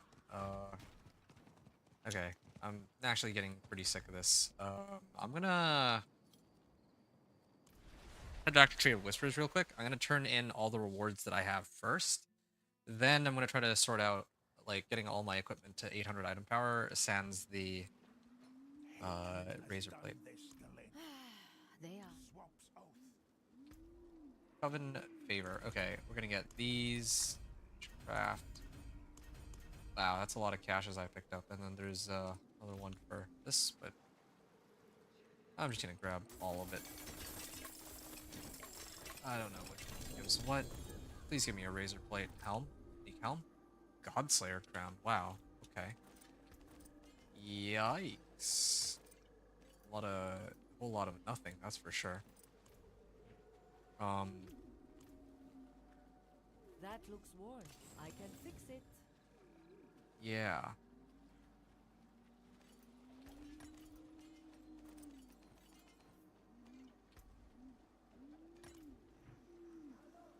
And we can salvage all this too.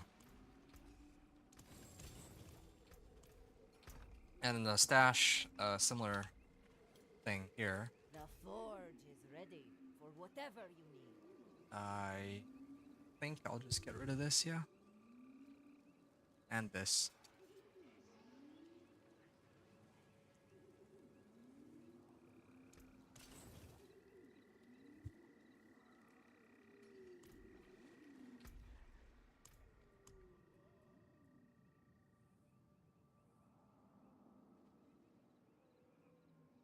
Five. Wait. 5, 6, 7, 8, 10, 11, 12, 13. Okay, cool. We're down to only 13 remaining. What can I adjust here? Do I still not have any ancestral gloves?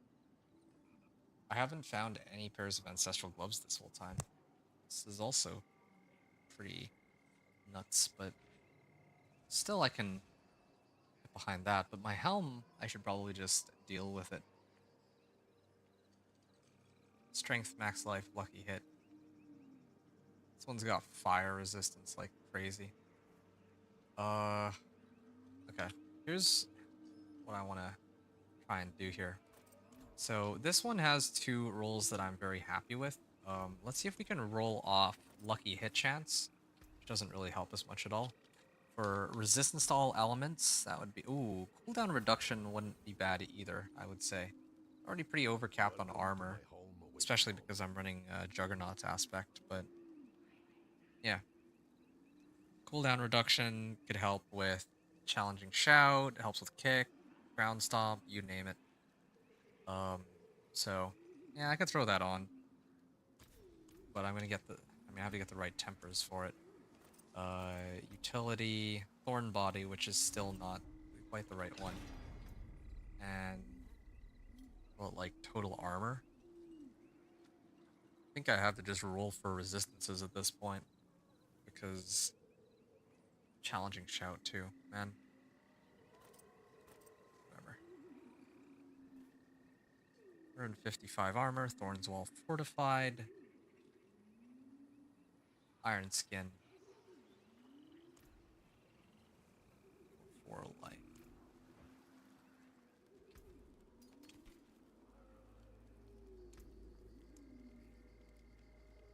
Iron Warrior.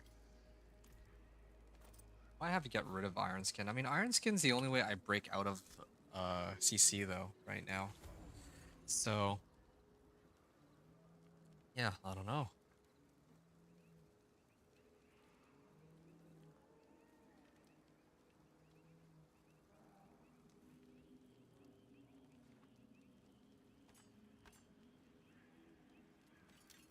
Everything else I have, I think I just salvage it all.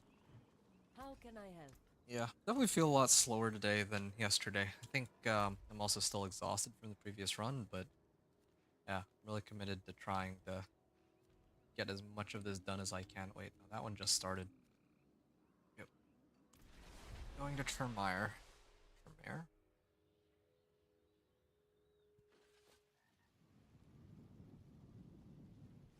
I really just need Berserking Finesse. That's mainly it.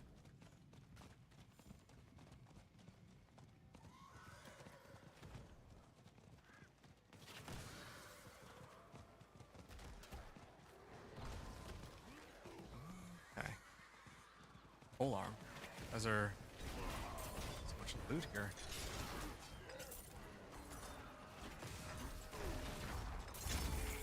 Malignant hearts too? Okay. Sure.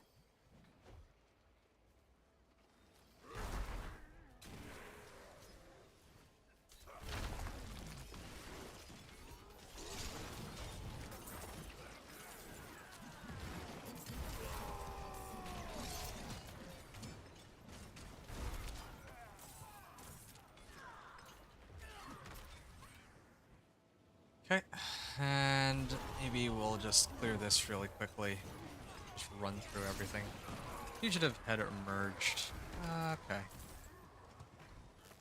I'm gonna see if I can run just in time to make it for the grand finale. Yeah, I don't think I'm doing any of this, but... Oh yeah, no, definitely if there's a Bloodwave guy here, then... Hey, a Fugitive Head! Yeah, these... So these can drop, but they're exceedingly rare, or maybe I need to also do the questline thing for them. First quest. I don't know if it's a coincidence that just after I did that quest, like, one of these showed up, but... I mean, keep in mind that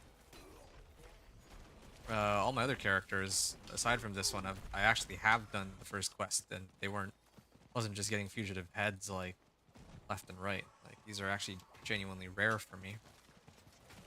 In all my time playing in Torment, I've only gotten like one or two, I believe. Definitely want to save this fugitive head for my companion druid though, rather than on this character.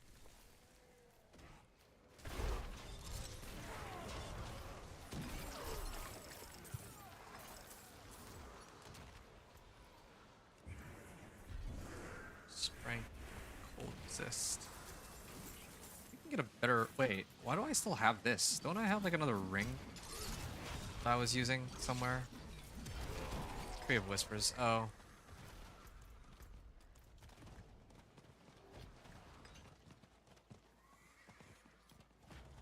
Hey, Nick Wetzler. You're asking what's the, how's Thorn... Oh, sorry, wait. I need Gauntlet. You're asking if it's endgame viable. And I believe that it is, but actually before I even try to answer that question, what do you define as endgame viable? Like, are you talking like Torment 4? If you're talking about Torment 4, then yeah, I'm absolutely sure it's viable. I'd already played it last season, where it was a much weaker version of what it is now. Because, like, they didn't really change Thorns itself, but it's, like, so much easier to get loot, like, ancestral loot, and, it's also, like, you also have, like, these witch powers that really amp up your, level of strength, right? So, last season I was already, having a pretty good time trying to get to Torment 4, and now it feels, so much stronger than what it used to. Oh, wow. 2 GA Ancestral Helm. But both modifiers are completely useless to me. Yeah, so, like, last season, I had, like, a lot tougher of a time trying to play the Thorns Bar, but now it feels like so much stronger than what it used to be, or at least way easier to progress. So, yeah, you can at least clear Torment 4 with this, or make it in Torment 4. And you could probably even make this build comfortably able to clear Torment 4. I just am not, like, I'm still looking for certain things, particularly tempering recipes. So that's why I'm here right now. Yeah. So yes, I absolutely think Thorns' endgame viable. Like if we're talking about like Torment 4 as the end game.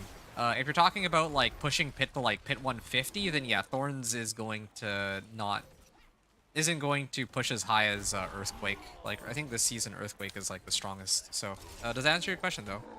Excited to hear Thorns Barb was a slog last season. Oh, by the way, if you plan to talk to me in real time, you may want to watch me on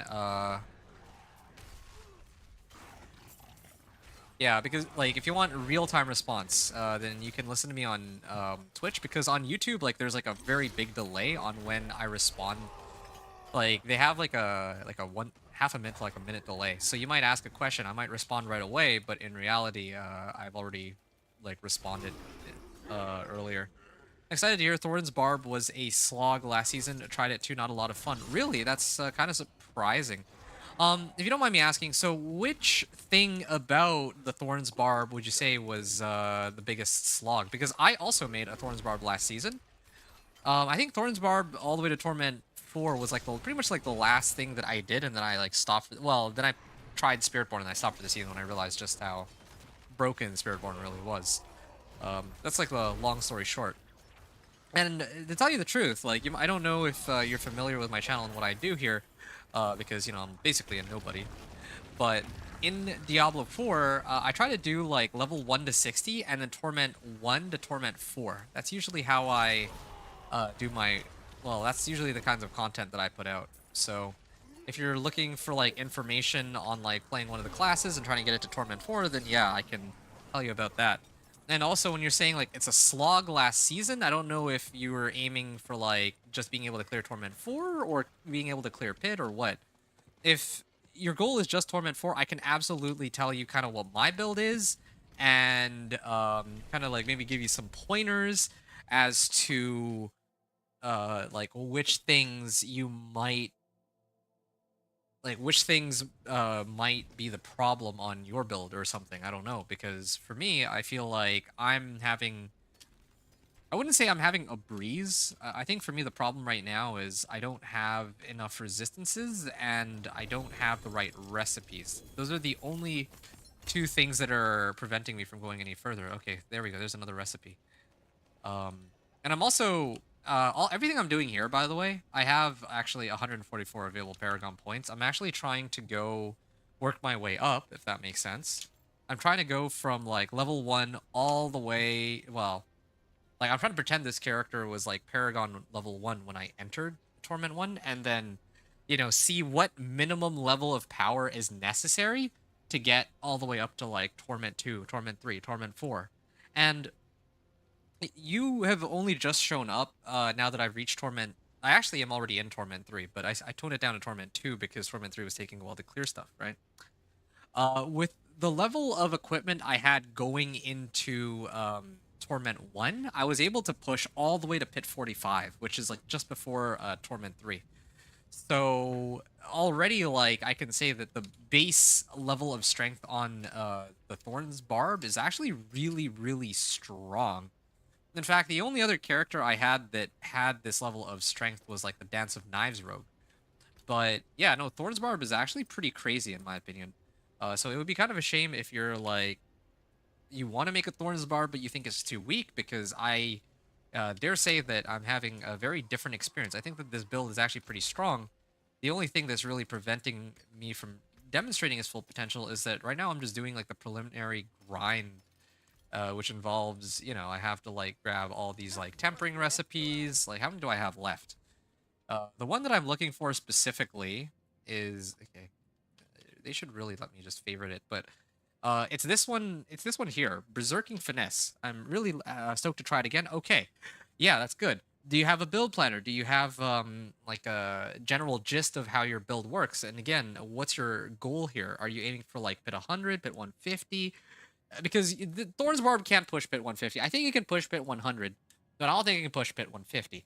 But also, like, if we're just talking like, oh, I want to be able to make it a Torment 4. This build, I guarantee you, you can hit Torment 4. It might take a little bit of grinding, but it will reach Torment 4. And I don't know how long you plan to hang out here for, but I'm gonna commit to finishing the grind to Torment 4 this very stream.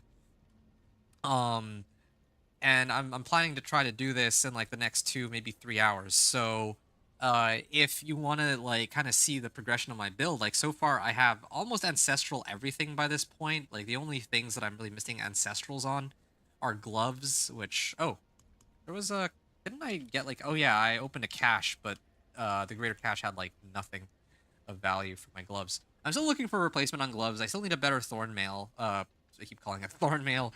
Sorry, League of Legends speak, but razor plate, and then my two-handed mace here should be ancestral as well. Those are the 3 things that I'm missing.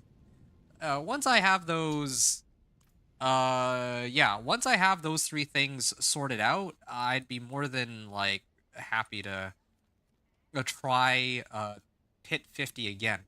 So just to kind of give you an idea as to how I measure the level of power on my build, I usually make it to, let's say, like 10 minutes remaining, or well, let's say right now, the last run of Pit 50 I had 7.5 minutes remaining on it. And once I get some more upgrades on my equipment, I'm going to go back into Pit 50, and then I'm going to try to see if I can get it down to 10 minutes. Then I know that I've, like, which level of power that I need to achieve, like, let's say, like, a 10-minute clear. You know what I'm saying? That way I can kind of incrementally see, like, okay, you need kind of roughly this level of equipment to get here or there. This level of equipment that I have right now, I can show you my gear. This level of equipment is enough to get me to, and hey, there's a manual. Is enough to get me into Torment 3. Like, right now I'm in Torment 2, but again, that's because I'm farming. I was able to break into Torment 3 with even just the level of equipment that I have right now, if that makes sense. Collection of Chaos and rings. I already have good rings. I need Collection of Chaos in hopes of getting gloves. Either gloves or a razor plate. They gave me more pants. I don't need more pants here. And unfortunately, I didn't get a recipe. Usually these give me a recipe, but yeah, recipes are #1 right now. #1 most important thing. Okay, hold on a second. Let me collect this stuff, and then I'll read what you're saying here. And then I'll go hang next to the guard. If I hang next to the guard, I can just AFK and chat with you while I do the next whisper here. You had a minion, Thorns Necro. Wow, a couple seasons ago. Okay, that's a pretty off-meta one, and it was really strong. Thinking I'm doing that again. All right, nice. My ultimate goal is to make a Thorns build on par with most non-OP builds in the game. Okay. Your goal is to get a Thorns build on par with other non-OP builds, pretty much, since you're asking about. So that's your goal. Gotcha. Okay, well, thank you for clarifying. Yeah, okay. Well, let me put this into perspective for you then, because I think that there is some hope for you. Last season, okay, for Barbarian. Last season for Barbarian, the strongest build, I don't know if you're aware, the strongest build for Barbarian was a Mighty Throw build. I believe of the top 100 Barbarians on helltides.gg, like basically the pit leaderboards, the unofficial pit leaderboards, the top, I think, of the 100 people who are playing Barb, or the 100 like top Barb players, there like everyone was playing Mighty Throw except one person named Do Not Hit Me. And Do Not Hit Me was playing a Thorns based build. So yeah, Mighty Throw was busted last season, and Thorns was the thing that actually came up pretty close to that. But the vast majority of people don't really pay much attention to Thorns. Most people don't really care much for Thorns, I think. In your case, you'll be pleased to know that, yeah, Earthquake this season is like the broken, like OP meta, whatever build. If you don't care about competing with Earthquake, well, you're in luck, because I think that Thorns for Barbarian would be actually quite strong. And it's also extremely easy to, like, set up, too. All you're really looking for is, like, GA, strength, GA max life on pretty much every piece of equipment, and then whatever other modifier you might need. Yeah, but, like, probably, like, vulnerable damage or something. That's really it. So, yeah, if your goal is to make a Thorns Barb, I can vouch for that. I'm like, oh yeah, sorry. When I said Do Not Hit Me was able to compete. He made it to like pit like 103 or something, maybe higher than that. Last I checked, it was 103, but I'm sure he pushed it up to like pit 105 or 110 or something. Okay, so, and that was last season where there were no seasonal powers and before they had any sorts of like additional buffs to Barb. I mean, they did tone down Wrath of the Berserker. Not Wrath of the Berserker, sorry. There was, I think, this board right here. No, not Weapons Master. Blood Rage, yes. So there was a board called Blood Rage where you could get like 60% bonus damage and everyone was running it because, well, yeah, it was just really, really strong. I'm still running it this season, but they did tone it down. But what you need to know is that aside from that, everything else about Barb is either the same or got buffed, or there's also the, well, yeah, witchcraft powers, right? So, yeah, just keep that in mind. Okay, I'm just still patrolling. This is taking longer than it should, but the monster spawns are pretty slow right now. Wait, have I already finished my patrol? No, I haven't. Otherwise the circle shouldn't be here. Why? Okay, that's weird. The patrol, for some reason, I don't see patrol. Yeah, I don't see the patrol quest, even though the patrol circle is here. Okay, well, that's a new glitch. I haven't seen that one yet. Alright. I already cleared the head quest. The one where I had to kill the husk. Okay, well, I'll just do the shepherd one then. Yeah. And I hated Leapquake Thorns build. That was the slog I was talking about. Jumping around all over the place over and over, super boring to me. Ooh. I love do not hit me builds I base my necro idea on. Okay, well, that's good. So I don't need to explain who I do not hit me is. I don't need to explain that. We're already on the same page. That's good. That's very good. So, his builds. I love off meta builds and doing odd stuff. I'm glad I stumbled upon your challenge. Seems you like the same stuff. Absolutely, I do. Yeah. Yeah. That's like what I base my entire premise around. Aside from, let's see. Yeah, like, okay, so I want to give like a little, just brief like overview of my channel. So generally, right now, every season that comes out, I try to do like a 1 to 60. And this season, I'm trying to push it one step further now that I'm a lot more familiar with the game's mechanics, with like ever since Vessel of Hatred.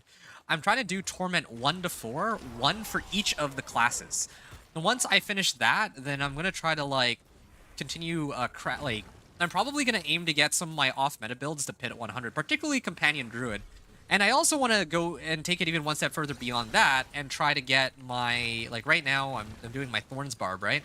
When I make it to pit 100, I'm probably going to, or not pit 100, sorry. When I make it to Torment 4, I want to put out a video saying, hey guys, this is my Thorns Barbarian, and it was able to clear Torment 4. If you want to make a build that is capable of this, then yeah, here's the information you need, right? So I want to be able to pitch that to people. Okay, I'd love to do a collection of two-handed weapons for my Ancestral Mace, but I actually do think that if I can get an upgraded Razor Plate, that's even higher priority than a better Mace, so I'm gonna start with that. So, yeah, that's kind of my goal right now, right? To kind of like help people kind of like progress into Torment 4. I'm trying to guide people to that in that way. But I also want to showcase like all these builds that get a lot less love. Like, yeah, Thorns is obviously one that I'm doing right now, right? And by the way, worth pointing... Oh, okay, good. Companion Druid, level 85, you're loving it so far. That's excellent. The Companion Druid is my favorite build in the game. In fact, I have, like, if I go back to the main menu, you'll see that my account is just... I have 5 Companion Druids. Companions with a Z. And then Companioner, I think, is the one that I have this season.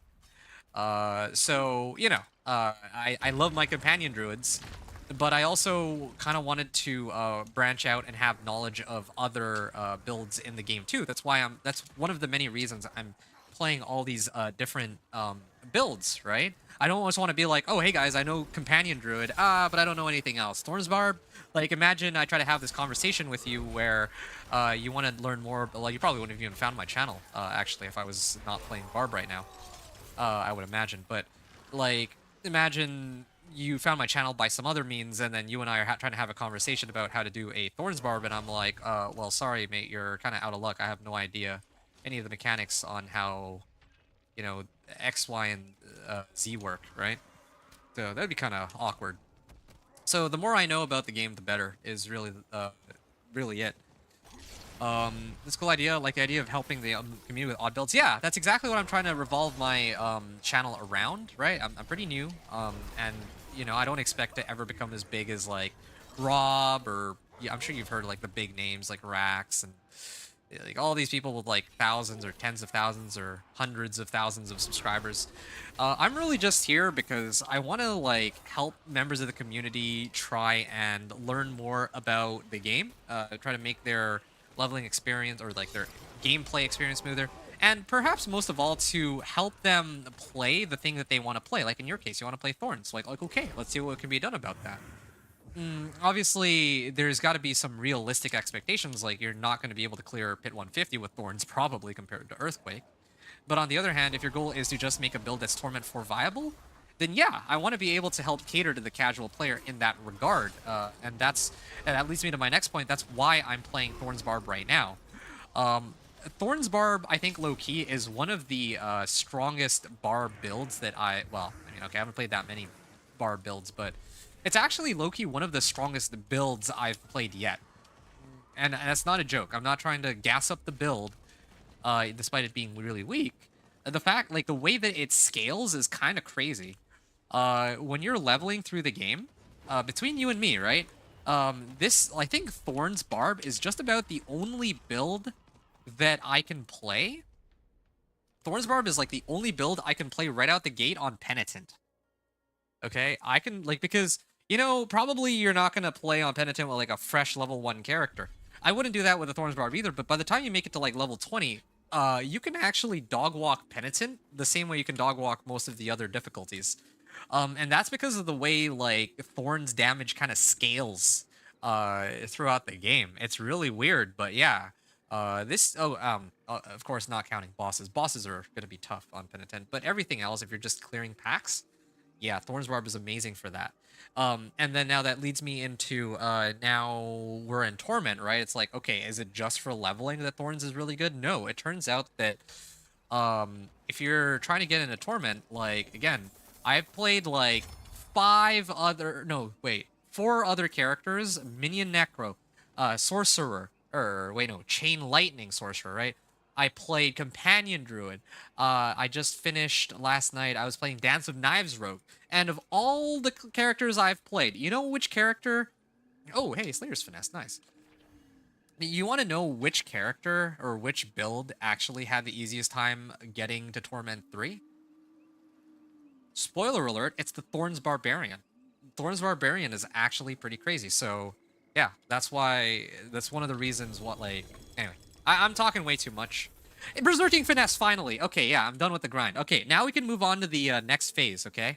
This is good. Hopefully I haven't put you to sleep with all this yapping that I'm doing, but, yeah, no, this is pretty important. Hey, what is this? This has Thorns Roll as the GA modifier. Interesting. Max life, fury per second, fire resistance. I was hoping for something a little better, but at the end of the day, we got Berserking Finesse. Berserking Finesse is the #1 thing that we were here for. That's actually, I dare say, the only thing we were here for. So, yeah. I'm going to salvage everything else, and I want to move on with my life and actually show you, Nick, you're still here, right, Nick? Because I want to show you, just how far we can take it now that we finally got this Berserking Finesse recipe. Right now, what you've witnessed me just farming Torment 2, mindlessly, that's all about to change in just a couple of moments. So the very first thing I'm going to do, I'm going to put on... Oh, actually, I just realized one other thing. Okay, I didn't actually ever end up finding an upgrade to the Vehement Augments, but that's okay. If I can get Belligerence, I got Warpath, that's okay. I mean, I can deal with that one later. The one that I really want is this. Here we go, Berserking Finesse. Damage while berserking. This is a super important, recipe for this whole run.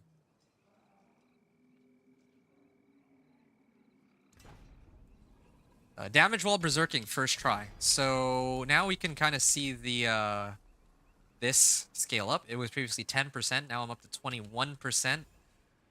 Now tempering, we're going to get, again, berserking finesse.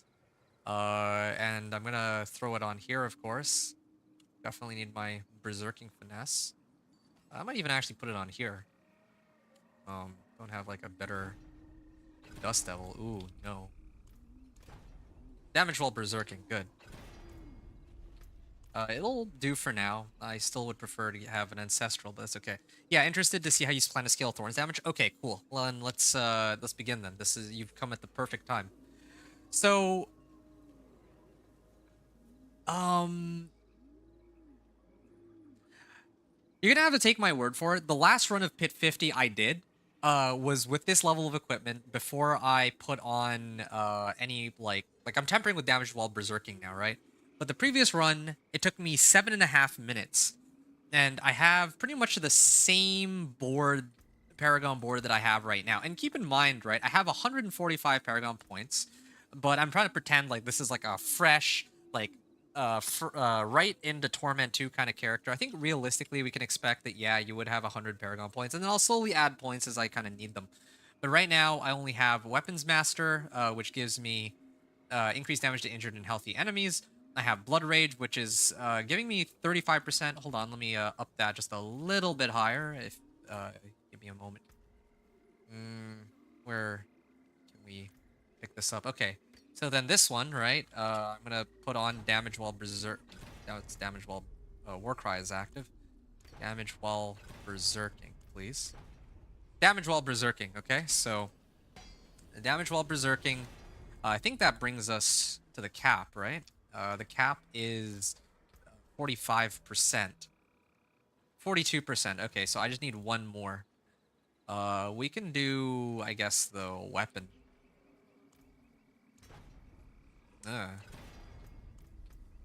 Berserking, please. Damage while berserking. Okay, good. Very good. Notice that's like a 3GA, too.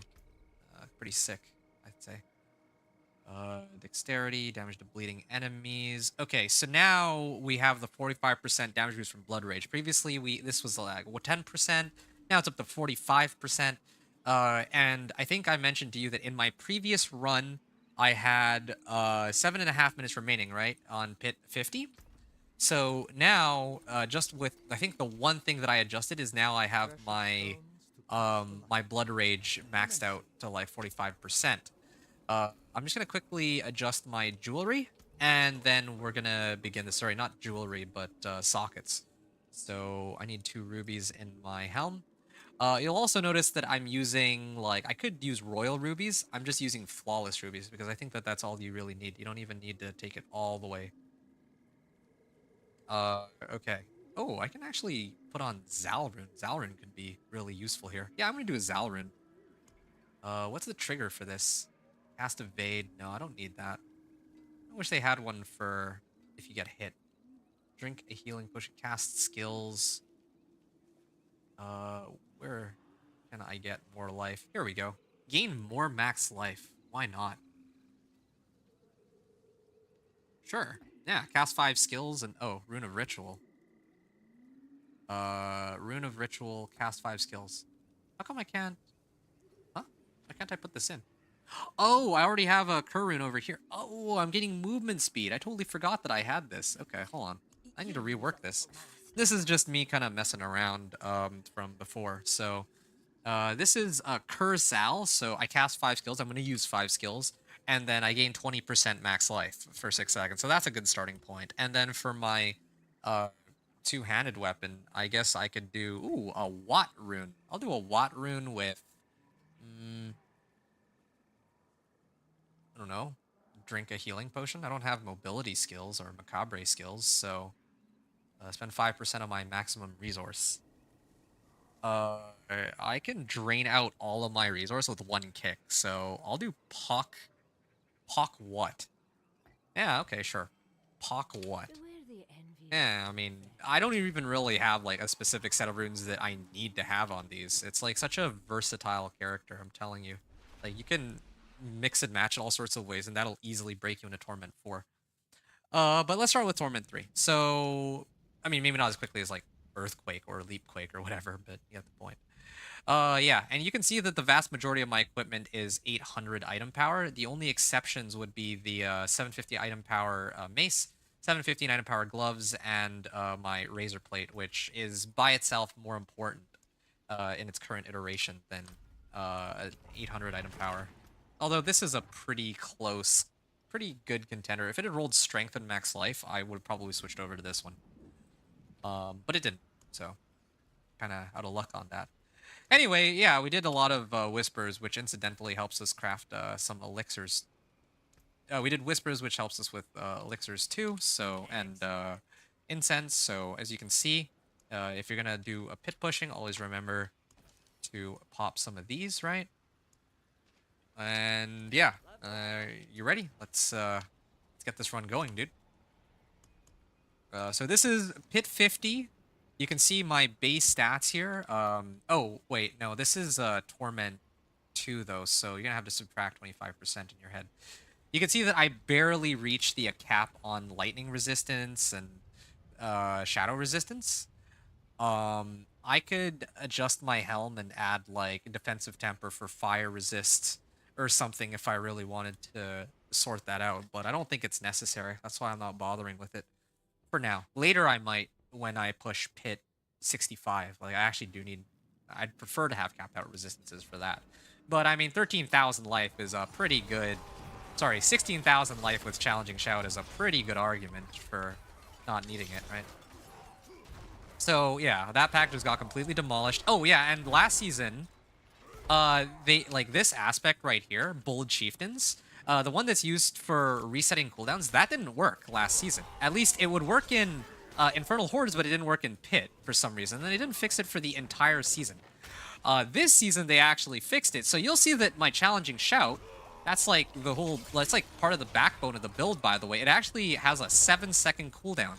So last season, I didn't have that. There was like so much downtime on my Challenging Shout that it was actually very difficult to play, believe it or not. But now... I don't have to worry about that anymore. Oh, yeah, right. I totally forgot. I'm supposed to be kicking them. So you see, sometimes I go up to like 19,000. Wait, what's the trigger for this? Oh, yeah, I need to cast 5 skills. All right. Here we are. So, have I casted my 5 skills yet? Ah, there you go. 20% life. And if I Challenging Shout, I go up to 20k so far, right? And this is like, keeping in mind that yeah, I have GA rolls on some of my equipment, but I don't have GA roll on my two-handed, slashing. I don't have two-handed... Oh, I'm going to skip Protection Shrine. If I have Protection Shrine, then they can't actually hit me with Thorns, I believe. So, I'm going to leap over. Yeah, right? Like, there's so many pieces of gear that I still need on this guy, and yeah, so far we're just dog-walking Torment, or Pit 50 right now. The boss is going to be the hardest part here. It's really just the reality of all this. And there's also some uniques that I'm missing too, but I just don't have the... I actually do have some Exquisite Blood, so maybe I can go farm it. I'm going to go try to farm a Razor Plate after this. But yeah, I just wanted to kind of show you kind of where the build is at, right? I mentioned that I kind of incrementally run Pit here and there just so I can kind of see like what level of power the build can reach at any given time. So, yeah. So this is Pit 150. Last run was 7.5 minutes. I'm expecting that this run will probably be closer to 9 minutes. And then usually as my general rule of thumb, if I can... Oh, Blast Wave! Okay, well this will help speed things up immensely. And I did make a mistake though. I should actually have saved this Blast Wave for the boss. Because, yeah, you can kind of see this would have been... Yeah, usually the boss is the one that I have the most difficulty with. Like, these packs are like, kind of a joke, right? Yep. Blast Wave is by far, like, the best shrine. Just in general, but especially for this build because it scales off your life. And your Paragon level, funny enough, so... There we are. And... Done. And there's... I'm gonna kick these. I'm gonna pull these in.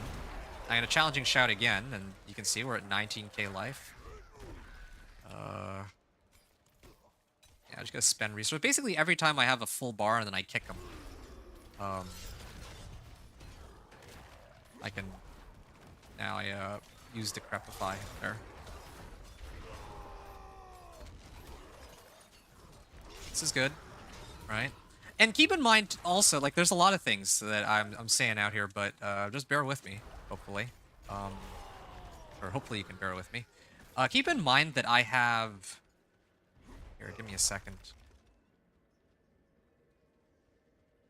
I have no masterworking. I haven't masterworked a single piece of equipment. I usually save masterworking for last, and I try to, like, deal with everything else first. Like, maybe with the exception of glyphs. Usually glyphs, I, you know, level them up as I see as I feel they're convenient. But oh, okay, cool. And we're ready to fight the boss. We have 11 minutes left on the clock. Let's see how much damage we can actually pump out to Chief Marauder here.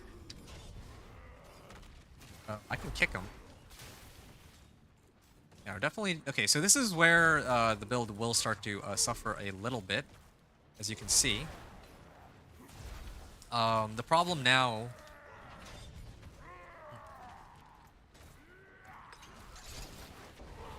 Okay. Yeah, the problem right now is that I don't have... Hold on, I just had like a stroke of inspiration. I might try something a little later with Tybalt's. Yeah, if I replace this for Tybalt's, that actually might amp my damage up by quite a bit. I'd have to replace... I might have to replace Razorplate though, but that might be okay too. I don't know if I need Razorplate to survive this. Anyway, yeah, but yeah, the last run that I did, I was like 7.5 minutes, and now we're down to probably it's looking like 9.5. So yeah, there's still plenty of room for growth too. I haven't masterworked anything. I like to do masterworking last because you never know like what kind of equipment you get. I don't want to like burn masterworking materials and then later find out, oh, I actually found something better, so that was a waste of my masterworking materials. But glyphs are always a pretty safe bet. You obviously can't go wrong. Like, the worst that you can do for a glyph is you realize that you've leveled one that you actually don't intend to use in the end game. That's really about it. One-handed weapons, more damage, next attack will overpower, increased brawling skill damage. No, I don't need these. And you can see that, like, you deal increased damage while wielding two-handers. Yeah, no, this would be another glyph that I could throw on too, right? Increased damage for each active earthquake. That's probably best. You can't, but I mean, I'm trying to avoid using these cheesy like earthquake dust devil. So yeah, let me write this in. We've hit a new timestamp. So this is 4 hours 37 minutes in, pit 50 end with 9 minutes and 30 seconds remaining. I think that I still have the same number of Paragon points spent, right? Yeah, still with 100 and with 103 Paragon with all the above. And also, what did I adjust? Oh yeah, tempered, like, damage while berserking. Damage while berserking tempers on all weapons for blood rage, 45% damage increase. Okay, so yeah, this comfortably puts us to pit 55.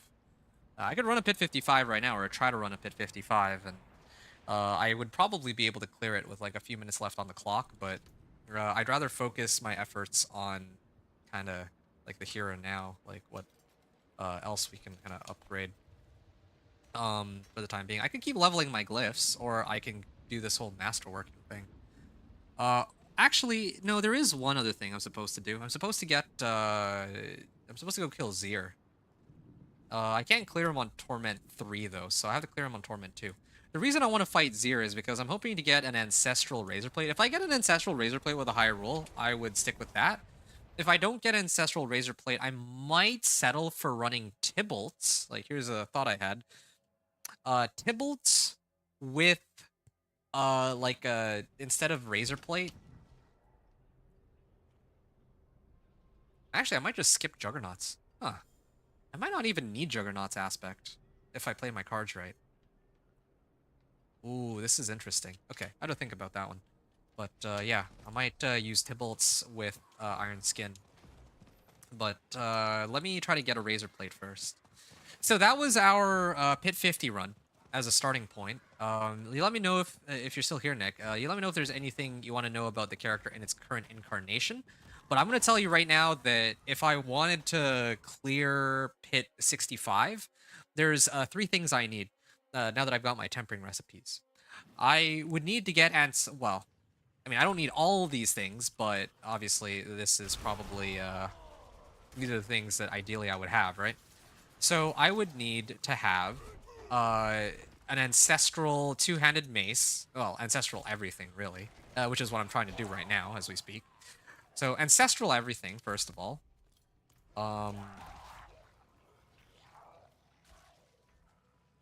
I would need the uniques, the relevant uniques for this build. Wait, what? Did I just go the completely wrong direction? What the? I could do that? All right, sure. Yep. Yeah, so ideally I want to have like razor plate at the maximum possible like rolls and like ancestral, but I mean that's not, it doesn't have to be, but it'd be great like for pushing Torment 4. And then there's another item I'm looking for called Shard of Varathiel that I want too. So if I can get Shard of Varathiel, I'll be one very happy camper, because then I can permanently keep my bonus up. Like right now, my there's this key passive, right? Barbed Carapace. Every time, if I spend Fury, I gain up to 120% damage. But right now, the only thing that allows me to really consume Fury is Kick, and I only get 2 charges of that. So if I use Shard of Varathiel, I don't have to worry about having to keep spamming Kick anymore, and I can kind of rework my build in such a way where I can keep that 120% bonus Thorns bonus in. So there's a lot of stuff, a lot of mechanics for sure. And I'm sitting here at like 13,000 life, but pants, okay. Too easy for warriors like us. Okay. Anyways, you die this effect also okay, this is for overkill. Resistance to all elements. Now this could help solve my resistance issues. Max life, resistance to all elements. I honestly, it's kind of tempting to switch over to this. And what's this one? Ramaladi's Magnum Opus. Yeah, I don't need this one. I'm gonna try one more time. I'm aiming for, again, I'm hoping for Thornmail, but if I don't get Thornmail, then what can you do? There is one other thing I'm looking for called Shard of Varathiel. I think this is also to be obtained from Zir, but I'll have to double check that. Drop Diablo 4. Where does this... Where do I get this from? There, dead. Fan-scored shackles, pants, boots. Well, very, not gonna lie, I am very upset. I did get Yen's Blessing, but the other ones don't really help me all that much. Resistance to all elements. Again, I don't really need 3 of these. This is the best available one. So, Shard of Varathiel. Where else can I get it? Shard of Varathiel. Oh, is it just Infernal Hordes? Oh, I can only get it from Infernal Hordes. And I still have yet to come across a single compass for Infernal Hordes. Yeah, that makes sense, actually. I get a lot of Shards of Varathiel from Infernal Hordes, so... yeah, that would do it. Okay, alright. So, in terms of scaling Thorns damage, maybe we can kind of kick it up a notch. So far, I've only put in... 145 Paragon points. I can comfortably clear Pit 50 now. I think that most people, by the time they reach or kind of progress through Torment 3, they wouldn't have like, they wouldn't be like Paragon like 75. They'd probably be closer to like Paragon 100. I'd say. I think that Paragon 100 would have like 125 to 150 points on their board. So I'm gonna get another board out here. Actually, come to think of it, oh yeah, no, I actually do have the bonus from Revenge Glyph. Okay, cool. Damage while berserking. This thing's got Oh, damage to bleeding enemies. Yeah, I could use that. That's like free damage for me. And I could probably even head to the right a little bit, but willpower, willpower. Okay, fine. Let's get willpower here. That means that I can avoid getting willpower there, and that saves us a couple points. I can go this way using um, my points. So what else can we pick up? Each time you make an enemy vulnerable, your damage is increased by 20% for 5 seconds. Overpowering a vulnerable enemy grants an additional 20% bonus for 5 seconds. But yeah, no, I don't have that. But I do make people vulnerable. So we can pick this up. And this board is kind of interesting in that I can also pick up life and damage. So what is this? 4% life? Yeah, sign me up. Damage and life. And then if I go this way, I can grab the glyph and the paragon node here.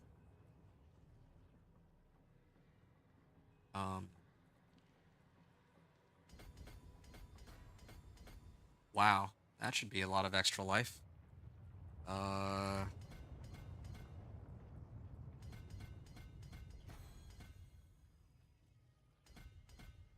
And what other glyph can I put in? I think I had one for if I'm using two-handers, right?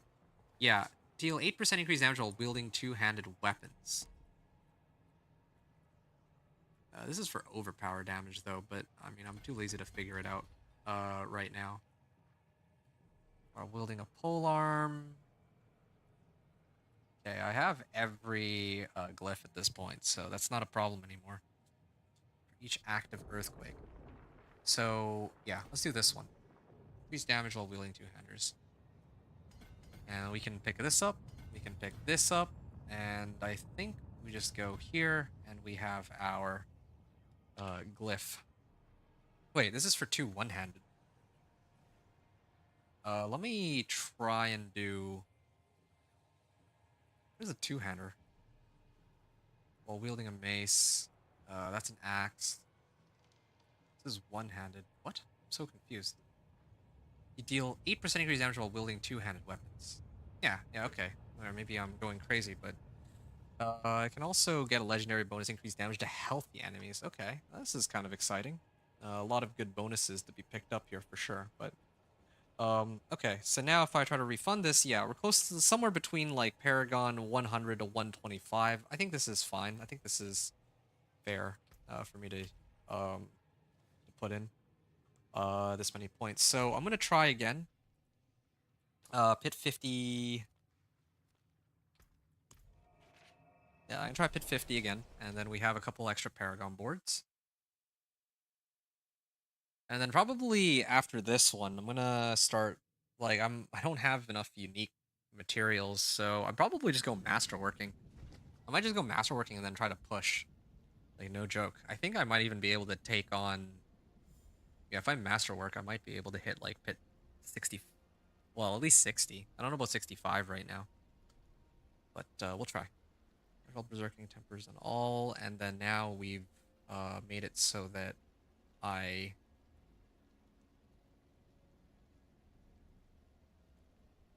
picked up another source of damage with Decimator, legendary node, Decimator node, and Might glyph. Let's just say rank 15 to make things easier for me. Okay. Cool. I'm gonna try to level that one up too. Tier 50, Torment 3. I still have my potions up. I'm still sitting at about 15,000 life. Base. Before activating Challenging Shout and all that.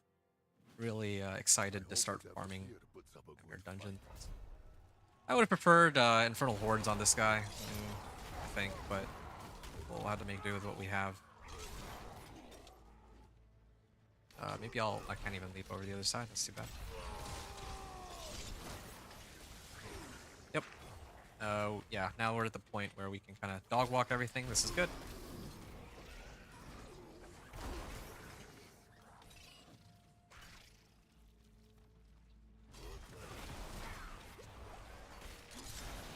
Yeah, I still need like more ways to use up my resource. Yeah, the build is so much easier to pull. Well, it's a lot easier to play with Shard of Varathiel for sure. I remember just how big the difference. It's like more than double the damage, right? You can have this up all the time. Otherwise, you had to keep paying attention to how often kick was active and all that. I wonder if there was a way to keep resetting kick charges. Yeah, I don't like it.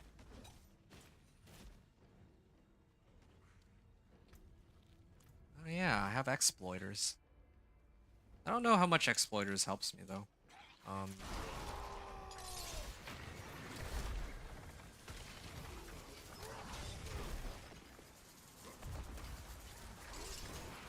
All right, there we are.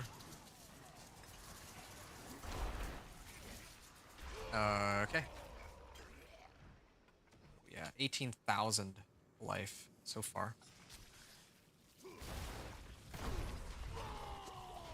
And I can just run through everything. 21k life here, not bad. Still plenty of room for growth. I think last season I was pushing like 30k, something like that.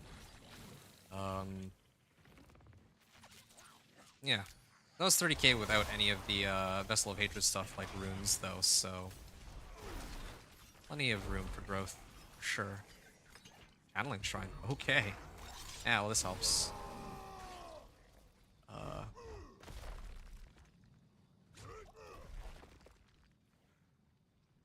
Yeah, this leap is so useful. It's like almost as good as Sorcerer Teleport, it feels like.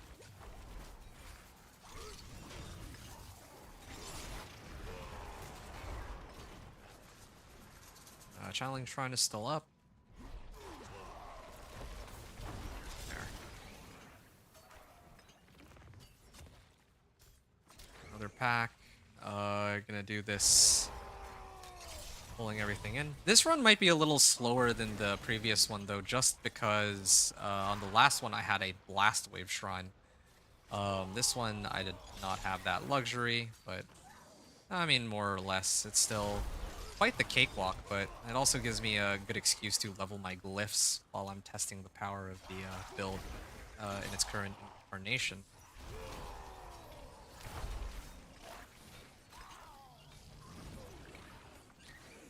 Okay. So we're starting at a little over 11 and a half on this, the timer. Yep.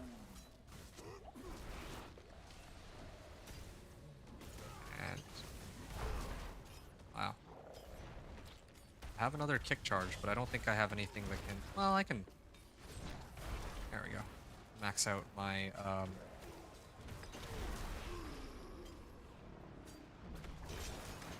oh, I missed the timing on my skill there. There we go. That was easy. How much time did that take? That went much faster than I thought it would. 11 minutes? Wow. Yeah, see? Again, our damage is already scaled up to the point where... hold on. 453... I think like 452... Let's say 30. Pit 50 end, but this is with 11 minutes remaining. Okay. Wow. So that was yet another successful run. I'm gonna take a moment to upgrade this. I'm gonna try to rank this up to max here. To rank 13, and then probably one more run will bring it to 16. That will... Well, actually, that just increases the radius. It doesn't really do much. Doesn't actually activate the bonus, but yeah. I gotta be honest, I might actually opt to spam pit 50s, because master working my material sounds great and all, but I think I'd rather just unlock the well, free damage on these two. I don't know, that's a tough one. I mean, I could just do both, I guess, but I don't know which I'd prefer to do first. Well, let's go Karagar, and then we're gonna break open pit 55 again with this level of power. I think pit 55 is more than achievable.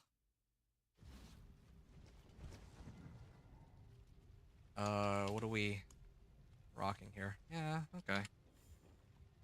Still kind of silly I don't have an easy route to get Shard of Varathiel, but what can you do?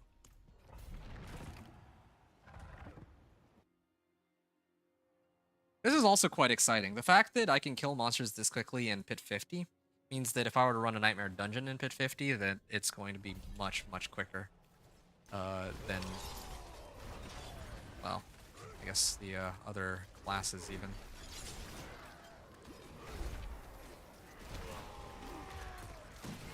Okay.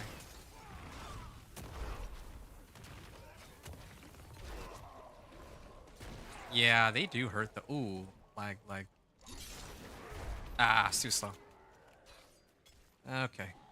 Challenging shout. There's too many skills that I have to keep track of too. That's the other problem with all this. Like, the correct order is that I'm supposed to use leap and ground stomp into kick. Something like that. But, I mean, I'm still doing a good amount of damage even without all that cheese. Yep. Okay, alright.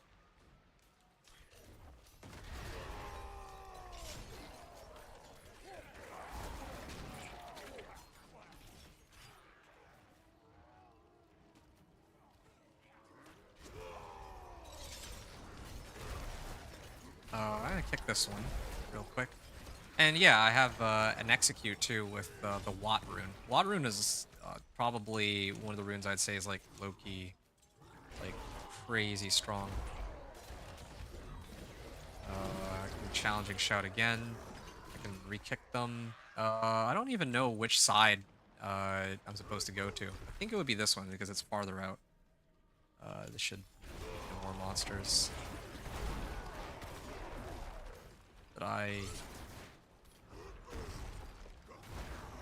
Oh. Oops. Mistiming everything out here.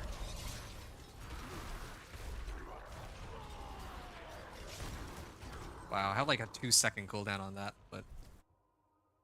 Okay. Wow. This, pit... this Pit 55 run is actually way easier than I expected. I mean, I had like 2 extra Paragon boards, but... Or not 2 extra Paragon boards, it was actually just 1 glyph, 1 node that I added. And I was able to, like... I'm at the point now where we're comfortably clearing Pit 55. Wasn't expecting that. Yeah, maybe I will just do the whole masterworking to rank 4. I think that would be easier than trying to level every glyph. Yeah, okay, fine. I'll run 1 or 2 Nightmare Dungeons and I think be okay. Okay. Yeah, I'm really tempted to switch out... What's my pants right now? I kind of want to switch out my pants for Tybalt's. Yeah, because I can try to get Iron Skin. I could try to keep spamming Iron Skin. And if I have Iron Skin, it makes me unstoppable, which would give me not just the extra damage, I actually care more about getting more primary resource. That'd be kind of ridiculous, like getting a Tybalt, or with my one Tybalt that has 2 GA on it. I can just use that as like an extra source of resource on top of what I already have. I'm actually misplaying my build completely too, by the way. That's the funniest part about all this. I'm just spamming up all my cooldowns whenever I have them. But there's actually supposed to be a specific order that I use them. And how I use them determines whether or not I'm doing... like essentially how much damage I'm actually dishing out here. Yeah, I also could use a little bit more cooldown reduction for a leap. Wait. Oh, I'm going the wrong way. I'm just gonna keep going. I don't want to waste my fury on these guys.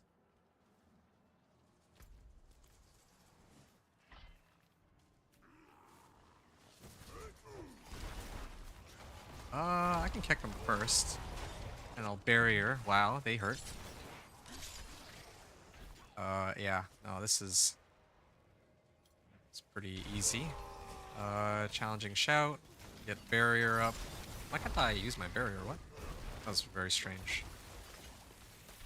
Oh. Okay. Well, So yeah, that was pit 50. Well, that's pit 55 so far. Now I have to fight the boss. This one might actually be troublesome for me. Might be troublesome because I don't even have my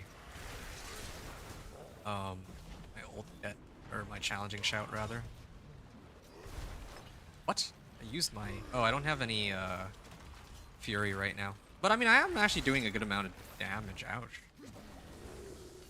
Doing a good amount of damage, but that's all I'm doing right now. Ow. Alright.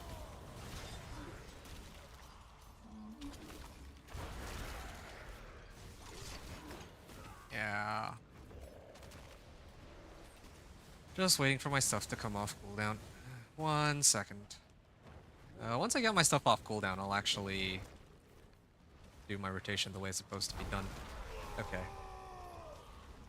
Then I'll probably have to kick. Kick again. I'm actually out of resource, but that's okay. I can use my attack here. There we go. Prolong it. And then now I have my barrier up again. I use that.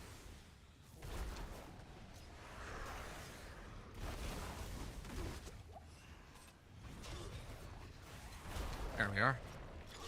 Yeah, now this is me actually doing the rotation properly, and yeah, we can see that I'm able to hold my own. Oh, there we go. Ah, I can break out of it. This isn't too bad. This actually isn't too bad.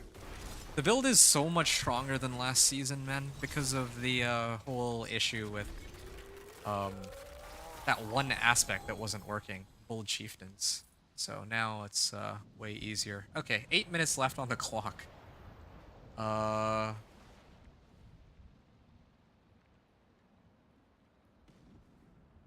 8 minutes left on the clock.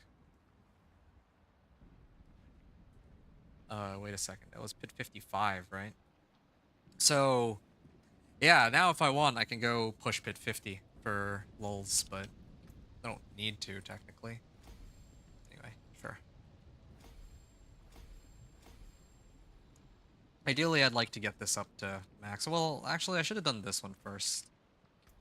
Maybe it doesn't matter at all. Actually, because increased damage to healthy enemies, I mean, they're only healthy until like 85% of their health. So it sounds like a lot, but actually just plain damage is better. Just, again, mathematically, I think. Okay, 100 available points. So, yeah, again, I could like level all my glyphs, or I can go and masterwork everything. I don't even think I need to do both. Yeah, I really don't think I need to do both, like ranking up my glyphs to 46 and masterworking. I think that's actually overkill.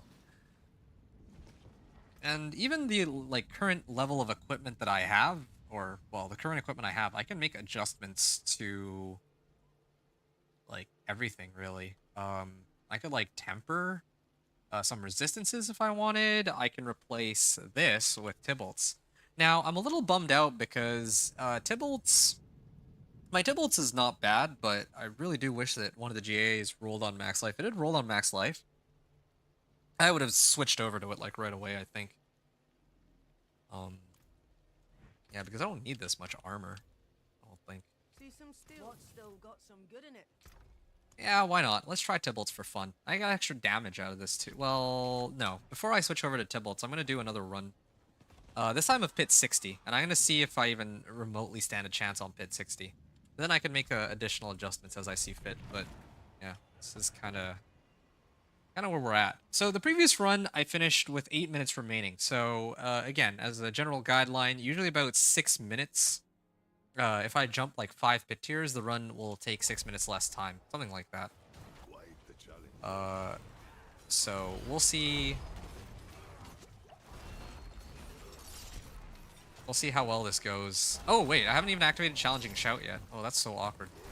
That's sloppy. It was abrupt, like, bad start to the run then. But, there we are. Gonna leap here. Pick him again. Gonna activate my little barrier. There's, like, too many things to keep track of here.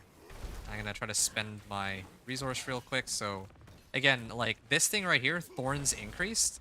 That's the thing I'm really trying to look out for. Ooh, yo. I get hit by that. Okay.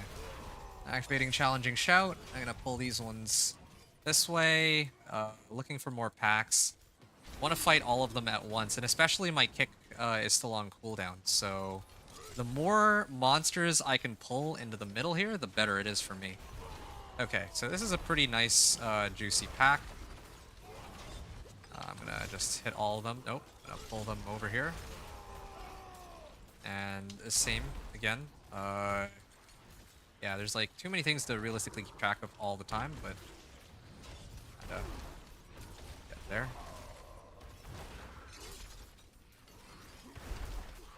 There we are. Yeah, that was a pretty clean kick. I'm still waiting for the Blast Wave Shrine, or I just realized, yeah, last run there was no Blast Wave Shrine, otherwise that might have sped things up a little bit. And okay.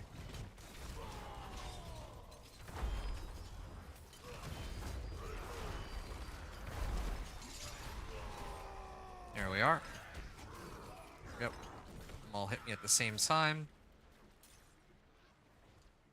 That was not bad. Hey, there's somebody selling Tybalt's Razor Blade and Yen's Blessing now. I could have used all three of those. Maybe minus the Yen's, but all the other ones, yes. Oh, look at this juicy pack. I'm just gonna rope him in real quick. Challenging Shout again. Yeah, if I had Tybalt's here, then that would have given me an additional chunk of life. Looking for more packs. Actually, I have to use strategy for this.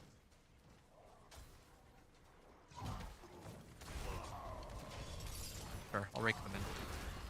Pick them. I'm gonna leap on them. And what am I doing? I don't even have Challenging Shout up. Well, what are we doing here? What are we doing here, Gary? Ah.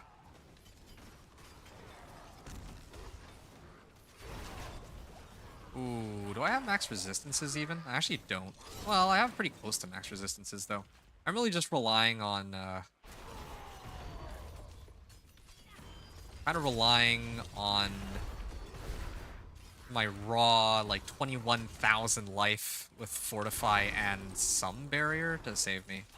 I think I get barrier, don't I? There's like a thing that they added this season, one of the witchcraft hours where you can get barriers, so.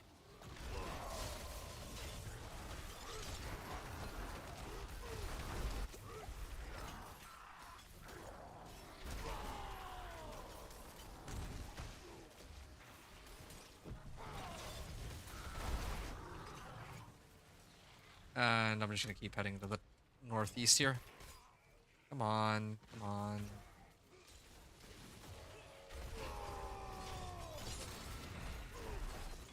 What?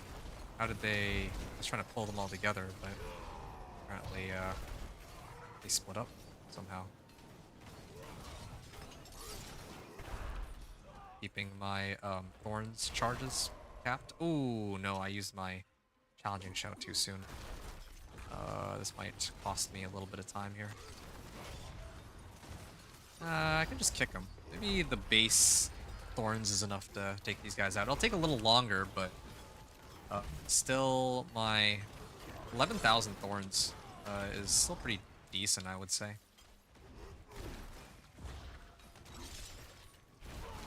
Aha! I'm gonna just... 13k, alright. Apparently it's just 13k with Challenging Shout. Unless I didn't get the, I don't think I got the casts correct. I can... Okay, yeah. Pyranado, dude. Pyranado is also another thing this season that's, completely nuts that I didn't have last time.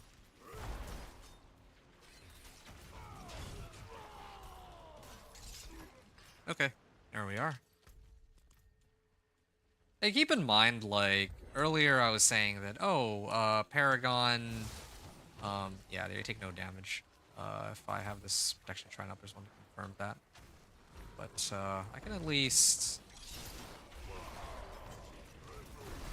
That means that this is all the damage just from the key passive by itself. Yeah, so Protection Shrine is actually a trap. it will slow you down. Because otherwise these guys would be hitting themselves for so much more damage than what we're seeing here.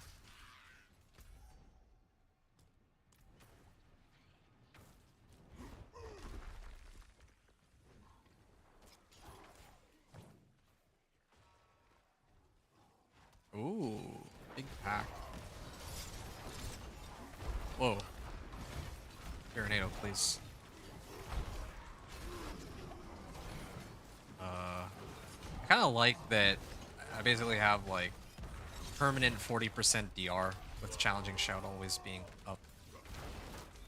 But I don't like that the roll that I have on it is so low. The good news is I have exploiters, so even though these guys are like taunted, I can still kill them.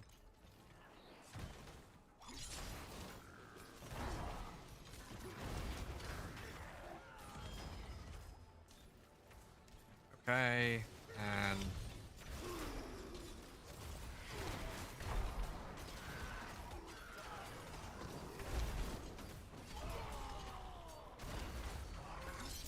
wow. This is kind of a weird one. I've never seen it like this, where it's like the entire, I clear the entire wasteland before I find the one exit. I might be able to get it from just these last few monsters, maybe. No? Oh, man. That's not good. This is actually such a time waste, because I actually have to run all the way over. I'm like 1 pack short. That's how sad this is. 7.5 minute mark too. So we'll see how long it takes me to clear the boss. I guess just this pack would be enough, right? No? Yeah, maybe I didn't make the right call coming here then. Impressive. Blastwave Shrine? There's no way. This be the Alright. Well, whoa! The Blastwave Shrine went away. They must have changed that. It wasn't like that before. Previously, the Blastwave Shrines, I think, used to stay. So maybe I should have hit it and then come here. I would have been okay too. But I mean, it's win-win, because all this means for me is that now I can test and see how much damage we can actually expect to do, and whether or not I even survive a fight against Slither in the first place. I might even run circles for a little bit until I figure out. Okay, challenging shout is back up. I'm gonna kick him, and I can kind of run circles.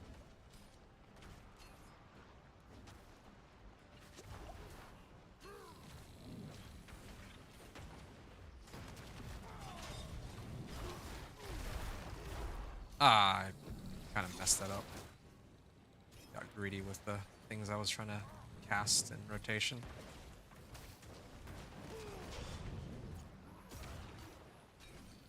Yeah, if it were Seething Hive Master, I think Seething Hive Master has a thing where he hits me with a bunch of pellets, and each of those does like a lot of damage back to him because of the damage reflection from Thorns. Alright, I'm just gonna wait for my skills to come back real quick. I don't want to have this get amped up even higher. Probably would be okay even without it though.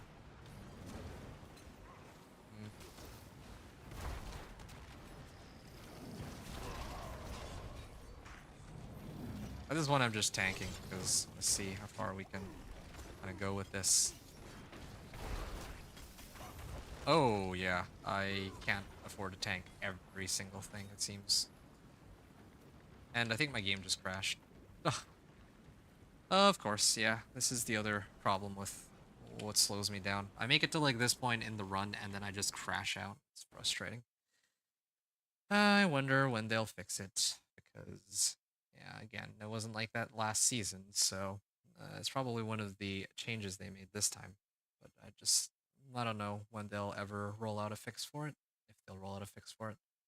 So we're just gonna finish this, and then I guess Thorns, and then well, we could try one more pit run. Hopefully it doesn't crash again. And then I'll do the whole masterworking thing, and then try to come back with masterworked equipment and see if we can do like quicker runs here. Like this one I'm down to like 5 minutes remaining, or like less than that. It's like 3 or 4 minutes remaining. So I feel like we can do a bit better. That's what I'm hoping for.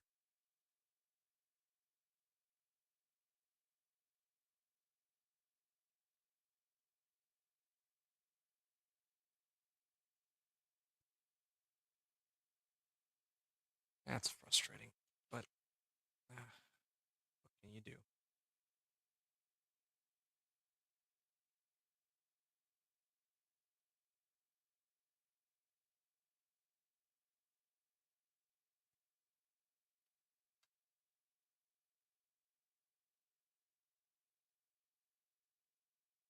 Wait, hold on. What? How come there's no sound? Okay, hold on a second. Why?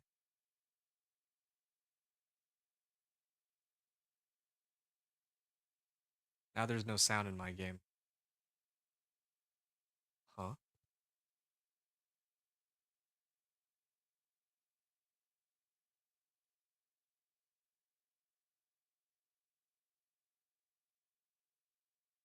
Two D. Okay, yeah, so it's D4. Okay, I have to restart D4 again. It's almost certainly something to do with D4, man.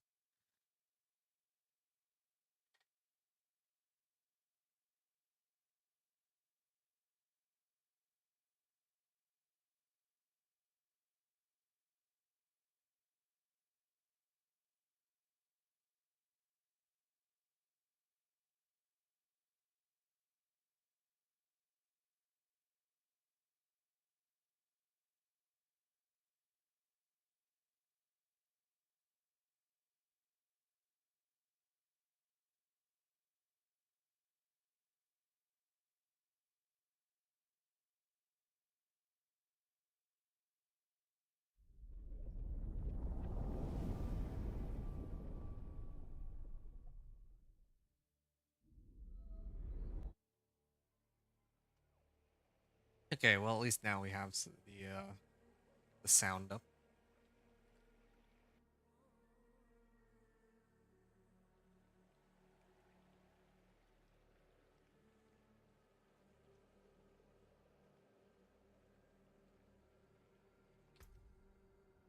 All right, Thorns again into pit 60. Yeah. Guess I could do another pit 60 run, but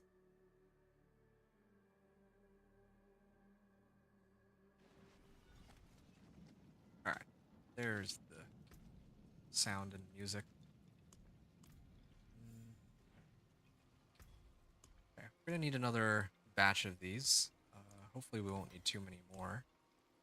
Something I also just remembered is that Iron Barbs also has 250 thorns. I can actually get thorns from that elixir, and I can also get it from this.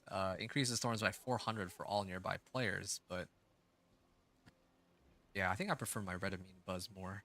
Like, yeah. It also, when I use challenging shout, boosts my thorns. Not as much base value thorns, but that's okay. And what's this? Spiral Morning? Sure.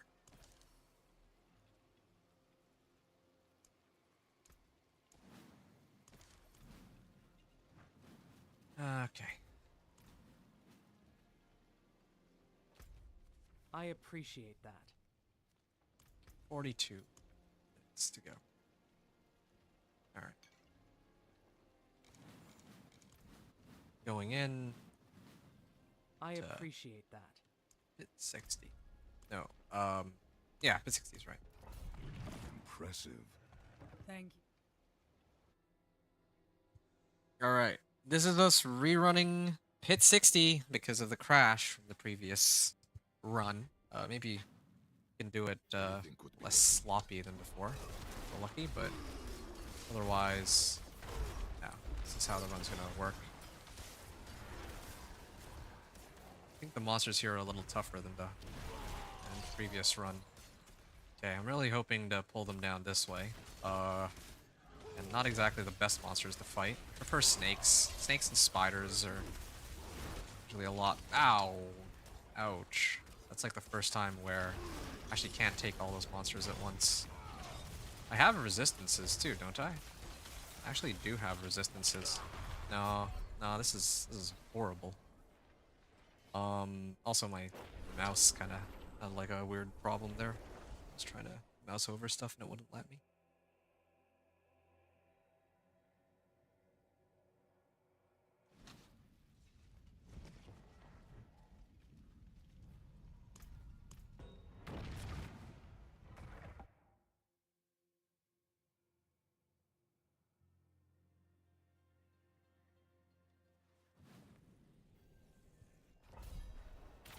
Okay. Oh, did it in the wrong order again.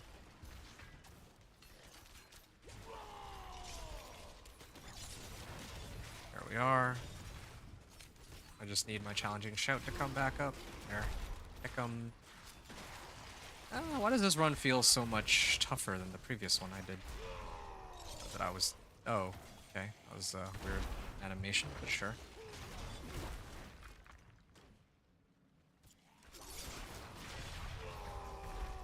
But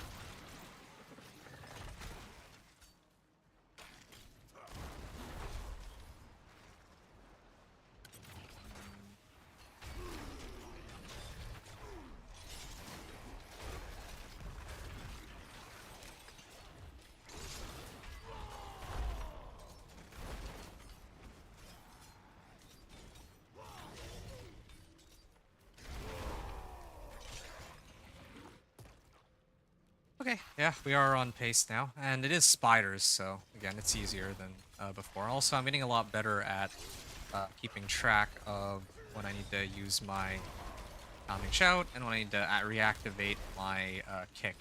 Keep the bonus from passive going. There we go. I think after this pack, though, that'll be it. Not gonna have another round of tick ready in time. Yeah, that's fine. I'm gonna let it charge for a little bit while I look for more targets here. Yeah, okay, here's a good juicy pack.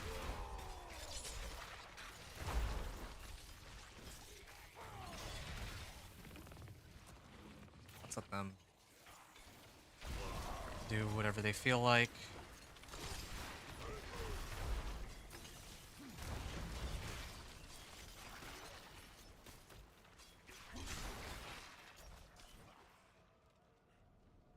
Okay, next area.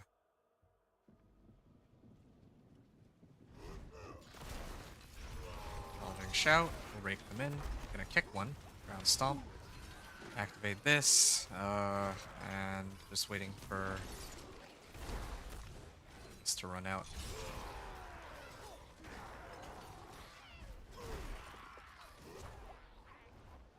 Okay.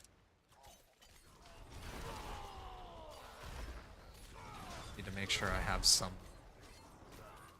fury for this.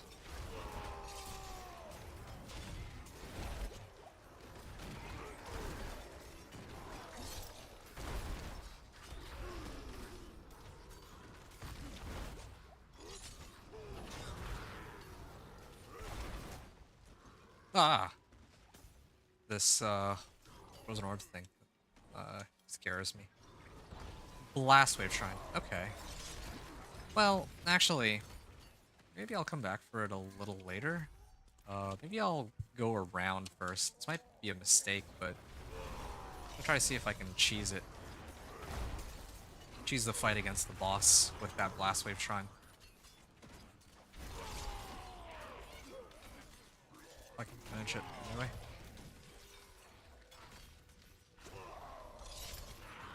There we are. Pyranado, and that's like level or rank 1 Pyranado. It's not even like the full gig. We'll pick this one first. And I don't know if the Pyranado is doing all that damage or if it's actually that pack.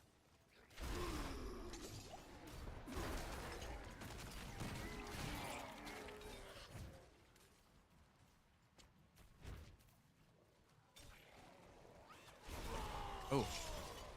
It's not quite where I need them to be, but... Ow. Challenging shout. Leap again. Ah, that's a lot of poison out here. Gonna head up here, maybe.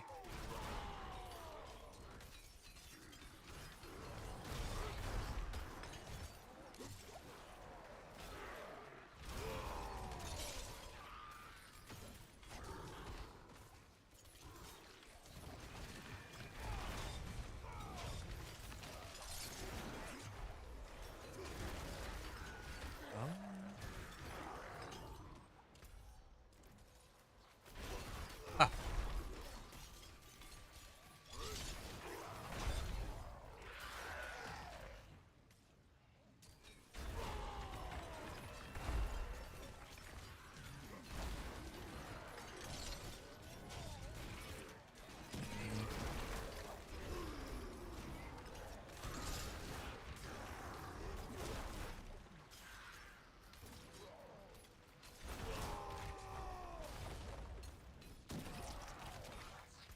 Okay.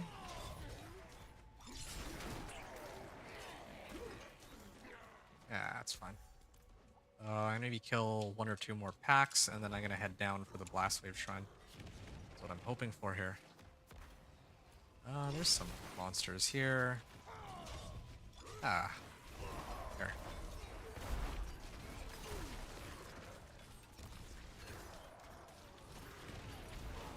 Maybe they didn't change it. I remember maybe I had to actually time it before too. Like actually use the Blast Wave Shrine like just before I go into the boss fight. It actually might have been how it was before too.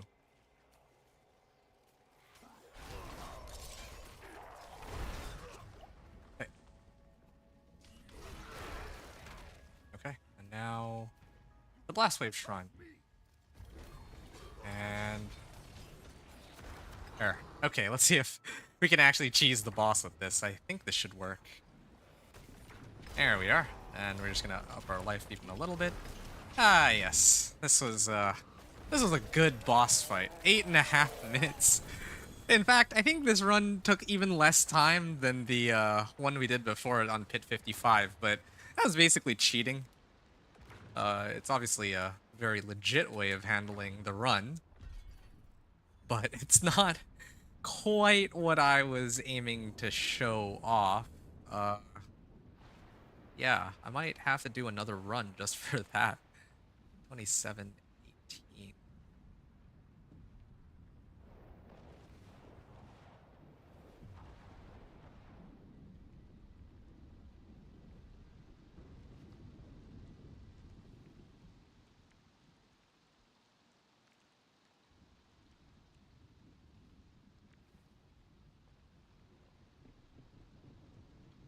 All right.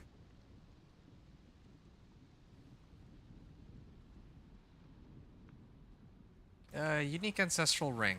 Oh, this one's got max life. Well, isn't that something? May have to hop on over to that soon.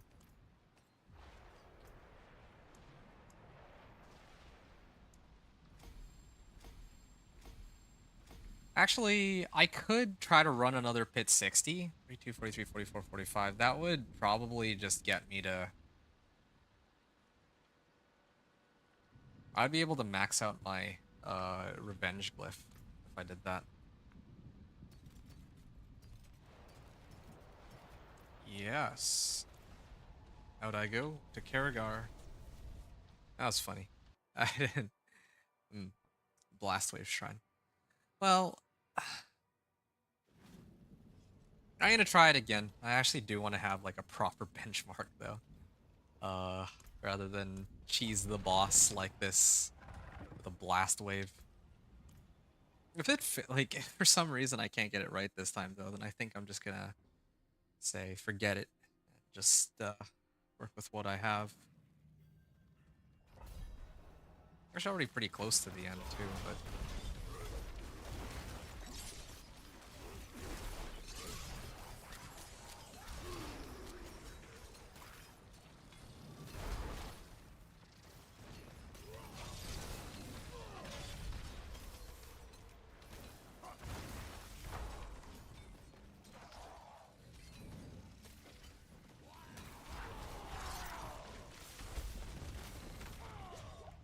Okay, this is taking too long. I'm just gonna go.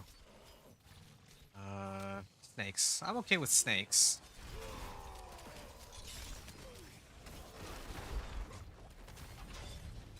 But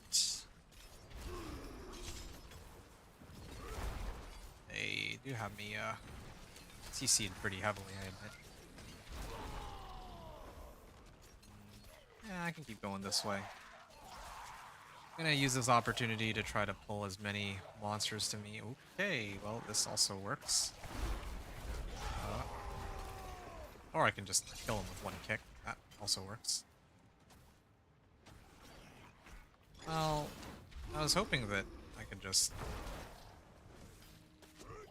Why is this guy taking so long to go down, though? Actually. There we go. Oh.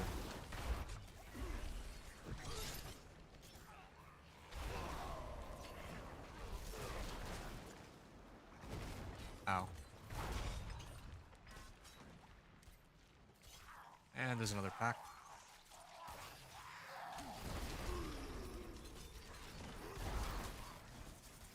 Oh, yes. I can leap through this, right?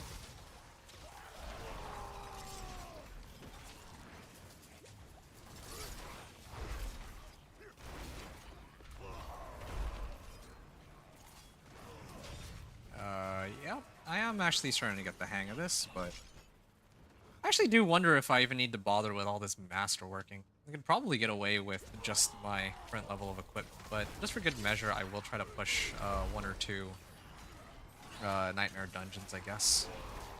I'm also going to ignore any shrine that I get this run, because, yeah, I like to know I have to work with here. Also, this next run would get me to rank 45 on a glyph. Probably we'll just get it up to rank 46, but I mean, it's only like an additional like 5%. Shouldn't be like a huge difference. I think masterworking is going to be a much bigger slice of the pie here.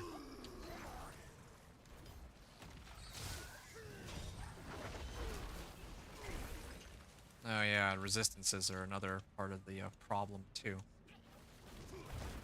Still haven't found, like, any gloves or any piece of equipment which easily gives me,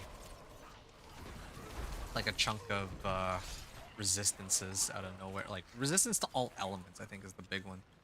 So I don't know how I'm gonna make that happen.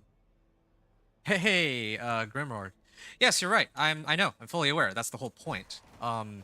So at this point, I'm already, like, Paragon 221. But there's other people who might make a Thorns Barb, and they themselves wouldn't be at this level of power. So I kind of put it in, like, kind of like bit by bit, so I know roughly how much power you would need to get to, like, each stage of, like, progressing from Paragon 1, 2, 3, 4, so on. So, like, in my case, yeah, what I could have done right away from, as soon as I made it into, sorry, Paragon, not Paragon 1, 2, 3, 4, I mean, like, Torment 1, 2, 3, and 4. Right, like, so what I could have even done from the very beginning, when I first got into Torment 1, is, yeah, I could have just sank all my points in. But instead, I used the equipment I used just getting into Torment 1, and I pushed all the way up to Pit 40 with it, so I know that that's kind of like a nice baseline. I think I was even able to actually clear Pit 45 with it, it just took forever. But now I know that, like, yeah, okay, so Thorns by itself is strong enough to, like, handle all the way up to Torment 2 without any additional adjustments from when you clear, like, you know, level 60, right? And you set up your character to clear, like, Pit 20 or whatever. And then, now if someone asks, I have that kind of knowledge under my belt. And, well, yeah, that's more valuable to me than, oh, yeah, I'm just gonna, like, speedrun my way all the way to Torment 4. I could have done that by now. I could already probably have been finished by now, yes. Especially with, as you said, all the Paragon points left on the table, true.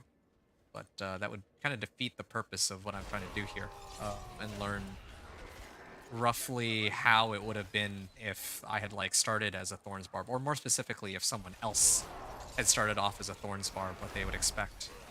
So, hopefully that makes sense to you. Paragon's, like, the one thing I can, like, easily adjust. Same with masterworking, because I can choose to do masterworking last. Yeah, something like that. Yeah.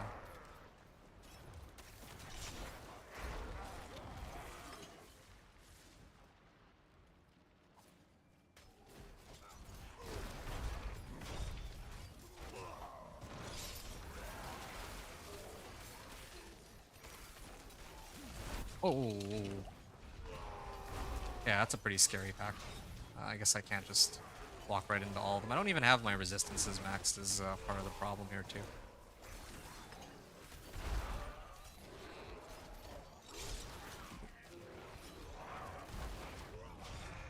There we are. So, I'm gonna challenging shout that. I can. Oh yeah, I already have Pyranado. I threw my Steel Grasp as Pyranado came out, but we're in it. And this guy's also got DR, but that's okay. With this many monsters, it should be easy to just walk into all of them with Barbed Carapace.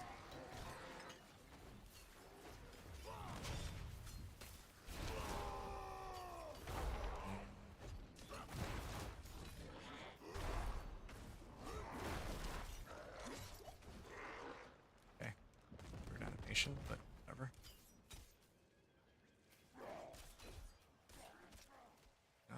There's more monsters here, sure.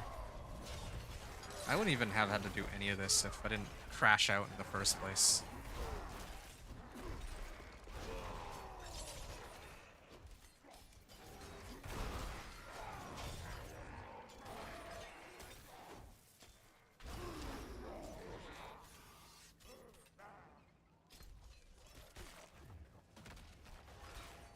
Hey, how's it going, by the way? Grimorg, I'm guessing you yourself are a Barbarian player too, if you're still here. Yep. 7.5, almost 7.5 minutes left on the clock. So we'll see how long all this takes. Actually, hold on a second. Let me give it a little bit. Okay, now all my stuff's off cooldown. I can kind of fight him in peace. That's a drowned sea hag. Alright, well, hopefully he doesn't kill me in one hit or anything like that.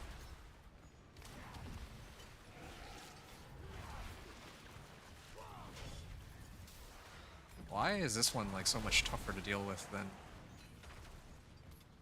the other boss? This is actually way tougher than the previous boss I had to fight. Okay. He's taking a bit more damage now.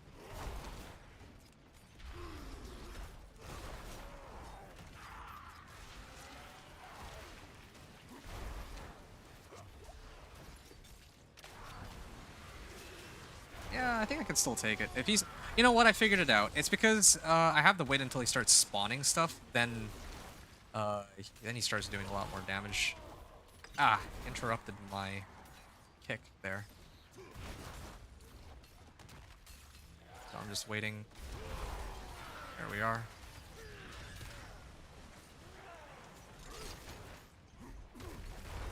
There we go.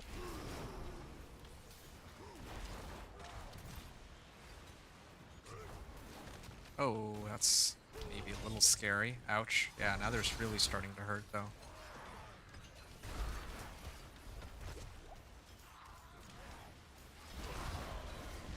I don't know if my kick will come back in time. Nah, it won't. So I need to charge it back up again. A little bit of time here. Actually, yeah, maybe I'll start it off.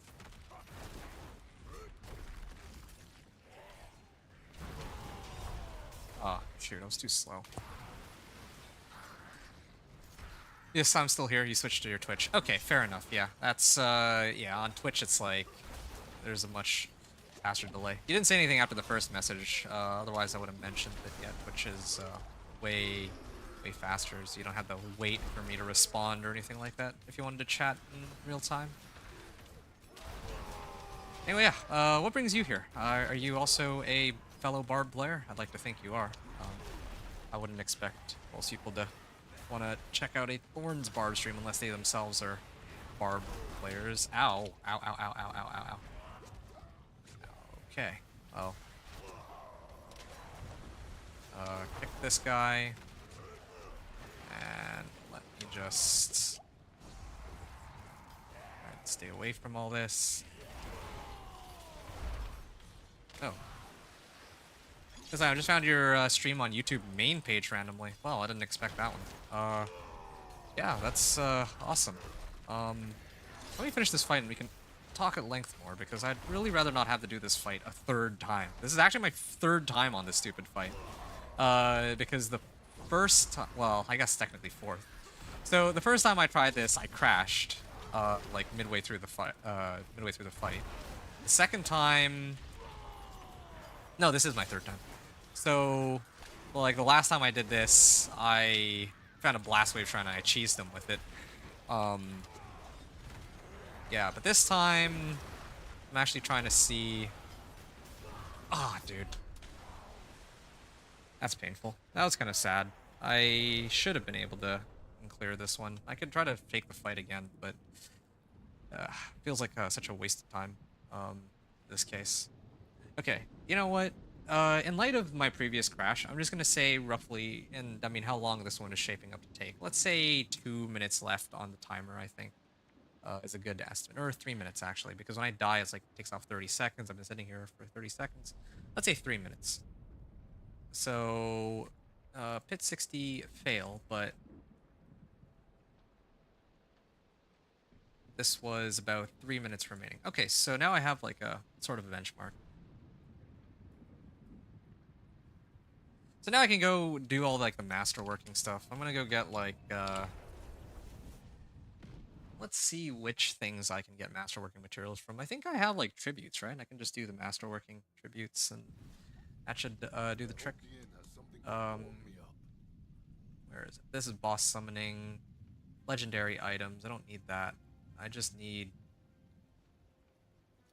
The only thing I really need is masterworking materials right now. But if they're not giving it, then I guess I'll just do it the old-fashioned way. I'll farm them from Nahantu.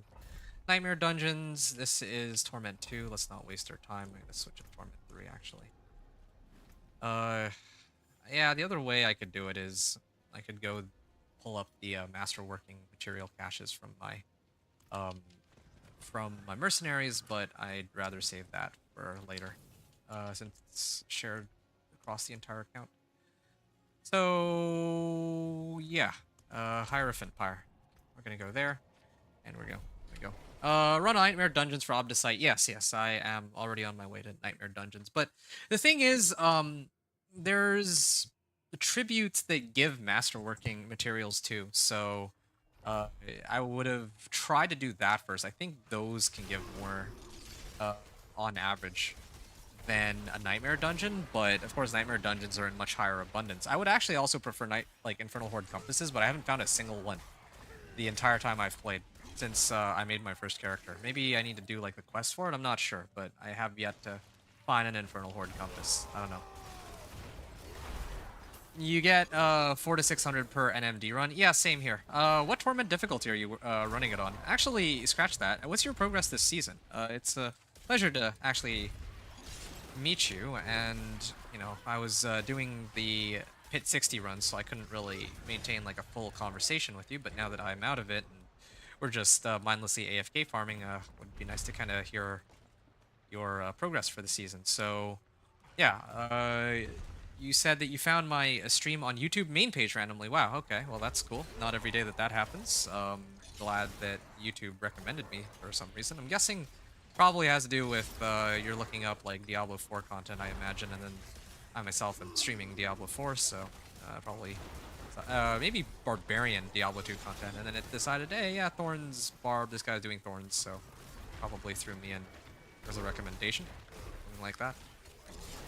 But yeah, let me know if you have any other questions. That was a very good one. The asking about like, oh, you know, you have 100 points, why aren't you using it? Like, you know, some people might assume that I'd forgotten or something, but no, that's indeed not the case.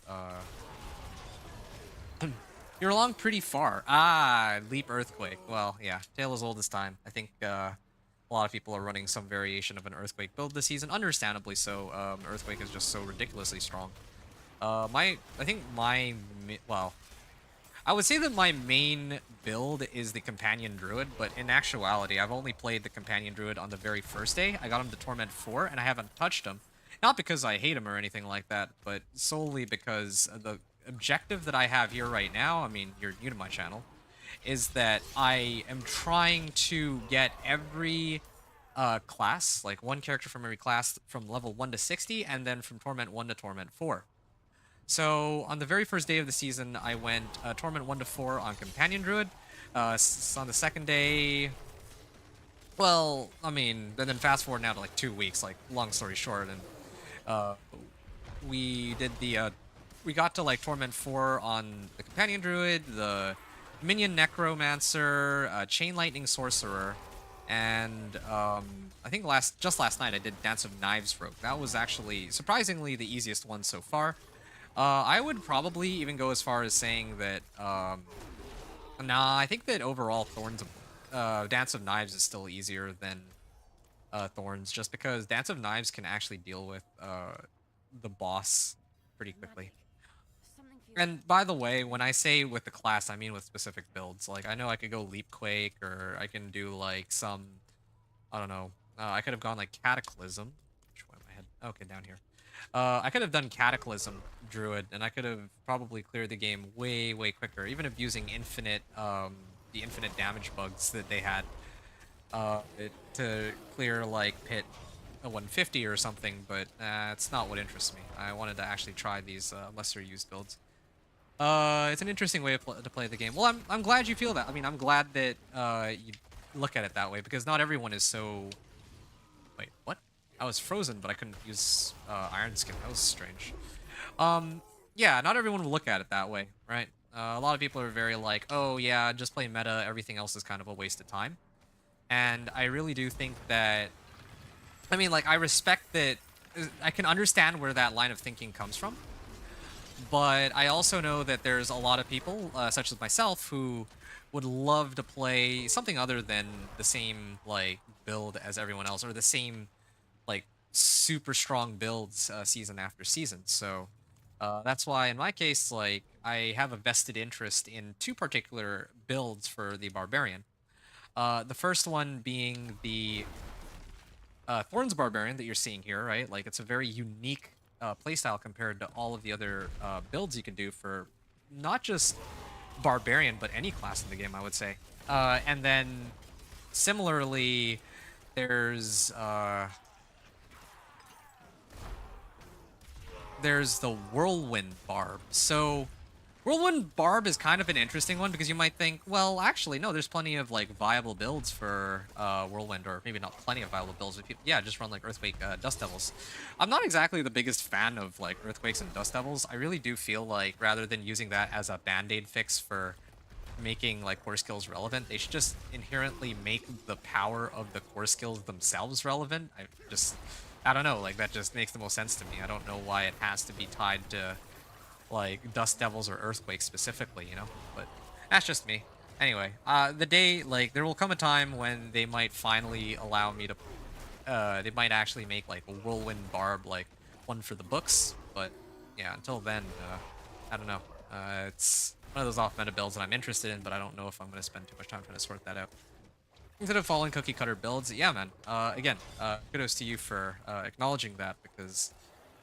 yeah, I'm so accustomed to, like, a lot of people who come into, you know, into a channel and they're gonna say, like, oh yeah, no, like, it's meta way or the highway.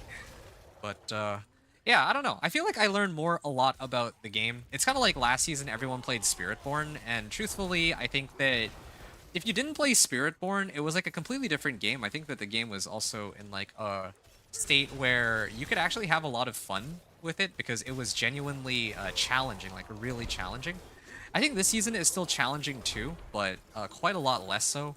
Just to put it in perspective, and this is going to sound ludicrous, but it took me 18 hours total to get my Companion Druid, first character, from Torment 1... No, wait, it was Torment 3 to Torment 4. Just Torment 3 to Torment 4 alone. And part of that is because, like, last season I had a lot more to worry about in terms of, like, you know, like, this season there's witch powers, first of all. Then there's ancestrals that drop a lot more frequently. And then I think materials too. Every material like obdicite, uh, herbs, iron chunks, like veiled crystals, right? Has kind of like they really increase it across the board. And so because of that, it's way easier now to get from Torment 3 to Torment 4. In fact, with the exception of my minion Necro, I've pretty much done every run in like I want to say like under 10 hours. Even my companion druid this season, and it was like much quicker. It was like my first character, just like last season. So I don't know. I played Spiritborn. It was completely broken, incredibly broken. Now they absolutely suck. Hey, have you tried Spiritborn? I want to ask you about that because, okay, so I mentioned that I did 1 to 60 in Torment 1 to Torment 4 for, or I'm trying to do one for every build, right? Or every class, I mean. And I've done one for every class now, except for Barb, which I'm doing right now, and Spiritborn is the last one. Spiritborn is my least favorite class, not because of how it plays. I actually think it's a really cool concept. I just don't really, I just can't really relate to the archetype. That's a whole separate discussion. But I'd like to kind of know what I'm getting myself into. Because I'm kind of worried that I'm going to play Spiritborn, and then it's going to turn out that, oh yeah, the run's going to take like 30 hours, you know? That would be kind of a bummer. Not this season, but S6, yes. Okay. That's too bad. I'd love to get a bit more insight onto it, but that's okay. That's okay. Yeah, no, I heard definitely got shafted in comparison. I actually don't even think that they got shafted. I just feel like other builds that have come out are just like way stronger than they intended. Because they said, oh yeah, we're expecting the Spiritborn is still going to be very strong. This was its originally intended level of power. And then next thing you know, there's Cataclysm Druid doing infinite damage. They still they nerfed that, so okay, fine, fair enough. But now Blood Wave and Earthquake, you know, builds, which are new on the block, are doing like hundreds of trillions of damage. I don't think that they scaled it correctly. I actually really think that in this case, with the other classes being as strong as they are, is not a product of Blizzard's intentions, but I'm pretty sure that they just didn't do their damage numbers correctly. I don't know if it's a bug or if it's just more that they don't know how to do math. I actually am leaning towards the side of they don't know how to do math. Originally, I was under the impression that last season it was just because they intentionally wanted Spiritborn to be the most busted class. I mean, that's what most of us would expect, but no, I actually think that they're not... They really have no clue how to balance any of the... well, anything, really. Shout skills generate 10 primary resource per second while active. You know what? No. I'm doing this all wrong. I'm going to do Berserk Fury. I'm always Berserk, but I'm not always under shout effects. I'm just going to salvage this, in fact. And how much Obdicite did I have? I started off with like 80, and now I'm up to 683. Okay, it's, yeah, like you said, right? I have roughly the same. I get like between 500 to like 1,000 a run, so yeah, 2 Nightmare Dungeons should be enough to kind of cap me out. Rank 4 Masterworking on every piece of equipment that I have. I still have yet to come across a two-handed mace that's ancestral, so I might actually just burn the rest of my materials on that at this rate. Like, Well, I'll do gloves hello, first. shining Maybe try to get a 750 item power that has, all finished, are you? actually, hold on. Do I have, just salvage all this. Do I have a better set of gloves? I think I do, don't I? Or do I not have a set of gloves after all this time? I might just do gloves first. No, I actually do have better gloves. I just never bothered to throw them on. Okay, fine. We'll do two-handed maces. I definitely haven't gotten a Well, two-handed on that one. There's something None of them are ancestrals. None of them are ancestral. That is so unfortunate. Greetings. How shall I guide my hammer?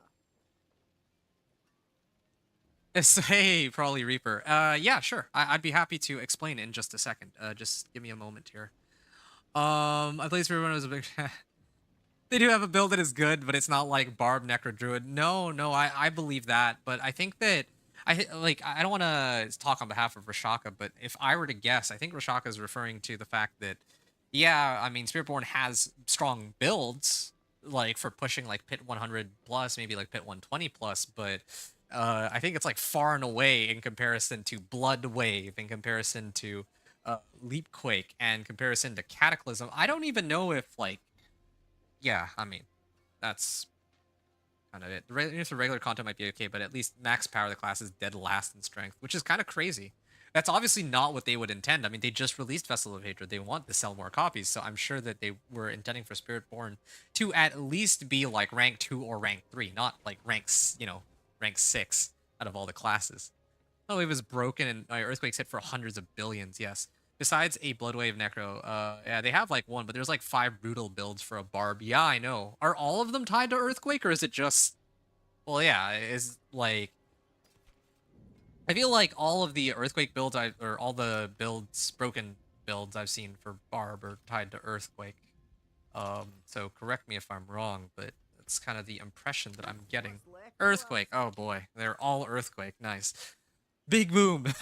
Yeah, I see Earthquake, but all Bard builds this season are tied to Earthquake. Okay, thanks guys. See, here's the thing, right? Like, just to fill you guys in, particularly probably Reaper. I don't know if I don't know how you were able to find my channel, but when I like the content that I'm putting out, I'm trying to put out a little bit of everything. I'm trying to show getting each of the character classes from Torment 1 to Torment 4, and also, well, level 1 to 60, of course, implicitly as a part of that.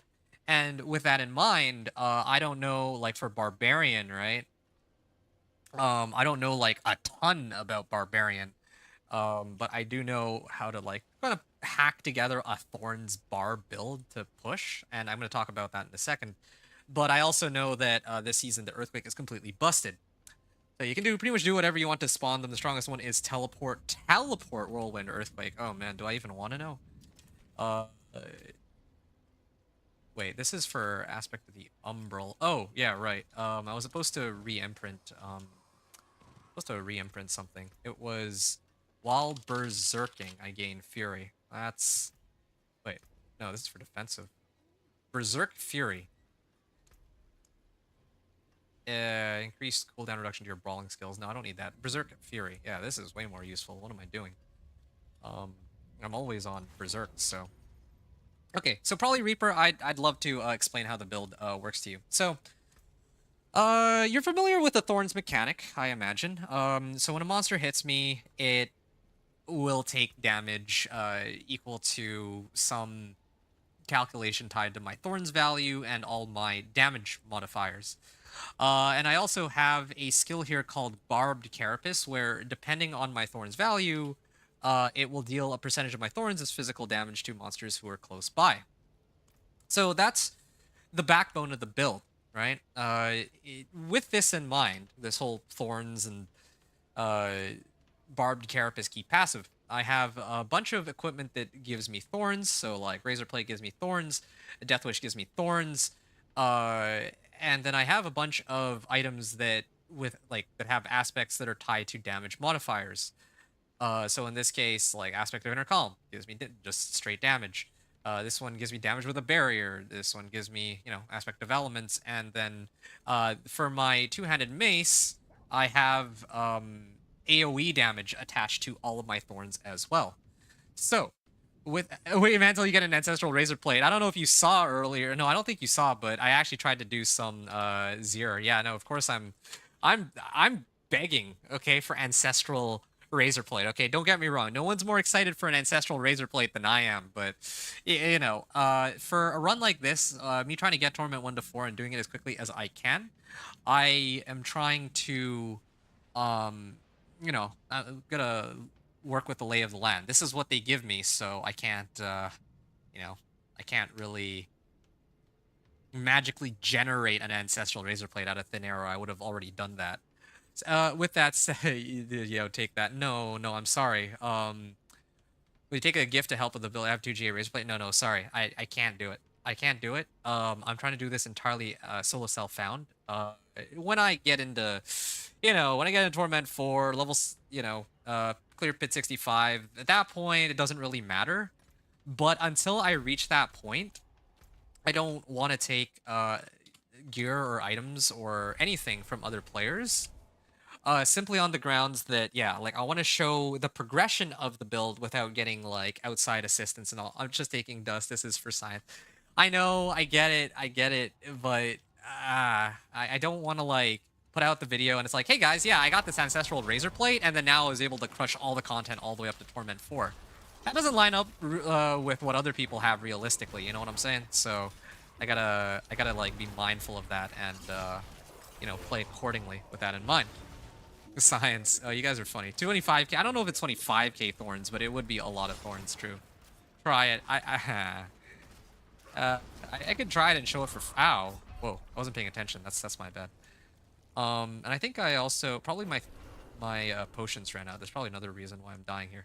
Okay. In the interest of not embarrassing myself while trying to kind of sell you on this Thorns Bar build, okay? So probably Reaper. Going back to this. Like, again, we'll talk about the 2GA Ancestral Razor Plate in a bit, okay? There's a lot of stuff going on at once, but... so the way the build works, right? The way it's supposed to work, and... Yeah, okay, we'll pick up Greed Shrine. We see a pack of monsters. I'm going to activate my Challenging Shout, and then I'm going to use Steel Grass to pull them in. This isn't a really good example. I need, like, a bigger pack, so just bear with me here. Not really doing me a solid. This isn't really the best dungeon to show it, but still. So I Challenging Shout everything... then I use Ground Stomp, and then I use Leap to generate myself Fury, and then I use Kick to spend all that Fury, and then that triggers Barbed Carapace's bonus. Barbed Carapace has a bonus where if... That's weird.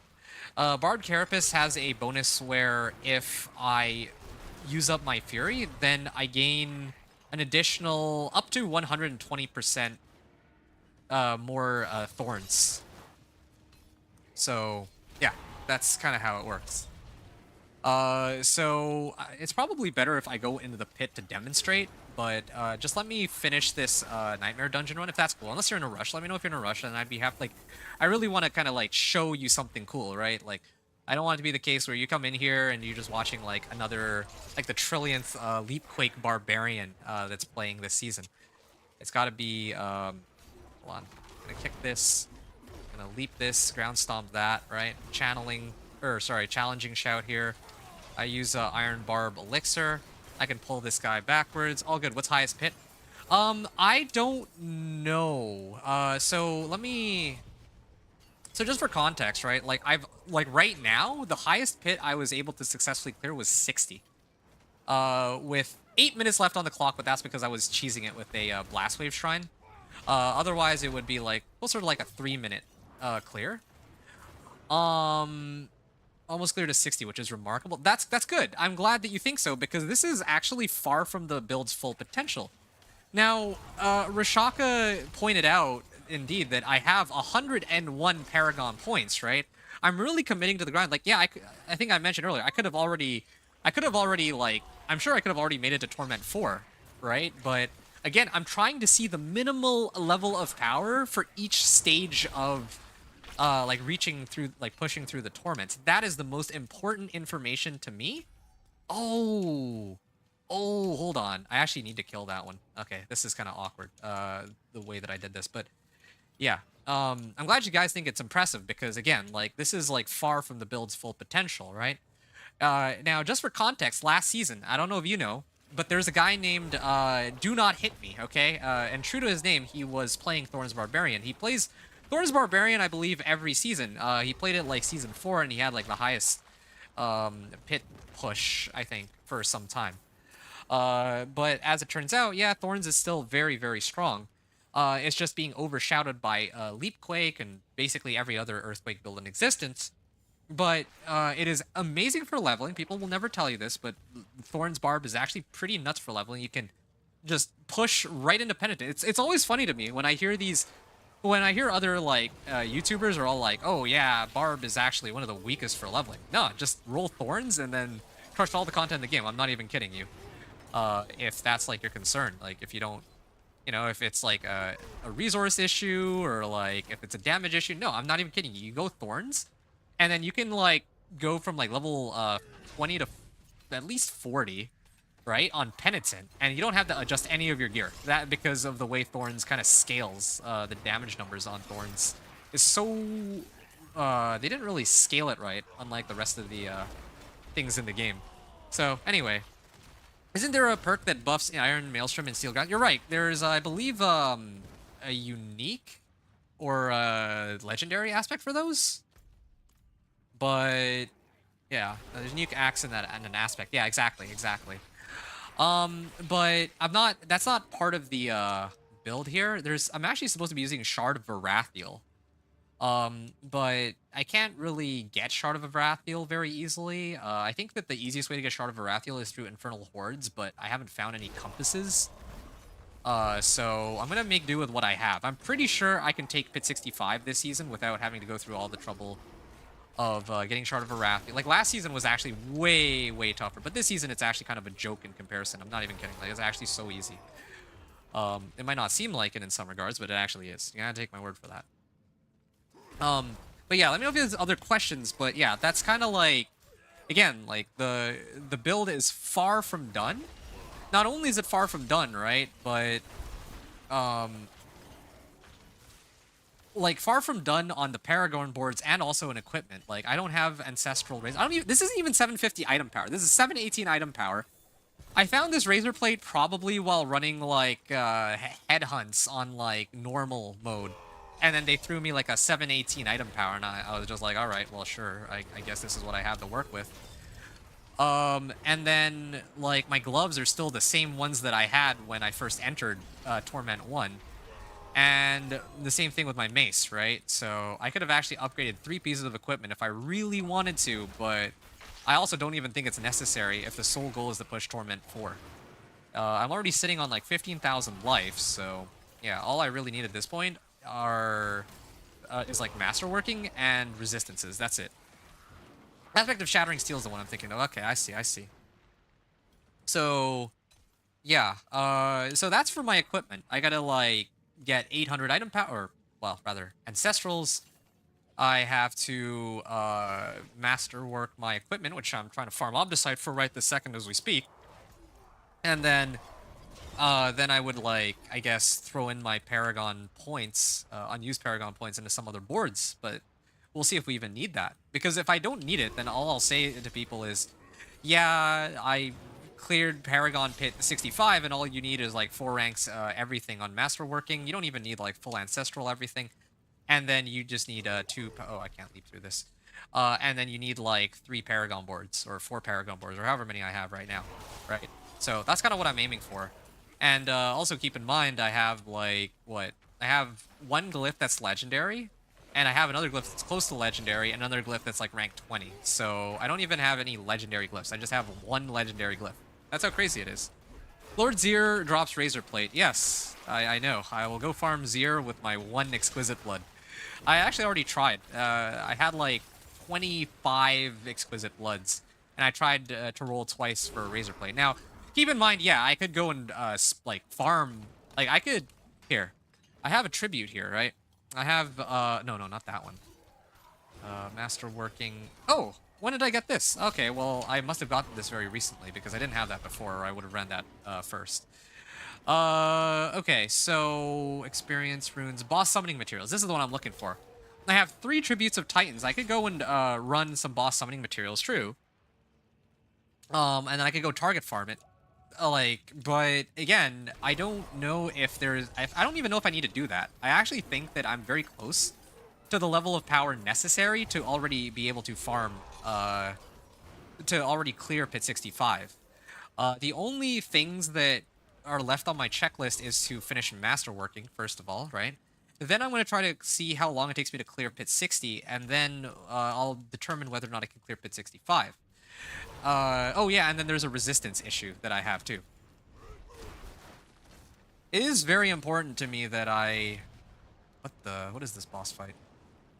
This is like a Blood Maiden boss fight. The refinement is rare. It's 2k Obdicite. What do you mean, the refinement? You mean like ranking up to 12? No. I'm talking about ranking up all of my existing equipment to rank 4 out of 4. Or just 4 ranks, that's it. Anything beyond that, like, yeah, I could do it. But again, like, it's very easy to get rank 4. This is what I learned last season. I played a fair bit. I tried different things that I like to try to learn, you know, the kind of what I would need for most builds, right? I think that rank 4 on everything is very reasonable because if I'm in Torment 3, I just need to do 2 Nightmare Dungeons. That usually nets me about 1200 Obdicite. Let me just check after this run is done. And after I make it to 1200 Obdicite, or like, let's say 1000 Obdicite, right? I can go and masterwork every piece of equipment I have to rank 4 out of 8, and that usually boosts my level of power enough that I can clear the next next tier of pits. I usually go in ranks of 5 in the interest of saving time. I like to do it one at a time. Okay, so now that that's done, we can take a look at our Obdicite. Okay, we're actually up to 1500. This is good because this is a Barbarian, so I need a little bit more,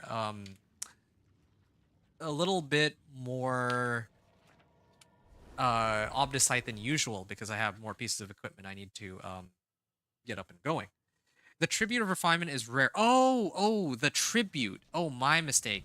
Yes. It does give a lot of Obdicite, and I just found it. Otherwise, I would have started off with that, and I would have been done like a long time ago. We wouldn't even be having this conversation right now.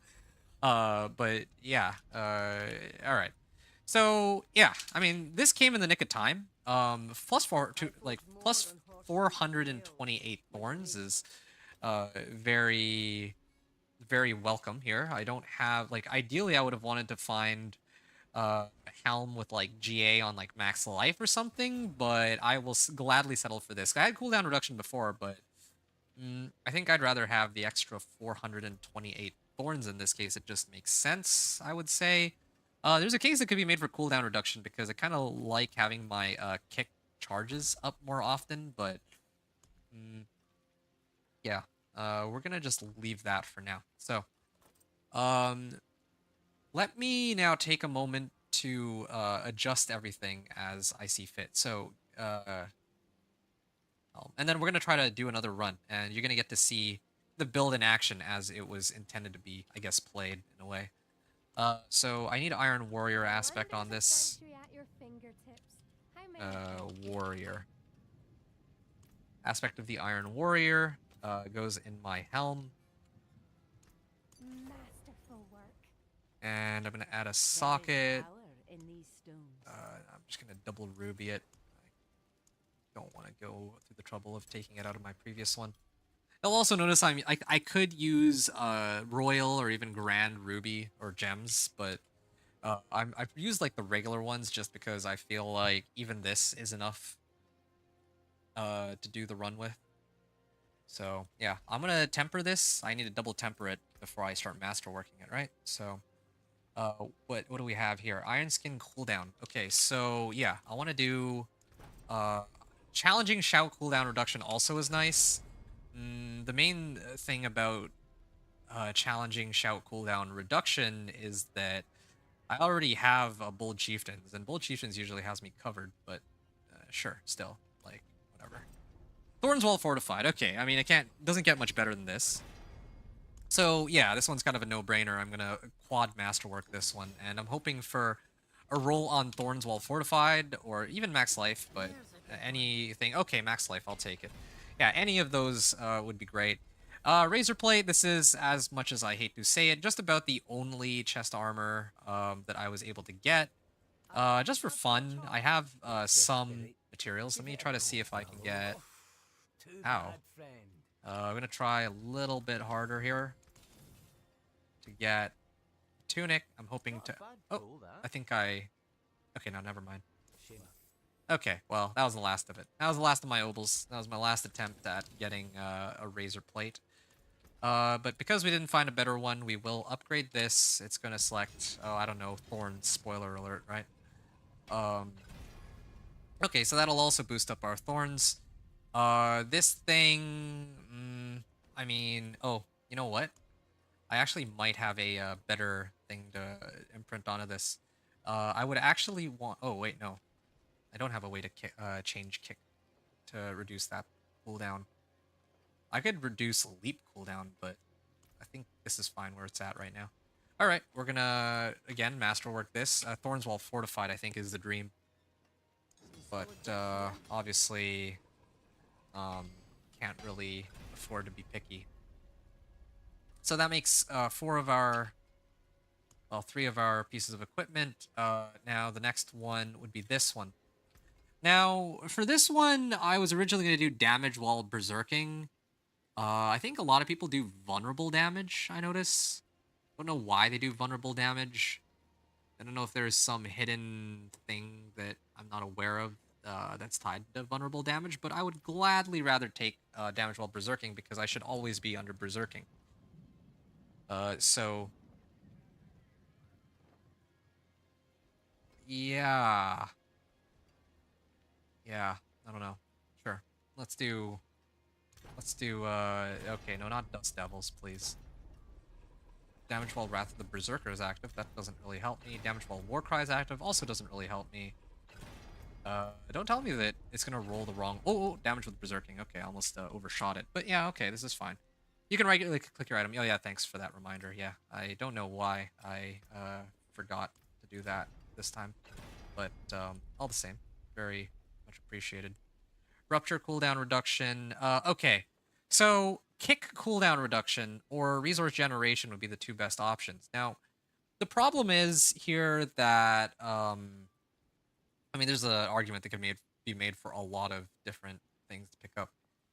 So, I think the last season when I was putting this Thorns Barb together, I was using a Shard of Varathiel to use up Fury on my behalf, but I don't have a Shard of Varathiel, so I'm going to have to make do with what I have. Warcry cooldown reduction is actually pretty useless.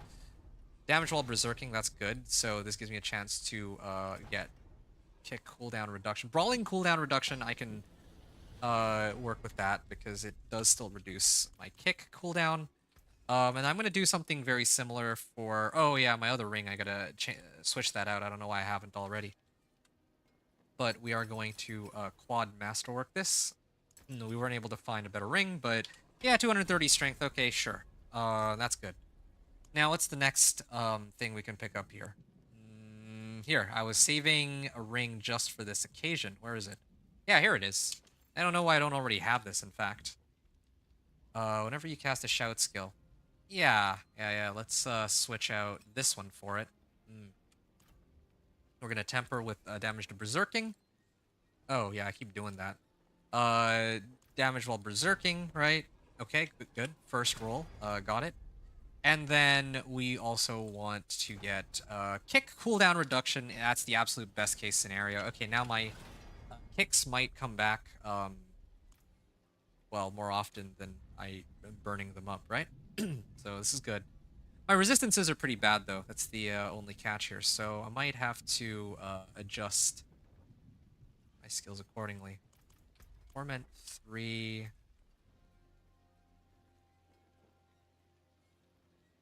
You're lucky with your tempers? Well, I mean, even if I didn't get the right tempers, then, you know, what's the worst case scenario? I have other rings, too. And I have 7 tries, right? If I didn't get the right tempers, I could just use them, whatever. Like, I lose out a bit of additive damage, like, no big deal. And then I had, like, this ring. Okay, fine, maybe this isn't the best ring, but there's, you know, I could find ways to improvise. Here's another ring that I could have used. Would have been slightly worse. Here's an amulet that I bricked, and I was actually very upset about it, right? This one right here is kind of sad. You might think, oh yeah, plus strength sounds like it would be amazing, but I actually prefer Thorns While Fortified. I don't know. I'm not very good with the math on that, but, you know. The amount of bricked items I got. No, I feel you. I've bricked my fair share of items too, man. It just so happens that this particular run I'm pretty lucky. I mean, we'll see if that luck runs out in a second. Oh yeah, it rolled maximum resource. Totally what I needed, not. Another attempt here for the ring. Come on, strength, please. Okay, max life. I'm okay with that, too. Use it well. Hold on. Let me quickly unsocket these two and see. My strength is still... Sorry, my fire resist is still very high. I can craft 1 flawless sapphire, 1 amethyst. This is pretty bad. I'm like so far away from hitting max resistances. It's actually kind of sad. In fact, I should have probably even tried to roll for like resistances. Like here, even this one. These pants should actually be, I should be trying to roll this for resistances, not fire resist. No, not dodge chance. I don't know, poison resist. Sure, yeah, even poison resist would be better at this point, I imagine. So, okay, fine. Like, why not? Okay, well, I mean, Thorns well fortified. I also have one available temper. Now, I could I could either temper this with I hate doing this, but usually I'd like to just do barbarian strategy straight up, and then try to roll for like iron skin or something. But I could actually just do this to try to round out my resistances. Like, I don't like to do this because it gets kind of messy, having to juggle um, which item has which resistance temper. But if it comes like since it's come down to this, I don't think I have a choice. Anyway, and then let's go for gloves, since we're sorting out our resistances, right? I have 2 available gloves. See, these aren't even these are 750s, but they're not 800s for item power. So I guess I could just use one of them. Which one do I have worse resistances on? Shadow? Okay, we'll do Shadow then. But just know that I am not happy about this. Ideally, I would have wanted like resistance to all elements or something, but again, we're gonna have to make do with what we have. So damage while berserking, and utility, definitely Thorn Body is most important. Trying to roll for, see, this is what I'm talking about. Exactly what I'm talking about. I've already rolled the wrong one. It's always this one. I can never roll Thorns Well Fortified. Oh, okay, well there's Thorns Well Fortified. And, oh, okay, well I take it back. I lied. I guess apparently I did not drop the ball on that one, but sure. Okay, why not? Repair. Oh yeah, I haven't repaired my equipment. And then we can do I? Oh yeah, I have exploiters on my boots. All right, I gotta work in the morning. Good luck with your journey, dude. Yo, thank you very much, man. I hope to see you again in the future. It was a really big pleasure getting a chance to talk to you. You asked some really amazing questions, and yeah, I would love to kind of like fill you in on how the next 2 or the next runs go, because yeah, I think we're actually very close to the end. These are actually the final preparations. Probably 20-30 minutes and I'll be in pit 65 is my hunch, but we're gonna find out very shortly. So yeah, you take care. Thanks again for hanging out, and yeah, I'll see you around, dude. So going back to all these runs, oh yeah, gave you a follow, hop by. Okay, excellent. I'm looking forward to our next conversation, especially because, yeah, yeah, I mean, I do appreciate the follow, so thank you very much for that. So yeah, you have a good night until then. Appreciate you hanging out this long. Deals 68% damage. Okay, so I think Retribution was the only other one that I had that was relevant. That's why I was using Retribution.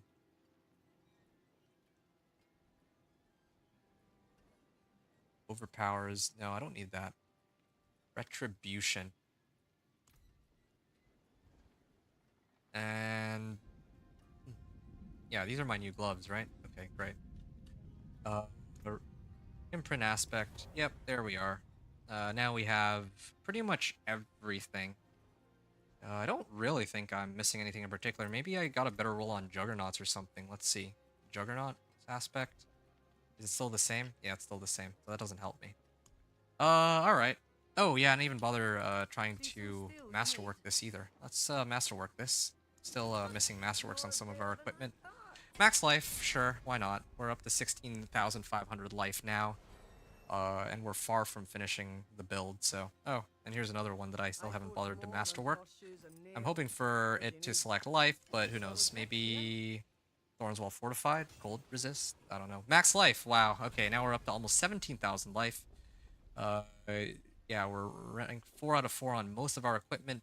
We'll do our weapon next. I think that... I mean, again, I didn't really find anything better.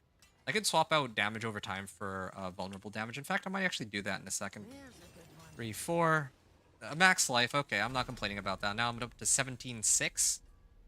Oh, and I haven't actually bothered to temper anything on this. There's only really one right answer here, and that would be Vehement Augments as far as I know. Except I'm not even using any basic attacks, so... might be kind of pointless.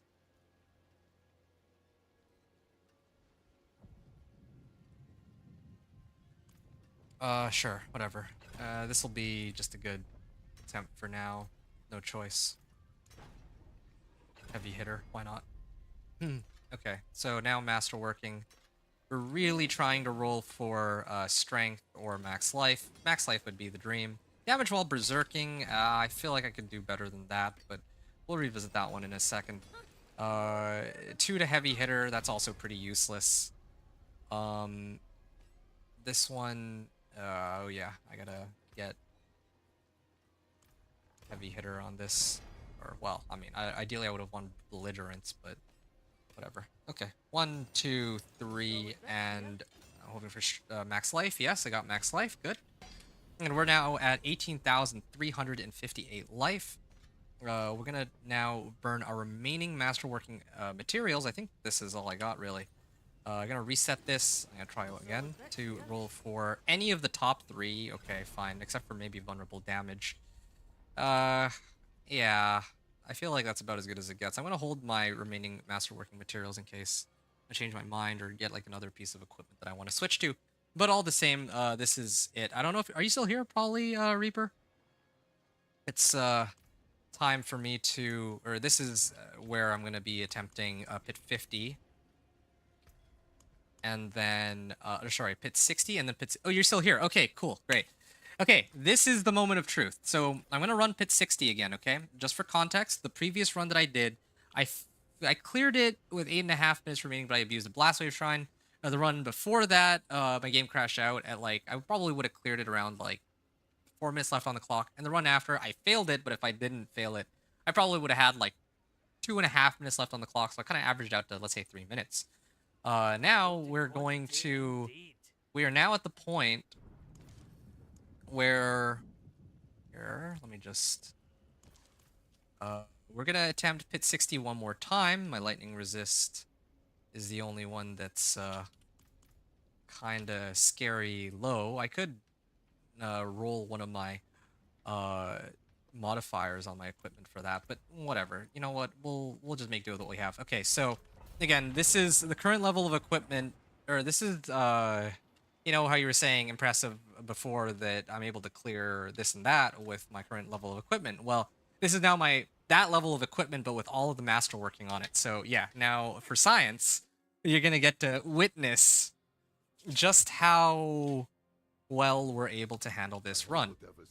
Oh, I didn't change damage over time. Okay, so I challenging shout, and then I would use kick. Oh, no, I can't use everything but kick. Whoops. And now I'm up to 26,000 life with all of my damage modifiers. So, yeah, that's a good start. All right. Now we can actually get to the more strategic phase about all this. Yeah, so you can see just how quickly we're smashing through all these packs. It's always the boss on this, right? This is pit 60 so far. This is pit 60. Next pack. I gotta kick this one. I'm gonna use this to break myself out. Challenging shout, no problem. Easy. I'm hitting for like ticks of like 4 million at a time, it looks like, with all the damage modifiers I have. Again, damage scaling on Thorns is pretty wacky. In fact, like, the main thing that you gotta look out for is the boss, and if indeed you're, like, I think the only way to realistically handle the boss with, Thorns Barb is you just roll for a Blast Wave Shrine. I'm not even kidding. It's pretty sad, but yeah, just roll Blast Wave Shrine. Like, that's the fastest way. Roll Blast Wave Shrine, leave a pack or two, like, close by, and then just clear them.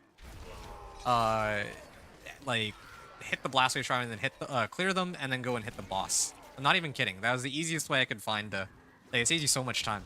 And Blast Wave Shrine is dependent on your Paragon level plus your, you know, your life, because of overpower and all, so yeah, it's pretty crazy how all that works.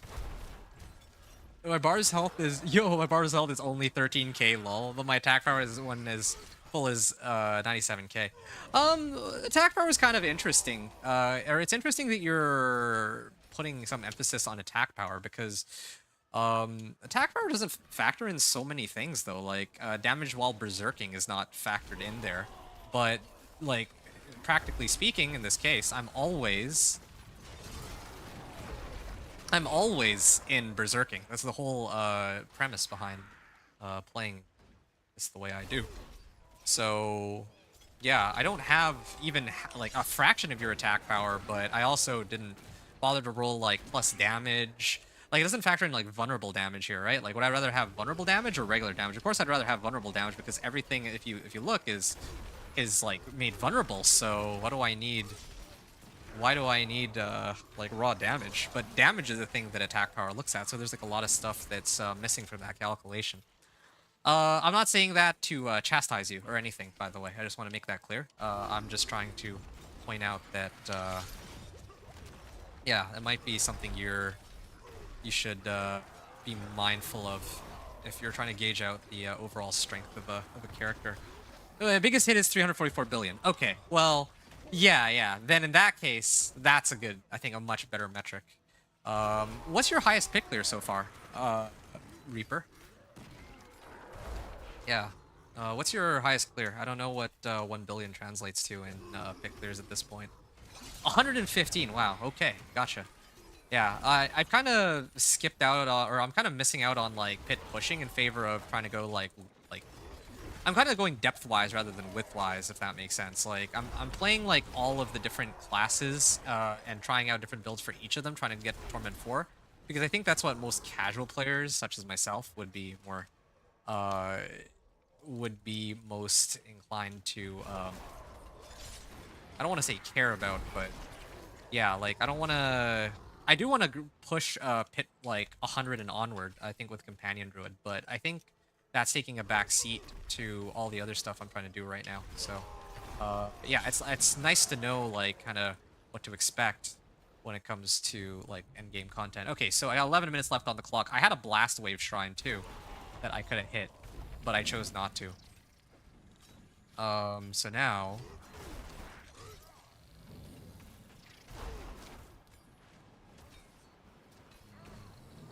Yeah, it's always the boss fight that takes forever, and keep in mind, there's adjustments that you could make to fix this, by the way. Like, you don't need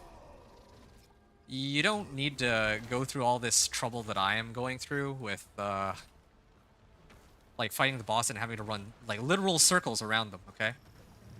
I could have actually splashed Upheaval. I think Upheaval would have done the trick. If I got Upheaval, then I could just rely on upheavaling him and then running away. And Upheaval, with all the health that I have and overpower damage that I got like by accident, essentially, all these things together would make for a very good, well, be better than what I have here, basically. I'm so squishy, really, wow. I have so much DPS I struggle to live long enough to deliver. That's funny. I'm kind of proud of this character then. The fact that I have like 20, like what, 20, well, 13,000 base life. Okay, well, wait, am I doing this run without a, I thought I ran, oh, I did this whole run without elixirs and incense? Oh, that's actually pretty funny. Okay, well, yeah, this is, yeah, this is the build without elixirs and incense, I guess. But yeah, I can go here. I'm even just gonna. I would drink it, but I'm about to do a pit 65, and I'd rather drink it as I'm about to go in. So, ow, ow. You're so squishy. Yeah, that's cool though. I mean, I think it also makes me excited because I'm sure that you have a lot of your equipment like masterwork and all, but I still have so much stuff left. I still have so many avenues of like buffing my character that it's, yeah, he's like, still got a long ways to go. You know what I'm saying? Add me and inspect my dude. Oh yeah, sure. Ooh, shoot. I was I was like reading your messages and then he tried to pull a fast one on me. Okay. Yeah. Am I dead? Oh no. Trying to use Iron Skin here. Ow. Yeah, this is still Definitely have some survivability issues. Although I think that part of the survivability issues also stems from me not running the elixir that I was supposed to, right? We will be unstoppable. Yeah, came very close to dying on that. Ow.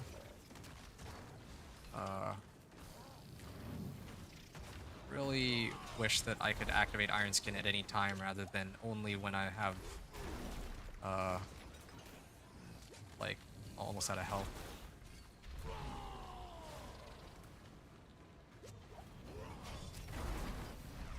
Oh no, oh no, oh no, oh no. I don't want to get hit by that. Yeah, it's kind of a messy run, but I think we're able to clear, or we're getting there. We're getting there for sure. Yeah, hopefully it doesn't turn you off from playing the build, because it really is a lot of fun, and you know I want to be able to do this build justice. Ooh, there we go, done. And we got 2 GA ancestral boots. So yeah. You have 3 GA and 2 GA. Okay, even better. So you have 2 GA, 3 GA, but I mean, again, this is a Thorns Bar build, so of course, naturally, I'm going to have a boatload more life than you do. That's just to be expected, but, you know, like, even right now, without the full build, I'm sitting at, like, roughly the same amount of life that you have.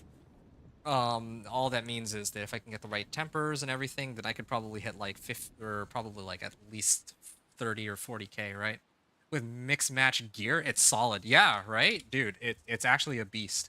I mean, I am just like a random guy. I'm not like, you know, I'm sure you've heard of like the big names like Rob or Rax, and they know a lot more about the game. They're more knowledgeable, but I'm telling you, man, this Thorns Barb is actually pretty sick. Like, I mean, obviously Leap Quake exists this season, but if it didn't, then this would actually be a pretty solid build for holding its own. I might as well take the time to level this to max, but okay. How much time did I have left on this run? I'd like to do one more just so that I can get the extra 5% down. You follow Mobalytics builds. Gotcha, gotcha. I don't know if they have anything tied to I don't know if they have anything tied to Thorns. I'm sure that they have a Thorns build, but only question is like how much 645. Oh, thanks, dude. Appreciate you. Okay, we'll say I'm gonna write 7. I'm gonna write 7 to make myself feel better. No Thorns that I see. Really? Wow, that's very, very surprising, especially considering I know that there's a guy last season. The guy's name was Do Not Hit Me. He plays Thorns Barb every season, so he's been around since like season 4, season 5, and he has so Do Not Hit Me was able to clear Pit 103, I think, last I checked. At least Pit 103, and then he improved his build since, but Pit 103 on the Thorns Barb last season, and this is without Witch Powers, without everything, right? And yeah, no one was talking about it. The top 100 players last season were playing, like, Mighty Throw, except for Do Not Hit Me, who was playing Thorns, and that was it. Mostly, no Thorns that I see, mostly Whirlwind and Leap Quake. Mine has no Leap. Okay, yeah, fair. I respect it. I mean, like, I think that it's like you guys were talking about earlier, most variations of builds this season are running Earthquakes, so, yeah. So give me a second here. So this was 6:45, so 7 minutes remaining, with all,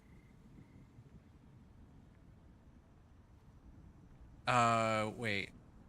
Yeah, all rank 4, or masterworking rank 4.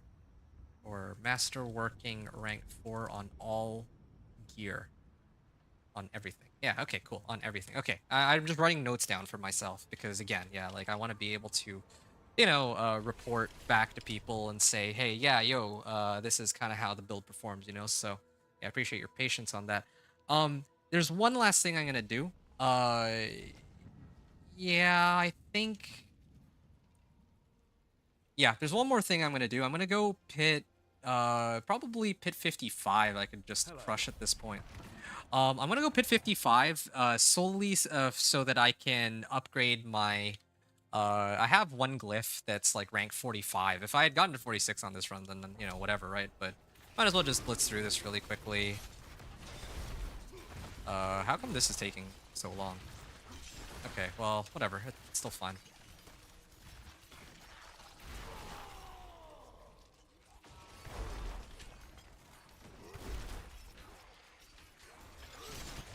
Okay. And by the way, if it comes down to it where I still can't clear Pit 65 here, then I'm just gonna toss in some more Paragon points and call it a day, I think, because I'm enjoying this run, but I feel like it already says enough about the build if I can run like non-ancestral on some pieces of equipment, only masterworking 4 ranks, and wait a second, what are my witch powers even at? I don't even think I have the right witch powers, do I? No, actually, I think I do have the right witch powers, except for Aura of Siphoning.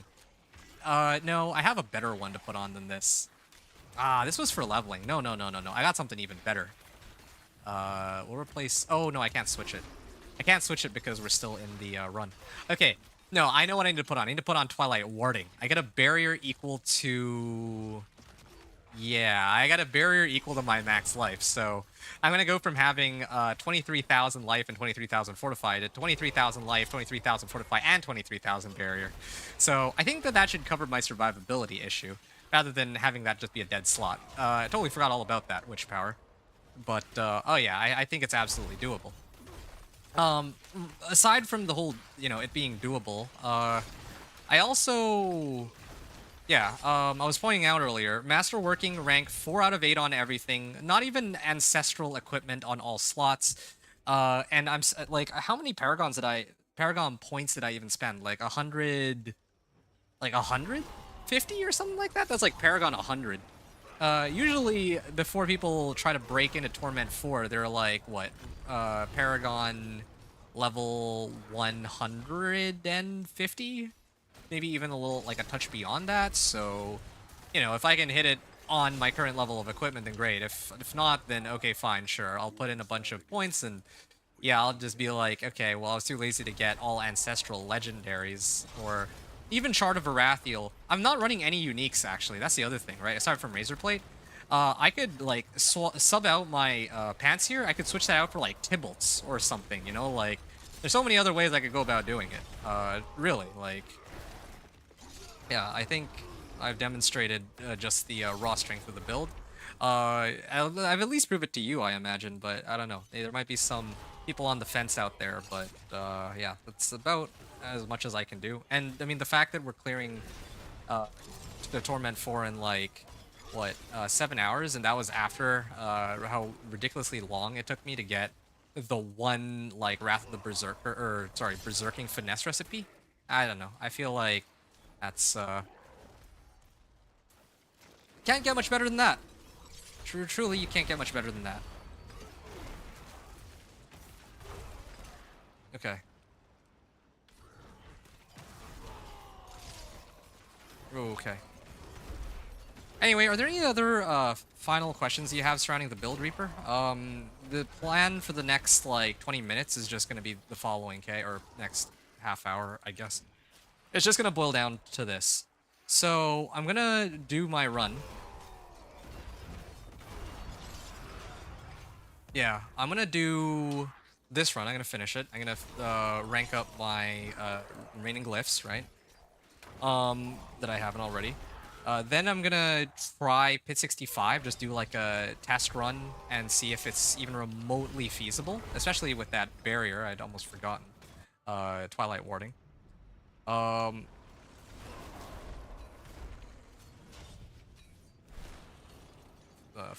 million, not bad. Yeah, then if both of those look like they're a go time, then I'm gonna try to do my recording. So usually for my recording, I do mute myself for the entirety of the run. So yeah, hopefully that's not a problem for you. I will be back at the end of the run though. I'll chat with you a little bit and also kind of go over my build and what I guess like could be improved and just like some final thoughts on the run as a whole. So that's kind of how my runs work. I'll be back again probably either tomorrow or on Friday with the Spiritborn Torment 1 to 4. I think realistically it'll have to be on Friday that I do it, but I don't know. I'll see if I can work some time for tomorrow. Because that's the last one I have to do. And then after that, the next thing on my to-do list is either I'm going to be recording, like, oh, this is my, you know, like, do a little demonstration of how the build works to people. Like, not just Thorns Bar, but all the other ones I've done. And then beyond that, it would be Pit 100 on the Poison. I was gonna say Poison Creeper Druid. That's not right. The Companion Druid. There, couldn't remember it for the life of me. Yeah, Companion Druid, Pit 100, and maybe like some other builds for Sorcerer that I can push to Pit D65, something like that, right? So yeah, a lot of stuff there to unpack. Okay, yeah, 145,000 Sapphire Fragments, so I think it's pretty safe to upgrade that. And then we might as well just start upping this as well. How was Necro and what build did I rock? Actually, Necro was surprisingly miserable, but maybe that has more to do with the fact that I have no, like... where do I even start on that one? Like, actually, where do I even begin? I built... Okay, so first of all, the build I ran was Minion Necromancer. Call me basic, but it got the job done. Minion Necromancer with, Army of the Dead as the, like, I don't know if you would call it like a true Minion Necro. I don't know if Army of the Dead was doing the vast majority of the damage. However you want to look at it. If you give me a second, I'm just gonna pull the run. Okay, this was the minimum. I mean, I would like to call it minimum viable product. I'm gonna link you here on YouTube real quick. Minions aren't what they used to be. I don't know why that is. I don't know what they changed about it to make it feel so awful, really. But it definitely feels weaker, aside from if you use Army of the Dead. Because Army of the Dead is... Well, Army of the Dead is kind of interesting. So, the best way I was able to make my minions relevant, right? The only way I was really able to make my minions relevant was to run Army of the Dead with, what was... there was, I think it was Unyielding Commander. Yeah, there's an aspect called Unyielding Commander where if you use Army of the Dead, your summons get like 90% more damage. Or, sorry, you get 90% more summon damage. And then what you can do is that you can put that on your, like, your amulet or your weapon to, like, you know, get double that. So you can crank it up even higher. But however you want to look at it, the way I made my build is I went and got Flicker Step. Okay, I had to get Flicker Step. There's no way to play that build without Flicker. I mean, like, there's ways I could have done it that didn't require Flicker Step, but this was the easiest way I could think of. So I went and picked up Flicker Step, and then I basically just spammed Army of the Dead, and then while Army of the Dead is up, I would just run back and forth, use Flicker Step to just evade through monsters to keep resetting the cooldown of Army of the Dead. That was the... It was clunky, and, I think I died once during the run even, you know, spoiler alert, but that was the absolute best and only way I was able to make all that work, really. I used to be a Bone Spear boy. Ooh, I ran Alpha Bloodwave and loved it. Oh, that's great. Bone Spear. Yeah, Bone Spear was another build I was looking to try on Necro this season too, but I think, I mean, I really enjoy Sorcerer, like the diversity on, like, the different spells you can cast as a Sorcerer. So, yeah, I probably would prioritize a Sorcerer first if I'm gonna, like, kind of stretch out a little bit and, you know, focus on one class and do, like, a bunch of builds that can... and prove that they can clear Torment 4, because I think that's what a lot of people are worried about, that they can't clear Torment 4 with specific characters. And, you know, I'm kind of, like, trying to set out to show that that's not always the case. Anyway, yeah, so we put on Twilight Warding. We gain a barrier for... Sorry, it was 30% of your max life for 5 seconds. I thought it was your entire max life, but it's not. It's just 30%, which is still more than enough, like, whatever. In fact, that just means that my Fortify will be up a lot more often. So this is with no elixir and a glyph that gave me an extra 5% more damage.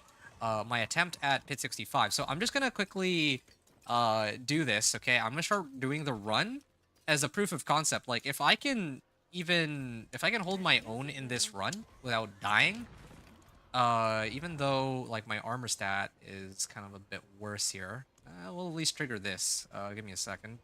There it is. Okay, sure. I'll put this on. Why not? So if I can do this run and I can survive it, I'm gonna lose out on some resistances here. Then Shadow. Yeah, my resistances are actually pretty awful, and this is Withra here too. 65 Lego! Yeah. Yeah, dude. Yeah, that's some good excitement. Yeah. People got used to the broken Spiritborn last season, lol. They kind of did. Like, imagine actually having to play the game now, right? I mean, not throwing a jab at, other people who really enjoy Spiritborn, but it's the, it's the principle of it, I guess. Okay, so here we are. I'm gonna kick, I'm gonna leap, I'm gonna kick again, use my barrier here, and yeah, you can see that with challenging shout, I mean, it's not bad. We have still, ooh. Yeah, I'm really just hoping that I can cheese them with a blast wave shrine. When I say them, I mean the boss, I think. So, ow. Also, those explosions are tearing me up. Well, actually, every form of CC that they have is tearing me up, but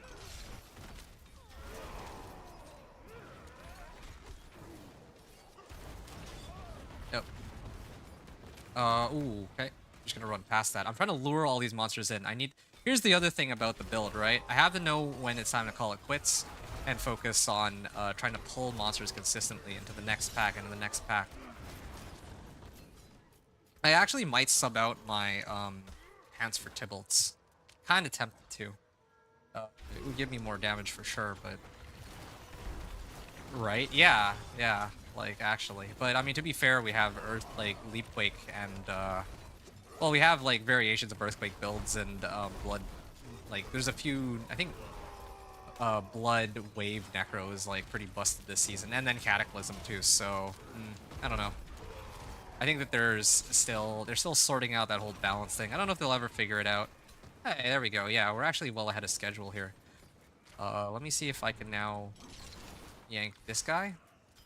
Challenging shout, right? We're gonna kick him. Gonna use this again.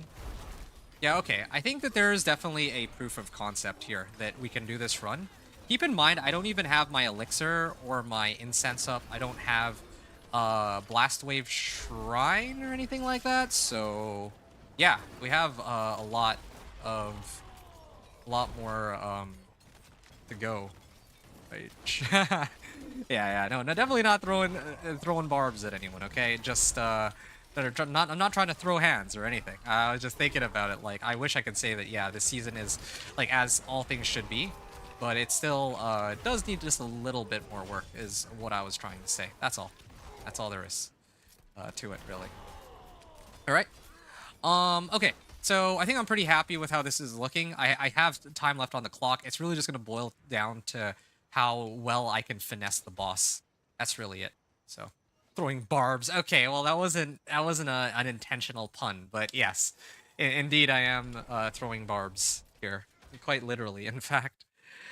In two ways, actually, because barbs also refer to, like, barbed carapace, or anyway, I'm I think I'm good with the puns this evening.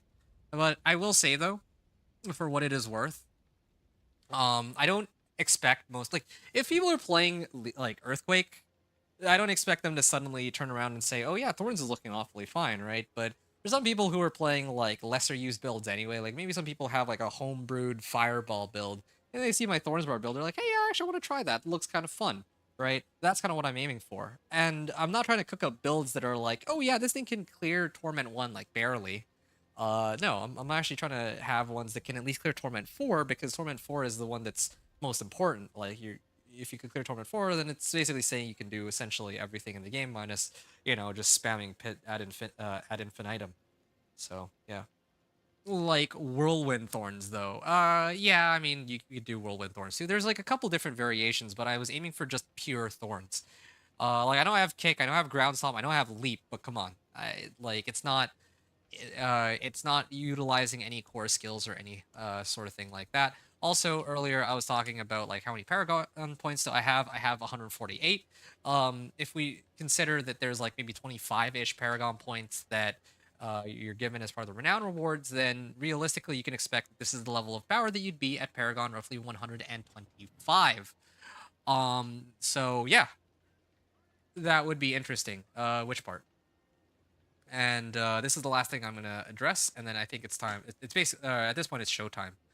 I have the elixirs and the incense and all that, so yeah. All that's left is for me to essentially just mute myself, and um, I'm gonna go over my equipment. Like I like to when I do the run of Torment, like to break into Torment 4. I like to mute myself for the recording. I usually splice that into its own part. Not everyone wants to hear me talk while I do the run. They just want to see the run. So that's kind of what I cater toward. So maybe like I'm hoping that makes sense here. Okay. Yeah, but so far, and it's also pretty sad that I didn't really get any upgrades on my equipment, but I mean, whatever. Oh, this one actually did give me max life, but I'm okay to just keep strength where it's at. 685. That's fine. All right. I'm going to assume that because you haven't said anything that I'm ready or that I am good to go. You let me know if there's any other questions. I will reply to you when we finish this run, assuming that I can successfully clear it in one go. All right. The boss fight's the one that I'm most scared of, but we'll see what happens from here on out. Anyway, Lego. Yeah. Okay. Sounds good. Get ready. I'm gonna mute myself, and we're gonna go over our equipment and get started. I'm also gonna write a few notes for myself before we begin. So, I'll see you on the other side, Polly Reaper. It's been a pleasure.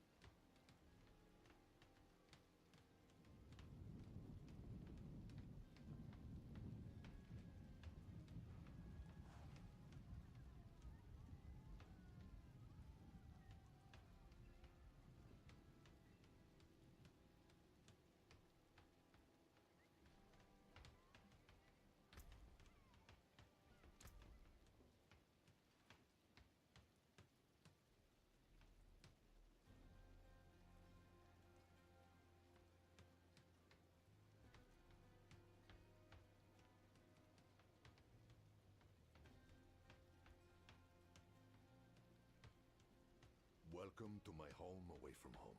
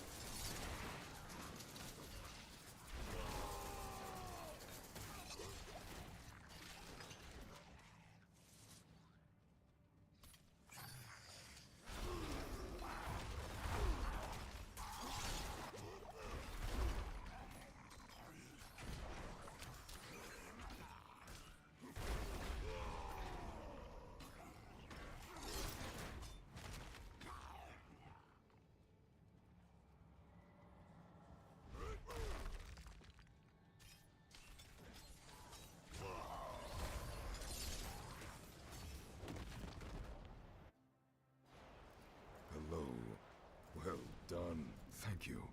Farewell.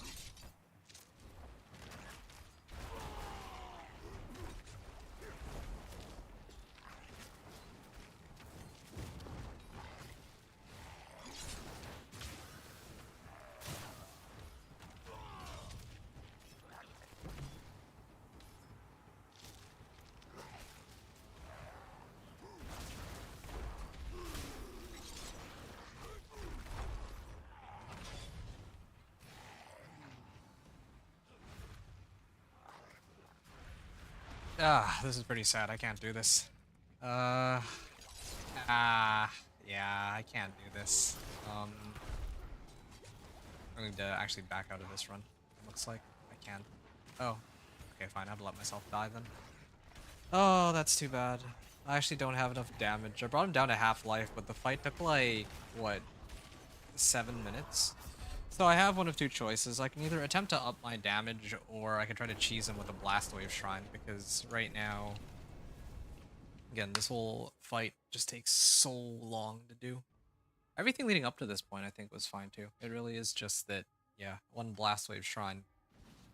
I have to get very lucky with that, but what other things can I adjust?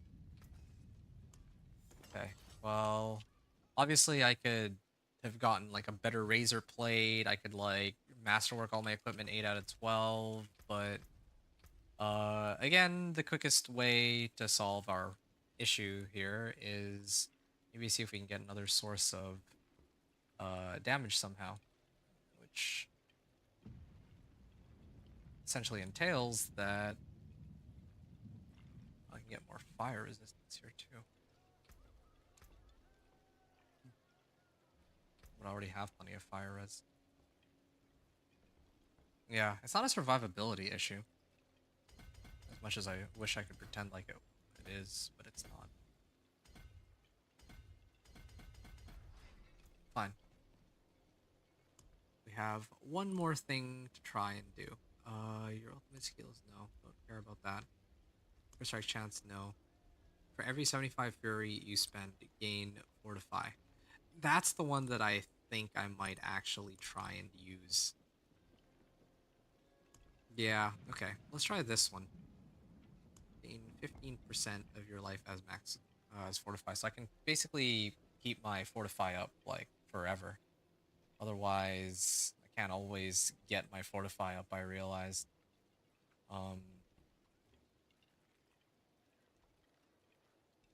Resistance to all elements too? Yeah, sure.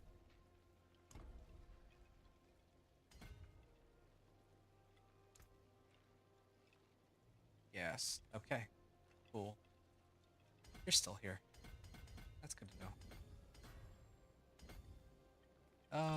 Okay. Well, we do have to use up some more Paragon points. So, this is closer to Paragon 150 that we would have. It really is an issue of, like, how much health the boss has. And again, probably some ancestral items would have helped a lot with boosting our damage to the point where we could take him for good. Actually, there might be one other adjustment that I would like to do here. Just to try, see if we can switch things up a bit. So, 297. Okay, this is the other one that I had. 197% to 314% versus here, this one's got Thorns Well Fortified. I think I still prefer mine more, but yeah, this is rough. This is actually rough. I was not expecting this to be so difficult. Also, I realized something during the run. Pyranado, the reason I had that aura was for Pyranado. Yeah, otherwise Steel Grasp is the only way that I can pull monsters together. That's it.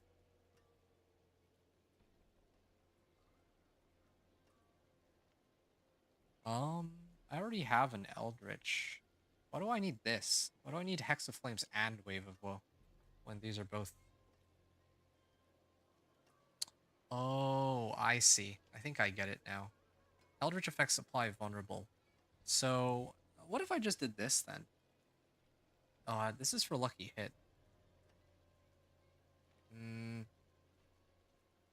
So Eldritch is supposed to be for applying vulnerable. And then...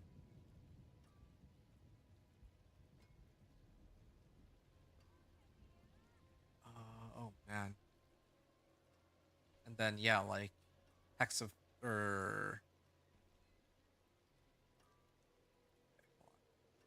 needs to be Hex and Aura. So I need to get rid of this and then replace it with Aura. Actually, why did I even have that to begin with? Because I don't lucky hit aside from my skills, I guess.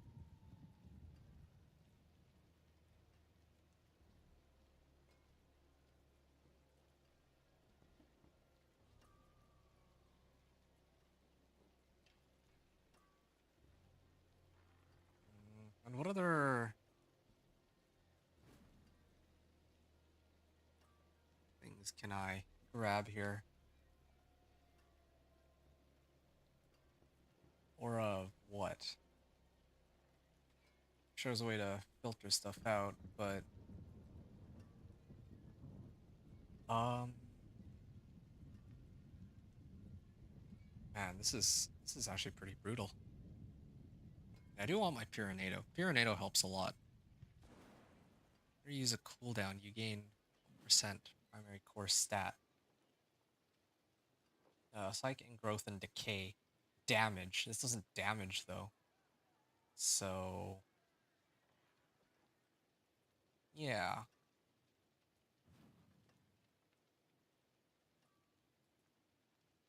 I don't know. I actually don't know.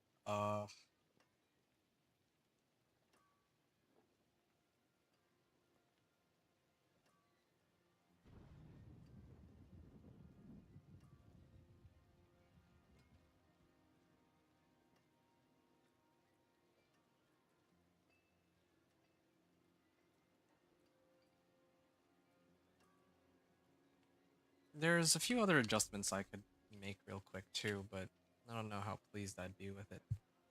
I could replace.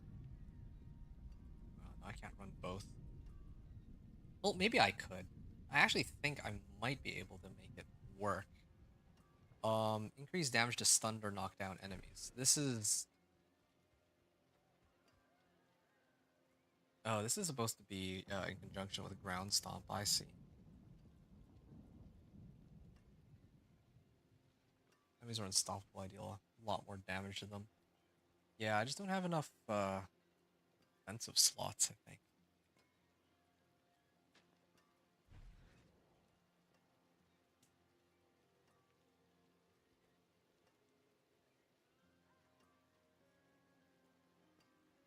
There's one other possibility. I could replace my armor with this one. It would serve a very similar purpose. I don't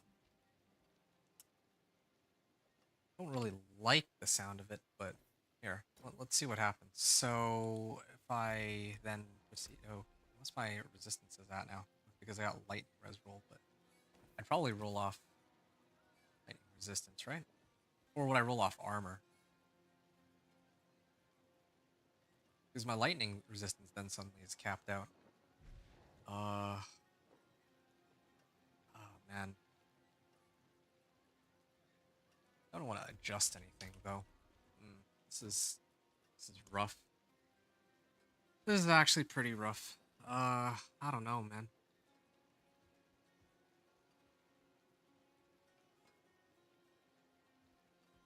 For surrounding enemy. Primary core stat. What if I don't use this? Yeah, what if I got rid of this one? So surrounding enemy.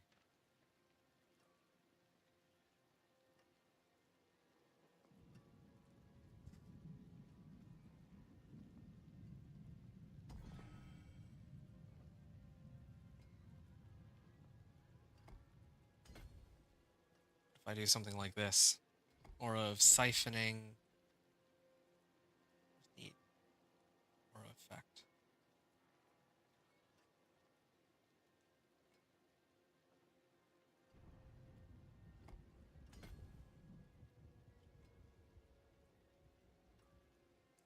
Sure. Let's just do a new one. Yeah, why not? Let's. There. Or duration 25 seconds. Okay, so why don't I try these two together? Aura and. Wait, I just realized something. Psyche and growth and decay damage. Apply vulnerable for half this duration. There's no cooldown on this, right? So why don't I just, if I put on Aura of Siphoning, I think it would just perpetually have the thing active. Yeah, I might actually do that. Just have a vulnerable aura permanently. I mean, I'm standing next to them most of the time anyway, right? So We're going to keep Core Harvest, and then we can have Pyranado, Aura of Siphoning, and Hex of Flames working together. Soul Harvest by itself, Shaken Soul goes with Aura of Siphoning, and then Twilight Warding as barrier. So then Pyranado can actually work as intended. As for the boss that I'm fighting, again, like, I think I just had to take a chance on this. I have to take a chance on this, but if this doesn't work, then, well, I'm kind of at a loss. I would have to replace my chest armor, I guess, then maybe get Tybalts, and I had to go through some steps that I don't really want to do just to get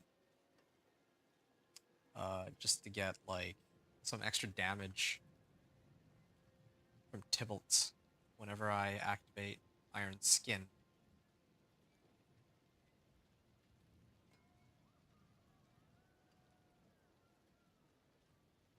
I might even switch out like Leap and Ground Stomp at that point.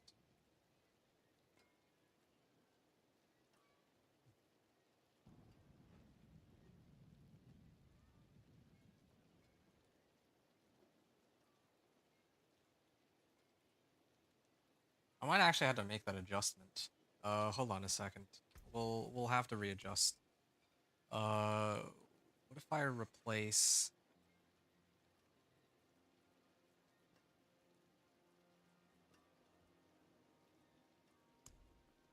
spec Leap?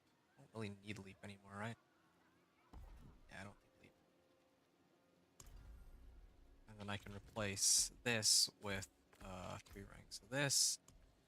Where do my points of... Well, where do my points go then?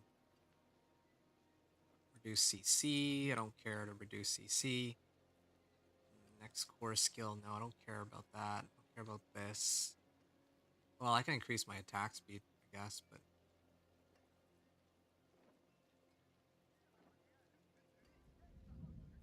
Skills, these are always skills. Deal increased critical strike damage. All these don't really help. Except for maybe the one for healing, but we'll come back to that. Have a 15% chance to slow healthy and bleeding. Maybe.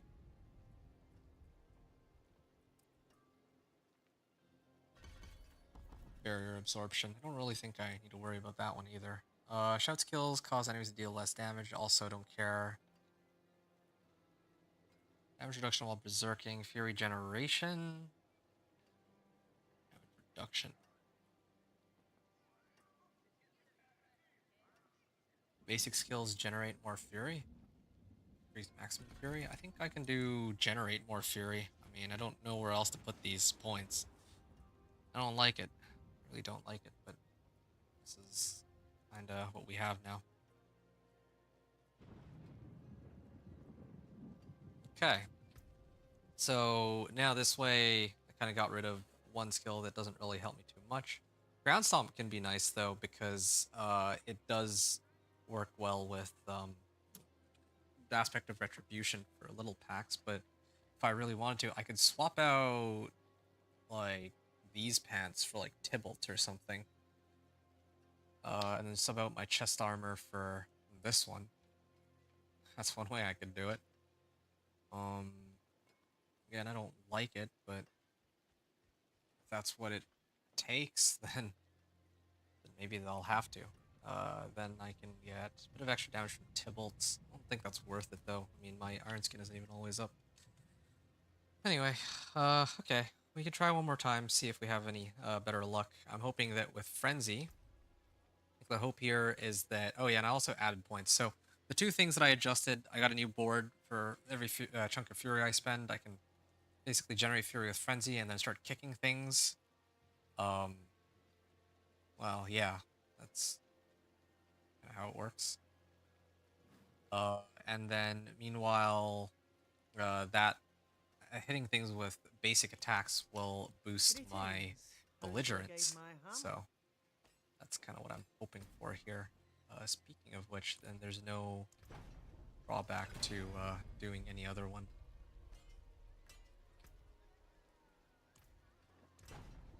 Heavy hitter. Don't need heavy hitter any. Oh man. Belligerence. belligerence, please. Heavy hitter. Belligerence. Okay, nice. And then for the other one, did roll heavy hitters, so that might be a chance to. Oh, maybe 2 to belligerence. Okay, good. So that's 2 to belligerence, and then 1 more for Hammond augments. Belligerence. Okay, good. So what is my skill tree looking like now? So whenever I hit stuff, I'm gaining 32% more damage. I'm actually hitting stuff with frenzy. So The wonders of uh, Sanctuary at your yeah, this is the fingertips. best I think I Someday, can do for now. hopefully. And then I mean, if I fail this again, then I can try something else. But right now, this is kind of what it's looking like for me. Oh, and the reason I was here is because I wanted to get rid of this damage over time that is kind of useless for me. It's unfortunate I'm getting rid of a GA, but I don't have anything that needs it. So, resource cost reduction, Fury on kill. I don't really have a need for resource cost reduction. We're aiming strictly for damage, probably taking it one step further and doing vulnerable damage. Okay, cool. So, yeah, more damage across the board. And yeah, we're just about ready to try to do the run one more time. What are these? Okay, Pock what? And this thing gives me more life. Okay, I'm gonna try one more round, muting myself, and then gonna go over my equipment one more time. So, oh, I should also probably repair my gear too. I really do hope that See some this steel will here. Keep my forge hot. do the trick, because if not, then, well, I don't know what I do next, so, one sec.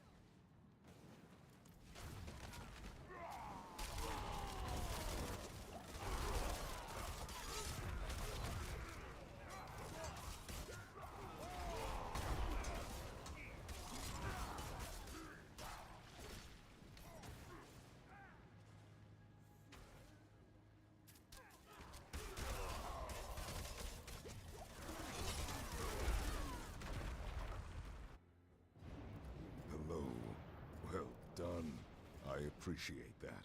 Goodbye.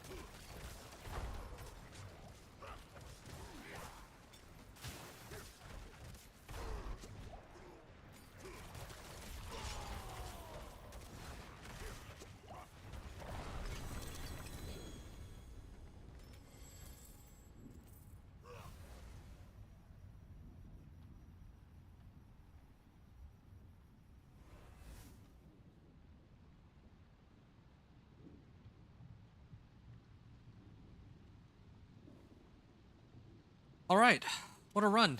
And I like how they finally gave me the two-handed ancestral mace, and I mean, lucky me, it rolled strength. Life would have been better, but sure. I mean, better late than never, I suppose. Anyway, that's the end of the run. Yay! Yo, thank you so much, Reaper. I didn't expect you'd hang around this long, but yeah, that looks like the final adjustments I made actually did send me over the edge. So I think the really big thing here that allowed me to, well, there's like a couple things that I had to adjust, right? As compared to what I had like on the previous run. So even though I kept every piece of equipment the same, there were a few key differences here. First of all, during the run, Blast Wave Shrine into Artillery Shrine was pretty good. I considered for a moment using the Blast Wave Shrine to try to kill the boss or to cheese the boss, but I decided against it. It wasn't like close enough to the end, and the way the map was, I was like, I'm better off just using Blast Wave Shrine to kill the pack. So that's what I did. So Blast Wave Shrine, Artillery Shrine versus I think the previous run. I don't know if I got any shrines. Then the Pyranado actually took effect because I actually had powers that actively helped proc it rather than before where I had like, you know, Pyranado is effectively useless. Pyranado does a pretty substantial amount of damage, I realize, but yeah, I mean, I definitely need it for the pulling effect. I don't want to like gimp myself by not using something like that. In terms of the Paragon board, what I added was extra resistances. It wasn't even like more damage. This board I picked up just so that I could get more Fortify. I think that was the big one. Resistances, because they were along the way. But I wanted Warbringer specifically because a Warbringer allows me to keep my Fortify up just by spamming Kick. For every 75 Fury you spend, you gain like 15% of my max life as Fortify. So I'm using Frenzy to generate Fury, and then when I'm like max Fury bar, then I'll just kick, and that gives me more Fortify. So I always have a reliable way to proc Fortify. And I realized during my previous run that yeah, maybe Thorns Wall Fortified wasn't taking effect because I didn't really have a proper source, reliable source of Fortify aside from my Iron Skin. But Iron Skin only, I realize now why I can't cast it sometimes. It's because I can only ever activate Iron Skin if I myself am injured, or if I myself have less than maximum health. So that causes some problems.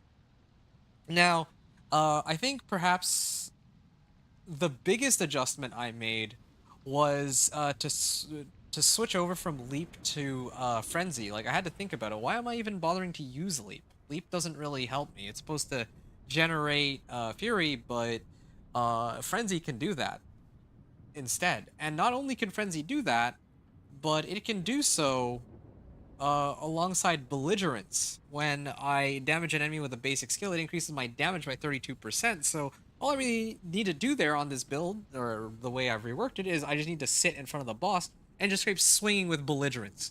All I need to do is keep hitting him with Belligerence, or with Frenzy, so that Belligerence activates and he's taking, or I'm doing 32% more damage.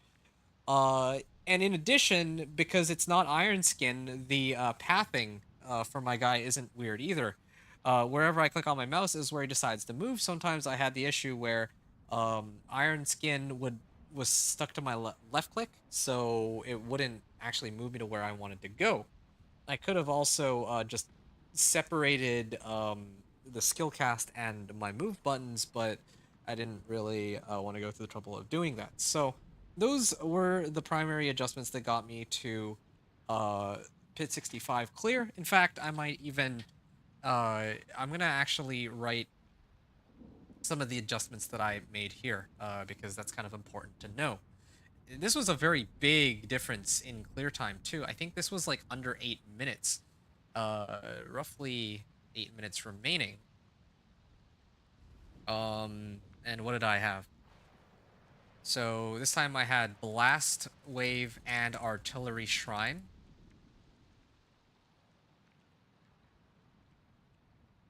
I replaced Leap for Frenzy.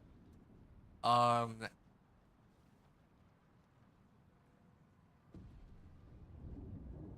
I could oh yeah, right, and the powers, Pyranado. Activated Pyranado by readjusting witch powers. That's one big thing. And yeah, the last thing was, oh yeah, right, had to activate, had to put in a bunch of Paragon points. Although I actually would have argued that you didn't really need this part of it. I think that you could have gotten by just fine without adding the extra board, to be completely honest. So yeah, roughly 180 Paragon points were spent. But sure, I mean, you could obviously cut corners here. Points spent for Warbringer. Replace Leap for Frenzy so I could reposition. For more damage via Belligerence. And repositioning too. And more damage via Belligerence. To guarantee Fortify. Replace Leaf for Frenzy for repositioning.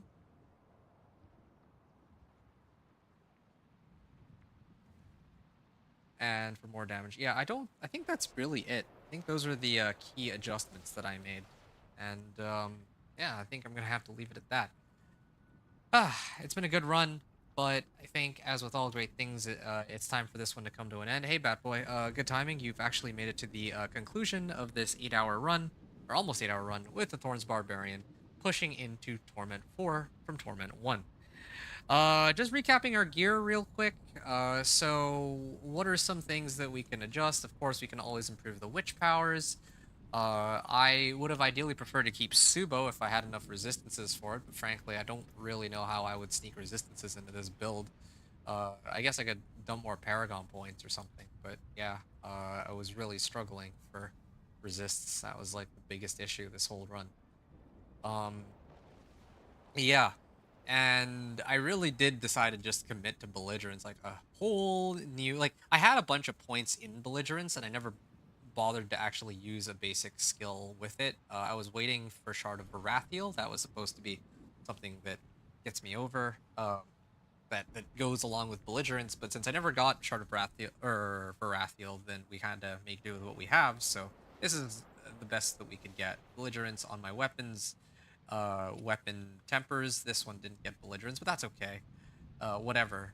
And I could probably get like +2 ranks on belligerence or something with the legendary recipe, but this is more than enough. I could crank it way up though with frenzy, because yeah, that's like another, like a brand new um multiplicative damage modifier. And then of course here, like, yeah, I was debating whether or not to use Tybalt's. I could have readjusted my equipment to still cap out on armor. I would have lost out on a little bit of life. I would lose out on a little bit of damage from Thorns, but I would have gotten a brand new damage bucket from Tybalt's if I wanted to do it that way. But I don't want to rely on Iron Skin because I can't activate it on demand. It's not like Flame Shield that the Sorcerer has, where you can just activate and get unstoppable whenever you feel like, assuming that it's not on cooldown. Anyway, so that's for the skill build. Plenty of adjustments that could... Oh, yeah, adjustments that could be made for it. Again, Shard of Varathiel, if I got that, then I would have to kind of retailor my equipment to get... to kind of like... Um,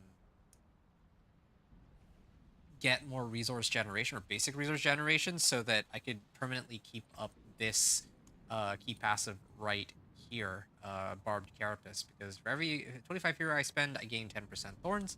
In this most recent run, because I was able to use Frenzy to consistently generate myself Fury, unlike with Leap, where that was like very cooldown based, I was able to consistently keep kicking to keep Barbed Carapace going.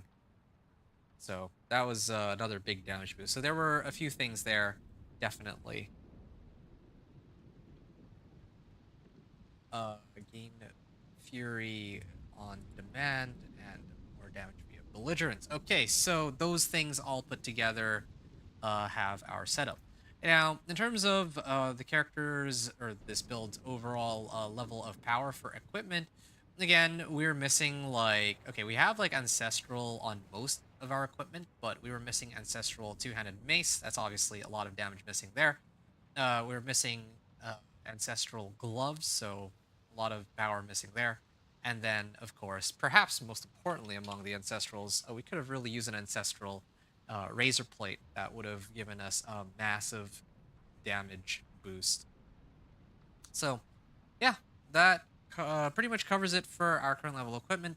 The very last thing is, where do we go from here? Of course, we've only used 3 of the 5 possible glyphs, and only 2 of them are rank 46 or above. We could have very easily picked up a little bit more damage using, maybe not brawling skills deal more damage, but yeah, if I could get like a polearm, I could have gotten increased damage through this thing, right? 15% increased damage. When enemies damaged, they become vulnerable. I don't need that one. Shout skills active cooldown of every other shout skill. So yeah, I think it would really be this. No, wait, this one. When wielding a polearm, you deal increased damage. And I don't know. I'd probably pick up. I'd have to figure out some other glyph to use, but yeah, glyphs wise, it's kind of where we're at. We still had a bit more power available to us through that, and I think that we used all of our available boards though, right? 3, 4, 5. Yeah, I did use all boards with their corresponding legendary nodes, but I guess you could make the argument that maybe we could have gotten rid of Warbringer and we could have still been fine. Like, we maybe could have cleared it.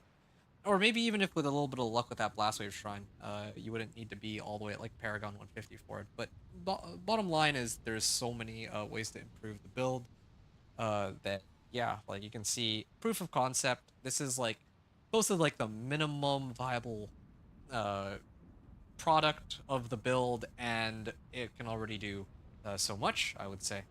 And if we look at the rest of our equipment one last time in terms of upgrades, of course we could have used like Harlequin Crest and Doombringer. Like obviously, aside from like mythics, right?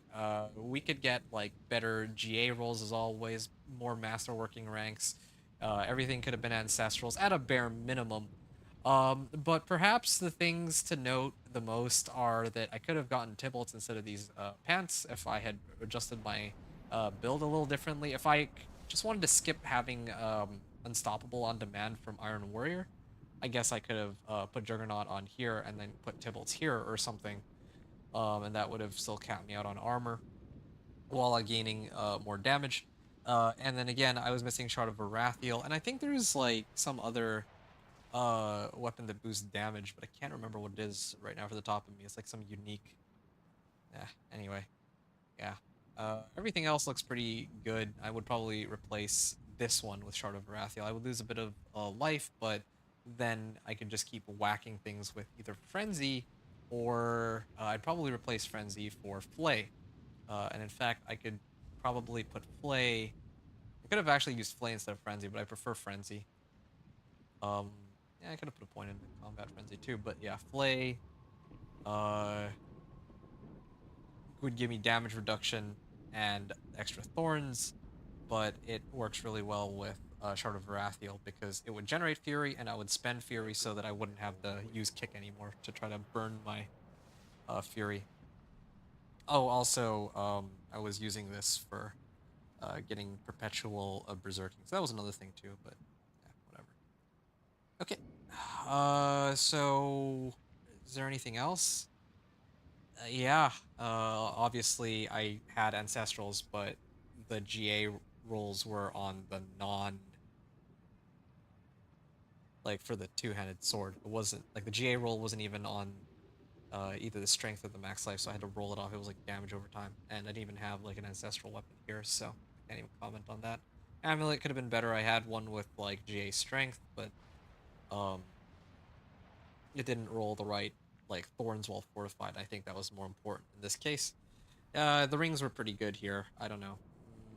Probably, maybe there's some unique that I don't know of off the top of my head, or some mythic that could have really helped here. But I feel like these are pretty solid. An argument could be made that it should have been max life instead. But I mean, I'm not complaining. I just do wish that any one of my pieces of equipment could have rolled like resistance to all elements or something. I don't know. That could have been really nice. But that brings us to the end of our run. That's all I've got for today. It's time for me to head off, so I'm going to go to Kyovashad. I'm going to bring it over to Torment 4, and then we will wrap this all up.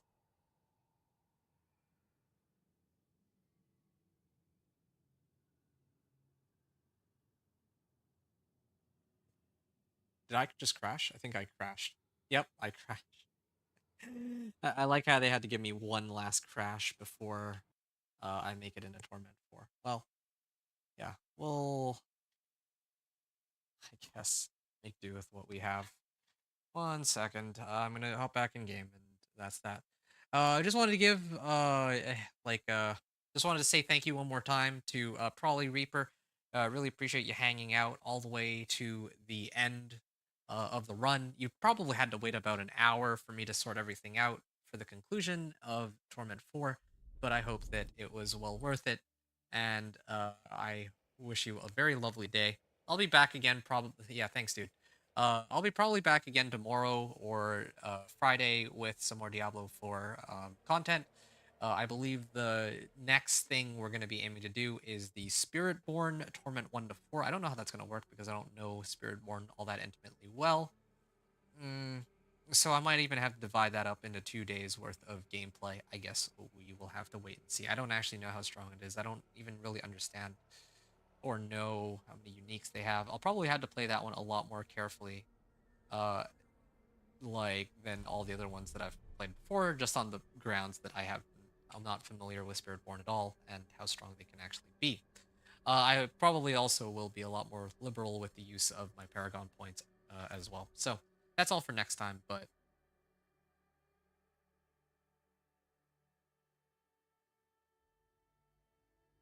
yeah.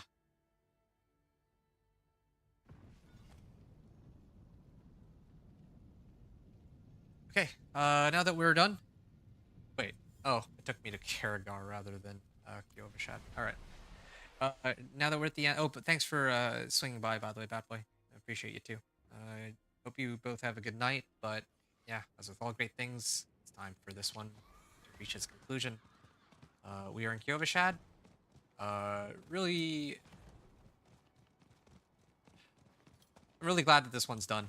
It went a lot more smoothly than I expected, but also the ending was quite troublesome. But we're done, so I guess that's all that matters. Anyway, off we go. Torment 4. Hope you enjoyed the run. Thanks everyone for watching. Adventure out.